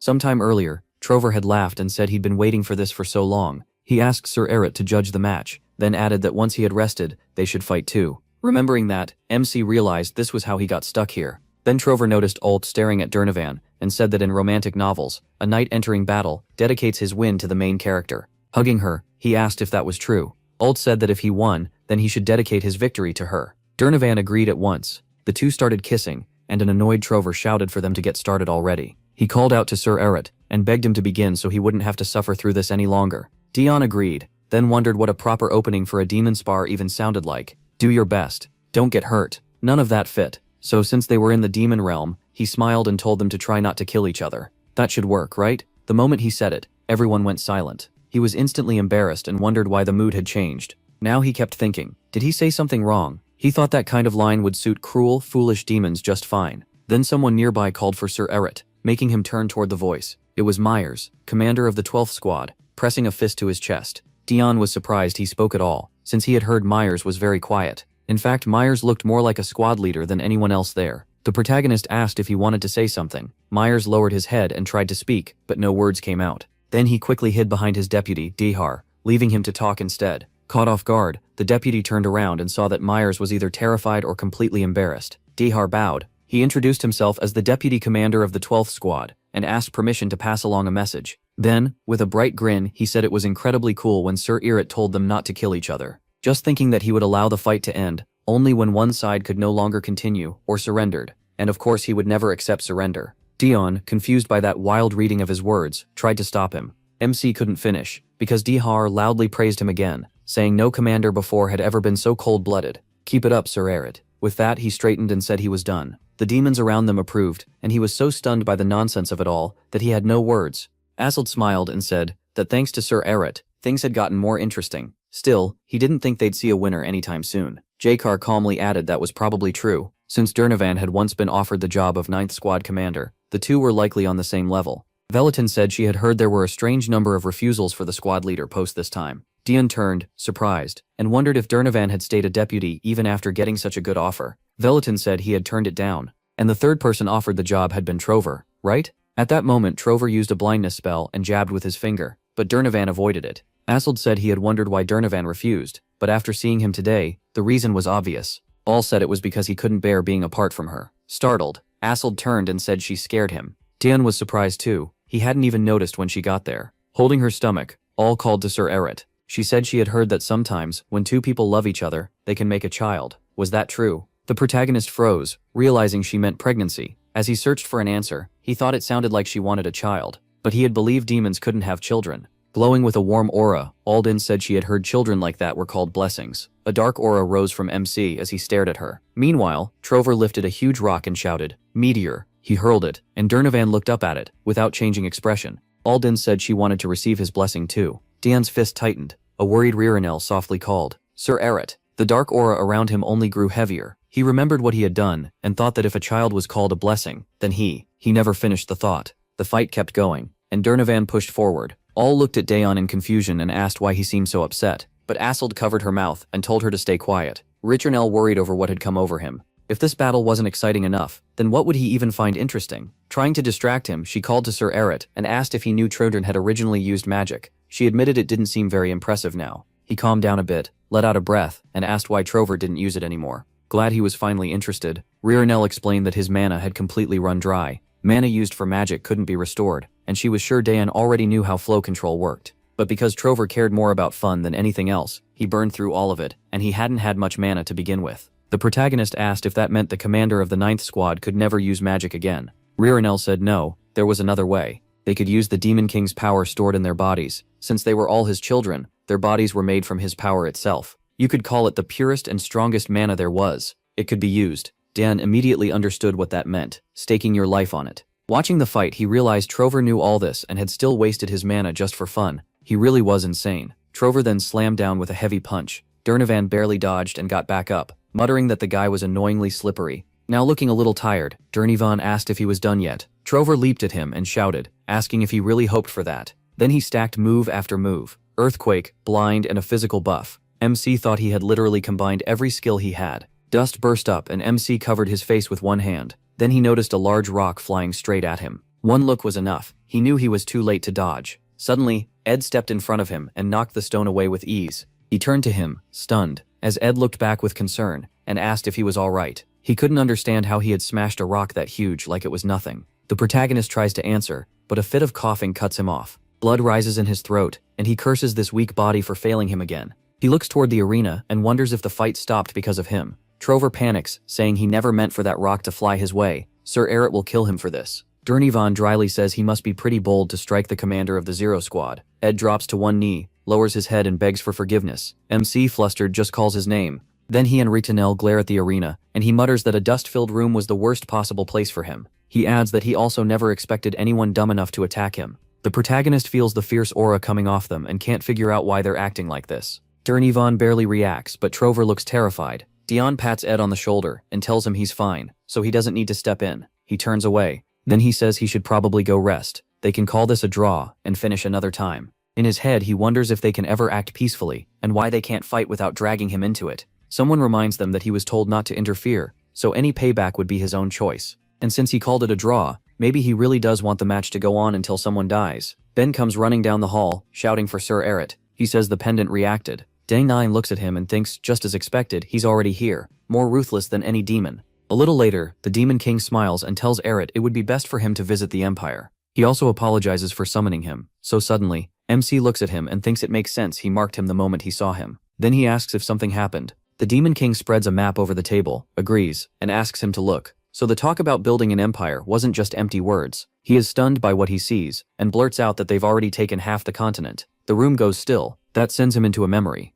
He remembers asking remember who he really was, only to hear that he served the true hero as a butler. The protagonist told him that wasn't what he meant. What he wanted to know was why someone like him had come to that estate under the king's orders. He seemed too suspicious and far too strong for an ordinary butler. After thinking for a moment, Remember said he came from Esperanus. Then he asked if that was what MC wanted to know. MC was caught off guard and asked where that was, annoyed because he had asked about his identity, not his homeland. Back in the present, the Demon King says the Empire won't stop with the human world. Sooner or later, it will point its blades at his kingdom too. That leaves no reason to keep watching from afar. Dark energy spills from him, as he declares he'll join this game. He places a hand, burning with power, on the map, and says he'll turn everything against the Empire. He'll even change this war from a simple human land dispute into a fight for the survival of both humans and demons. Tian watches, moved, and realizes the real war is only starting now. The Demon King pulls out his watch and says he has to leave at once. It's dawn in the human kingdom, so if he goes now, he'll arrive by morning. He notices the watch and is about to speak, but the Demon King asks if he's interested in it.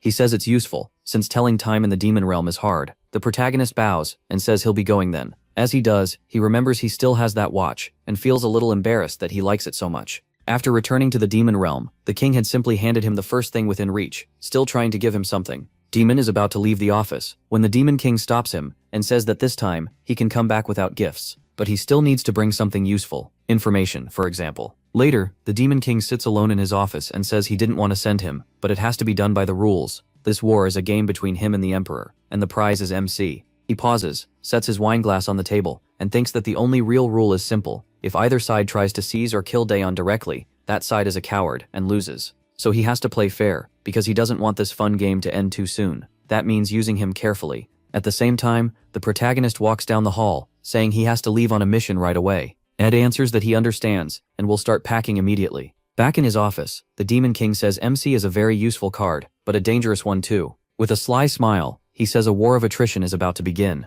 Sometime later, Dian stands in his room, thinking he's sure to end up in battle before long. Will he have to bite down on that rag again and go through that nightmare? The thought pulls him back to the war. In that memory, someone handed him a rag and asked if he was sick. There were no visible injuries, yet he kept coughing blood. The man asked if he was an Imperial soldier. He shot him a cold look and warned him to leave, or he'd kill him. The man said he'd heard weak soldiers were always the first targets in battle. Whether he was swallowing blood or biting a rag, he should hide it. Green suddenly grabs his head, making Ed worry, and ask if he's alright. The training ground really wasn't the best place for this. Before Ed can finish, the protagonist says he's fine. He wonders who this kid really is. He doesn't need to hide his condition anymore, since everyone already knows. But back then, that advice had been useful. Ed still asks if he's really okay, and says he should get checked, just in case.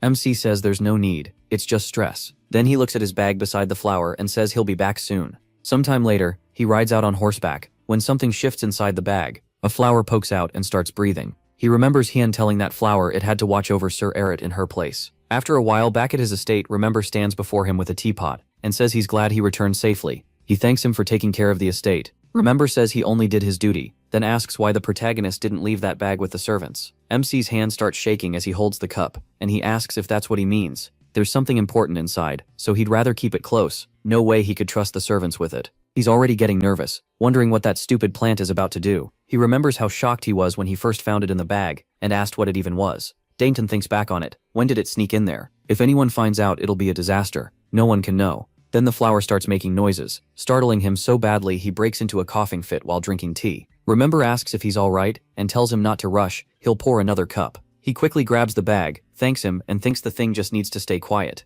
Setting down the cup, he changes the subject by saying today's tea smells especially nice. Remember says he's glad Dan noticed. He brewed leaf tea he brought himself. Come to think of it, Dan brought a lot of the same kind last time too. He said a trading company he started had begun selling it. The protagonist is surprised and asks if Dan really set up a company. He remembers Dan borrowed money from him right before he left for the Demon Kingdom. It grew fast in no time. MC invites him to sit and have tea and starts remembering what happened after he reached Tien after crossing over from the Demon Kingdom. He wonders if that pushy merchant he met belonged to Dan too. Remember sits across from him and says the man showed real talent, didn't he? Maybe he should look into the merchant trade someday. He agrees and says he will when he gets the chance. Still, he thinks Dan seems oddly attached to him. Looking away, he wonders if he'll even get any free time. Full war between the Demon Kingdom and the Empire is coming soon. Then he remembers something and asks, more seriously, how Remember is feeling. Remember says that if the protagonist is telling him to take some time off, he's fine with that. The protagonist relaxes a little and says that's not what he meant. Right now, the Empire is attacking his homeland.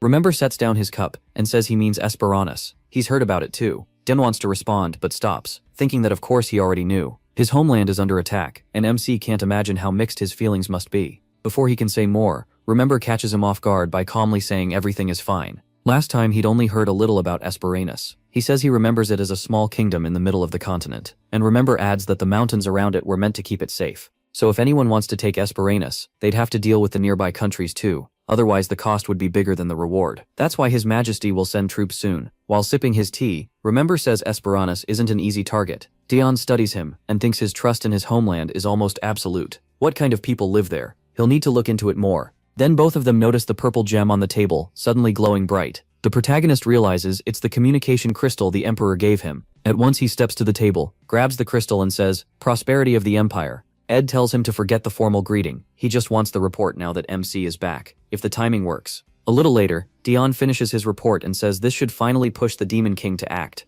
Ed thinks it over and says beating the Demon Kingdom will take all people standing together. That means he may need to speed up the conquest of the continent. The situation has changed. To him, this mind game with the Demon King is also a battle of pride, and he has no intention of backing down. He asks if there's anything else. After a short pause, he asks whether he also wants to hear things unrelated to war or demons. Ed says yes. If the protagonist remembered it, then it probably matters. Dion decides not to show his hand unless Ed asks directly. Then Ed does, asking if the issue is monsters or the border. MC answers that a gate to the demon realm was found in Tien. Ed thinks all he had to do was ask. He says Tien is a southern country, making this valuable information, and thanks him for his work. MC, then he adds that he absolutely must wear the gift he sent. He glances at the presents on the table and wonders if that's what Ed means. At the same time, J-Car sits in his office reading a document. He lets out an annoyed sigh, gripping the paper as he wonders why no order has come. He definitely got the protagonist's mission report after his return. Moving to the window, J-Car thinks the Duke would have ordered the Revolutionary Army or the assassins to act right away. Just then, Velatin enters and calls to him. J-Car turns at once and greets him. With a smile, Velatin asks if he's already heard that Dadan returned. J-Car asks if there's a job for him. Has the time to move finally come? A week later at the hunter competition, MC walks down the street, calls Remember, and asks if the place they wanted to visit before the event is Merchant Dan. Clearly embarrassed, he asks isn't this, and he thanks hearing fly, and Remember says Dan will be happy to see him. Once in, they find the place packed with people. Nearby, an angry woman snaps that he has to be joking. She graduated from the academy. Does he really think she can't tell one herb from another? This merchant group is much bigger than he expected. How is he supposed to find Dan in all this? Then he hears someone call for the master. He turns and sees a man reporting that the Great Chukun Bridge has collapsed, asking what they should do about goods from Ravesh. Dan says the Great Pogan Bridge should still be usable. He tells him to send them another way. Their merchants have had enemies lately, so they need to be careful and not get fooled by troublemakers. Watching him, Daeon thinks Dan really does look like the head of a trading company. Then Dan spots him and freezes in surprise. He quickly hands the document folder to the other man, calls out, "My lord," and asks if the protagonist came to see him. Dan lights up and says it's all thanks to him. As soon as he mentioned that, Dan looks over what the protagonist is wearing and asks if he's going somewhere. The protagonist says yes. He stopped by on the way to the hunter competition. Dan says that since it's a hunting contest, he heard each person can bring an assistant. He leans in and eagerly asks MC to take him along. He refuses without even thinking. Dan immediately looks crushed and asks why. He says that while the protagonist was away, he trained hard with a sword and did really well, so he wouldn't be a burden. The protagonist stays quiet because that's not the real problem. He tightens his grip on the bag holding the flower and thinks that if Tien stays near him, he'll never get rid of that stupid plant. He already tried over and over at home. The first try with a knife failed too, along with poison, release, and plenty more. Failed too, along with poison, release, and plenty more.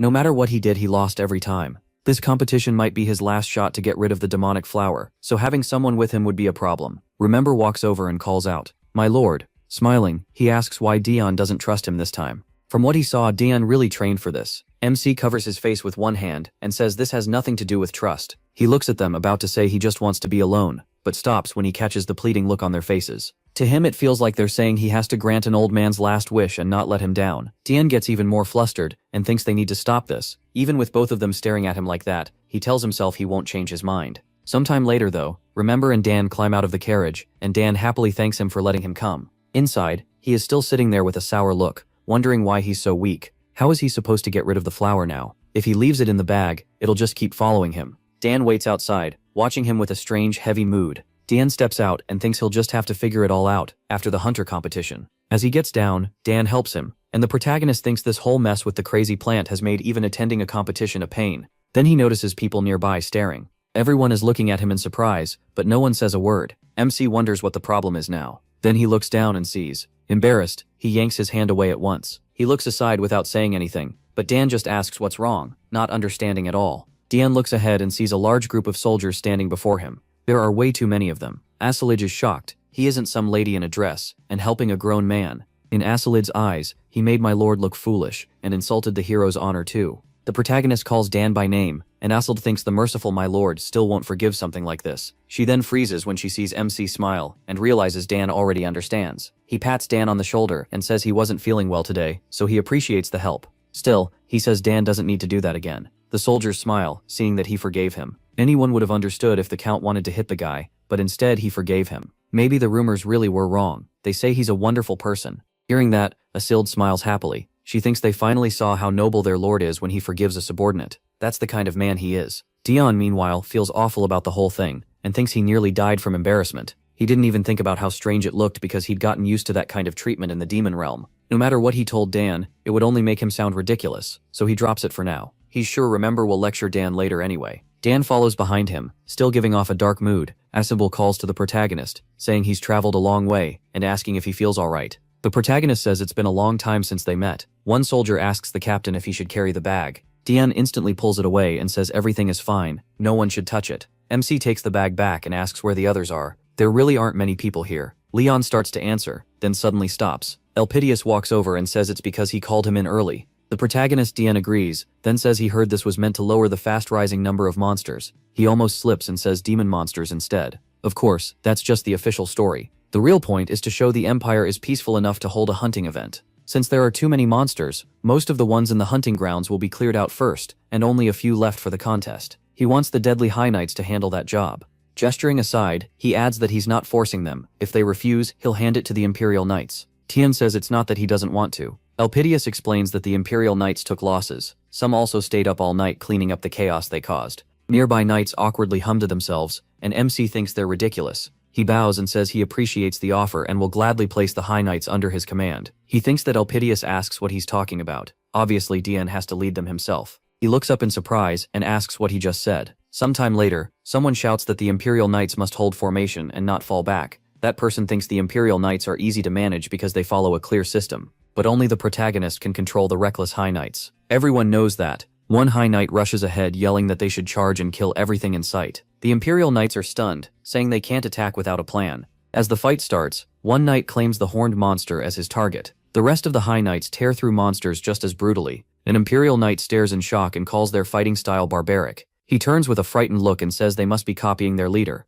Tien catches that glance and thinks he feels embarrassed every time they act like this. Still, being misunderstood isn't new to him. He smiles, thinking he'll be going home soon anyway. He already made a plan for moments like this, after they embarrassed him so many times. His plan is to get hurt. His eyes are already losing focus. A monster suddenly attacks, and the knights warn Dion. He calmly watches it, even while his horse panics, and thinks it should come closer. Then Li Yunqing jumps between him and the monster, raising her sword. With an angry glare she cuts it down and shouts, "How dare it try to touch her lord." She wipes out the rest in no time. Tien tells her she protected him well. Li Yunqing's back with a bright smile, and says it was nothing. MC thinks that wasn't praise. She promises to do everything she can so he won't have to fight, and says she'll protect him with all her power. He thinks he doesn't need protection. At this rate he'll be forced into the hunting competition, and he really doesn't want that. Maybe he should just fall off his horse himself. Right then, the horse suddenly rears up, the strap on his bag snaps, and Dion thinks this is what he wanted, but not like this. The bag drops to the ground, and the flower inside starts making loud noises.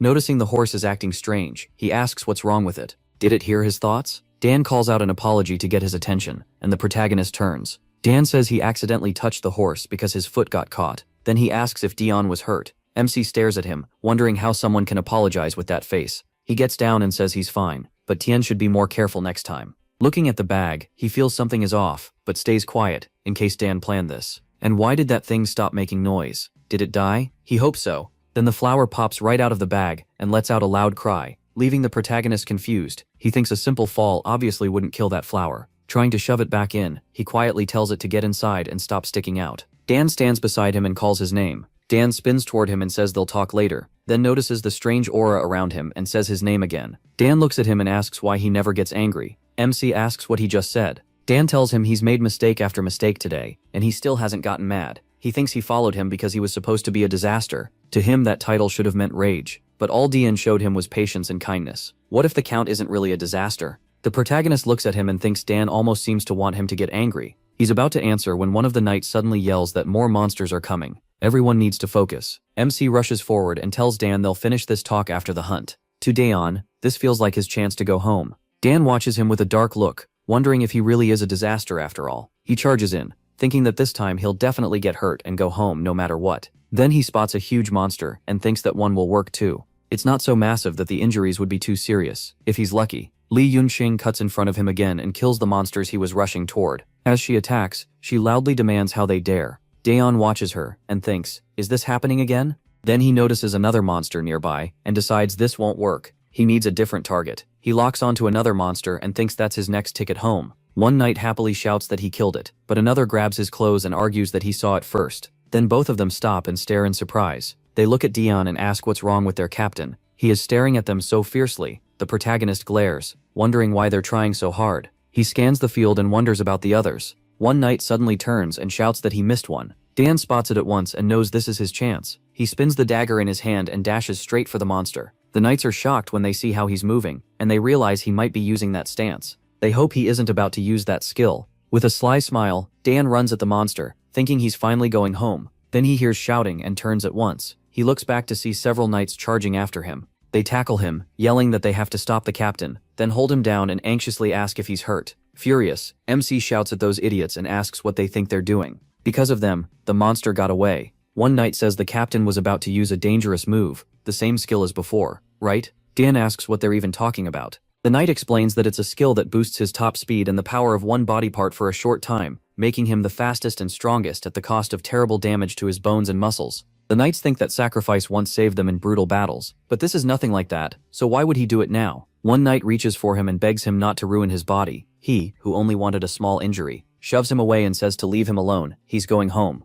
The high knights won't let go. Crying, they ask if he thinks he's some kind of worker bee, and say he's upsetting them. Dion coughs up blood and says they'll suffocate him at this rate. A knight walks over. That can't be right. They need to find more monsters. Then, embarrassed, he adds that even if he wants to, they still need to save some for the contest. The others wonder if he still wants more blood after all this. It's creepy. The senior knights tell their captain the competition will start soon, so he just has to hold on a little longer. Soon he'll get plenty of chances to kill as many monsters as he wants. They think they're lucky to have him with them. Then, one night turns, and something strange catches his eye. Is that Dan, standing off to the side and watching them? Later, back at the knight's camp, Dion lies on his bed and asks, does this mean he still has to join the hunting contest? A flower pokes out of his bag and starts making noise. That makes him think about the event starting soon, and the Emperor being there too. He remembers what Ed said. Since Ed brought up the contest, MC is sure he had a reason. Could this be tied to a war? Rolling over, Dion thinks about how much he hates this. He never wanted any part of it, especially not a war with the Demon Kingdom. The flower crawls closer and gets even louder, making him more annoyed.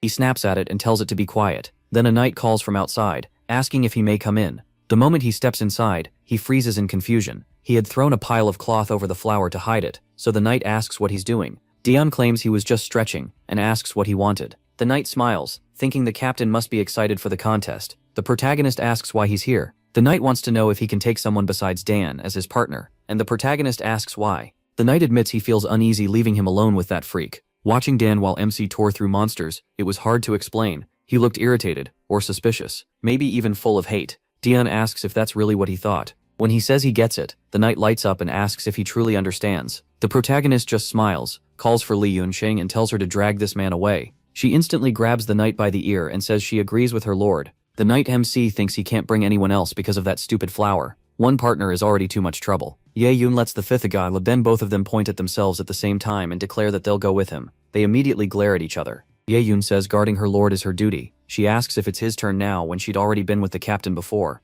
As Dion heads out, he says he's taking neither of them. That shocks them both, and they turn to ask what he just said. As they leave the tent, the knight keeps warning the captain that something is off about Dion. The protagonist says he doesn't care, or rather, it's his choice. The knight gets upset and asks why he's acting like a child. Won't he at least give them a real reason for being so stubborn? Dion thinks about whether Dion really is suspicious, then recalls their recent talk.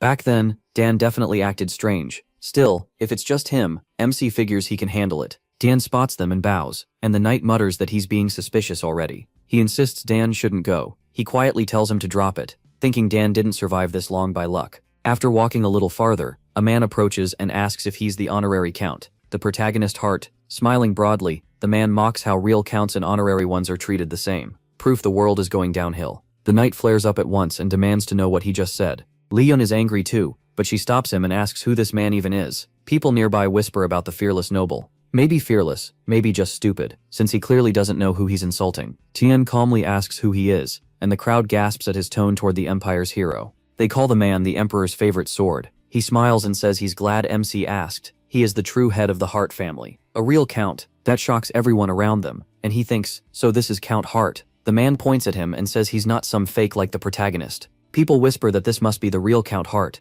They thought the family was dead. Some guess he's from a side branch, and that turns out to be right. Since collateral branches existed, some descendants could have survived. The knight gets furious and asks how he dares insult Dion. He wants permission to deal with him so he'll never talk like that again. MC only laughs, remembering that Cruel refused the title of Count. So in the end, the family head became some cast-off from a side branch. He steps right up to him and with a cold stare offers his congratulations. He says he hopes the man does his best. Inside, the protagonist thinks the Hart family will soon vanish from history. The thought of his family dying makes him shiver with joy. The man clearly hates MC's attitude, turns away and mutters something under his breath. Dion smiles, sure the greedy relatives picked a normal idiot they could control as the new head. In his eyes, the family would be better off gone than led by someone like that. Then Elpidius steps forward and loudly asks if everyone is ready. He thanks them all for making time to come and says he hopes they enjoy themselves without accidents. They may begin when ready. By imperial tradition, lovers give ribbons to warriors as they set out, while friends and family offer scarves. Sitting on his horse,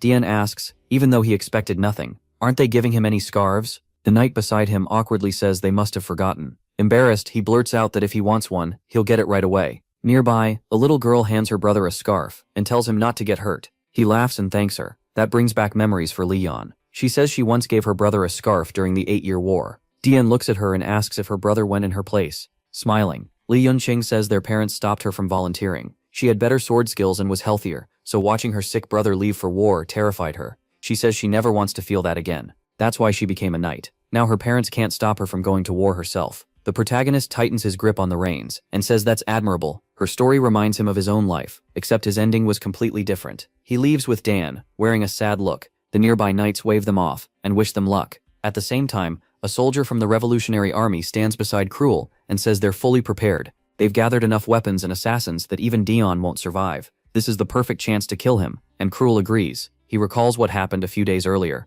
Alistair said he'd work with archers and assassins during the hunting contest. Even if things went wrong, he believed he'd finish what he started. Cruel sat beside him and asked if he knew where Dion would be. Alistair said not exactly, but he had a good guess. MC hates crowds, so if they bait him with monster tracks, they can corner him. Cruel looks at him and thinks the Duke knows him well, yet Cruel knows almost nothing about the Duke. With a sly smile, Alistair asks if it's finally time for the protagonist's life to end. In the present, Cruel moves through the forest, thinking MC has walked right into the hunting contest without suspecting a thing. There, he spots the new Hart family patriarch, who asks why they're going on foot. He says horses can't get through this area. Then he asks why the man keeps following him. The patriarch grumbles that he isn't chasing anyone. Tian ignores him, checks the area, and thinks he's reached the right place. Now he can pretend to hunt while getting rid of the flower. He wonders why the patriarch came somewhere this empty. That's suspicious. Suddenly arrows fly at them, but Dan spots them first and tackles the protagonist out of the way. He is stunned when he realizes they were shot at. They tumble across the ground, and his bag flies off.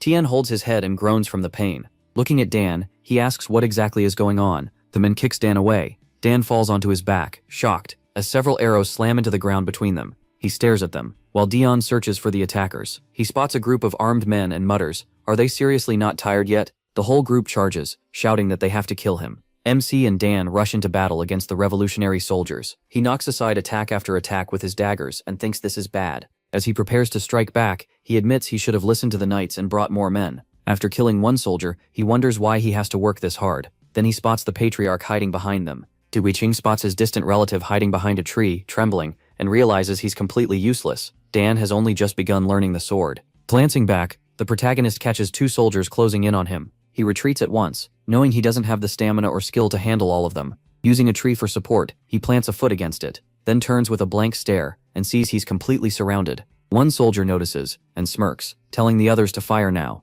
Right after that, Dan sees a swarm of arrows racing toward him. Caught off guard, he has no idea how to escape. Dan sees it too, knows he can't stop it, and shouts for his lord. The revolutionary soldier is stunned because Cruel rushes in at incredible speed. At the last second, he grabs Dion and pulls him clear as the arrows slam into the ground behind them. He keeps moving fast, but they crash into a tree in their path. Cruel holds his brother close while MC coughs hard from the impact. Blood spills from his mouth, staining the mask hiding his face. At first he thinks Tian saved him and is ready to thank him, but then he realizes it was Cruel. Cruel tries to hide his face with his hood, yet Dion instantly pulls his hand away and glares at him, gripping it tight. He snaps, asking if a robe was really supposed to fool him. What was Cruel even doing here? At that same moment, several soldiers are skewered by the vines of a giant plant. Dion recognizes his flower, now much bigger, and asks what the hell is going on. Is that really the same crazy flower? How did it grow this much? What is this thing, and where did it get so much power? The flower looks around, then spots the protagonist, and happily waves at him. He thinks it needs to stop.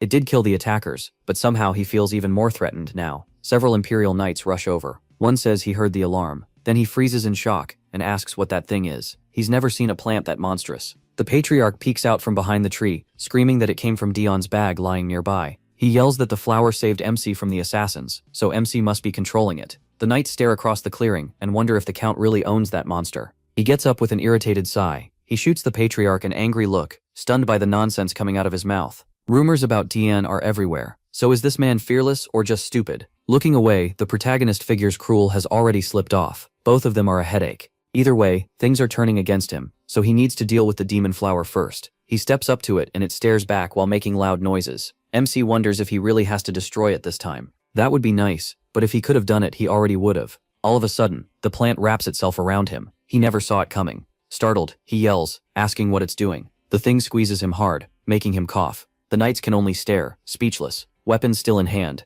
One finally turns and blurts out that he thought Dion and the plant were on the same side. Even the patriarch is stunned and says that can't be right. Was it all an act? Another knight fires back. Who would risk their life for a trick like that? They should help the count instead. Meanwhile, he struggles to break free, coughing and thinking the monster had just waved at him. So why is it doing this now? He can barely breathe. He slashes hard with his dagger and shouts for it to let go. The blow sends the huge plant rolling several meters away. It twitches and screeches, then collapses. The knights are stunned and shout that he just took down that terrifying new kind of monster. Dian runs over to Dion, calling out to him. He reaches out and asks if he's alright. The protagonist has lost a lot of blood. Wiping his face, he wonders if he really killed that monster with one hit. As for himself, he's fine mostly. He coughs up blood because his body is weak, but the injury isn't serious. From the outside, it looked like he survived a savage attack. but before he hit the ground, the plant had shielded his head with its vines. And when he struck back on instinct, he happened to hit a weak point, so it basically killed itself.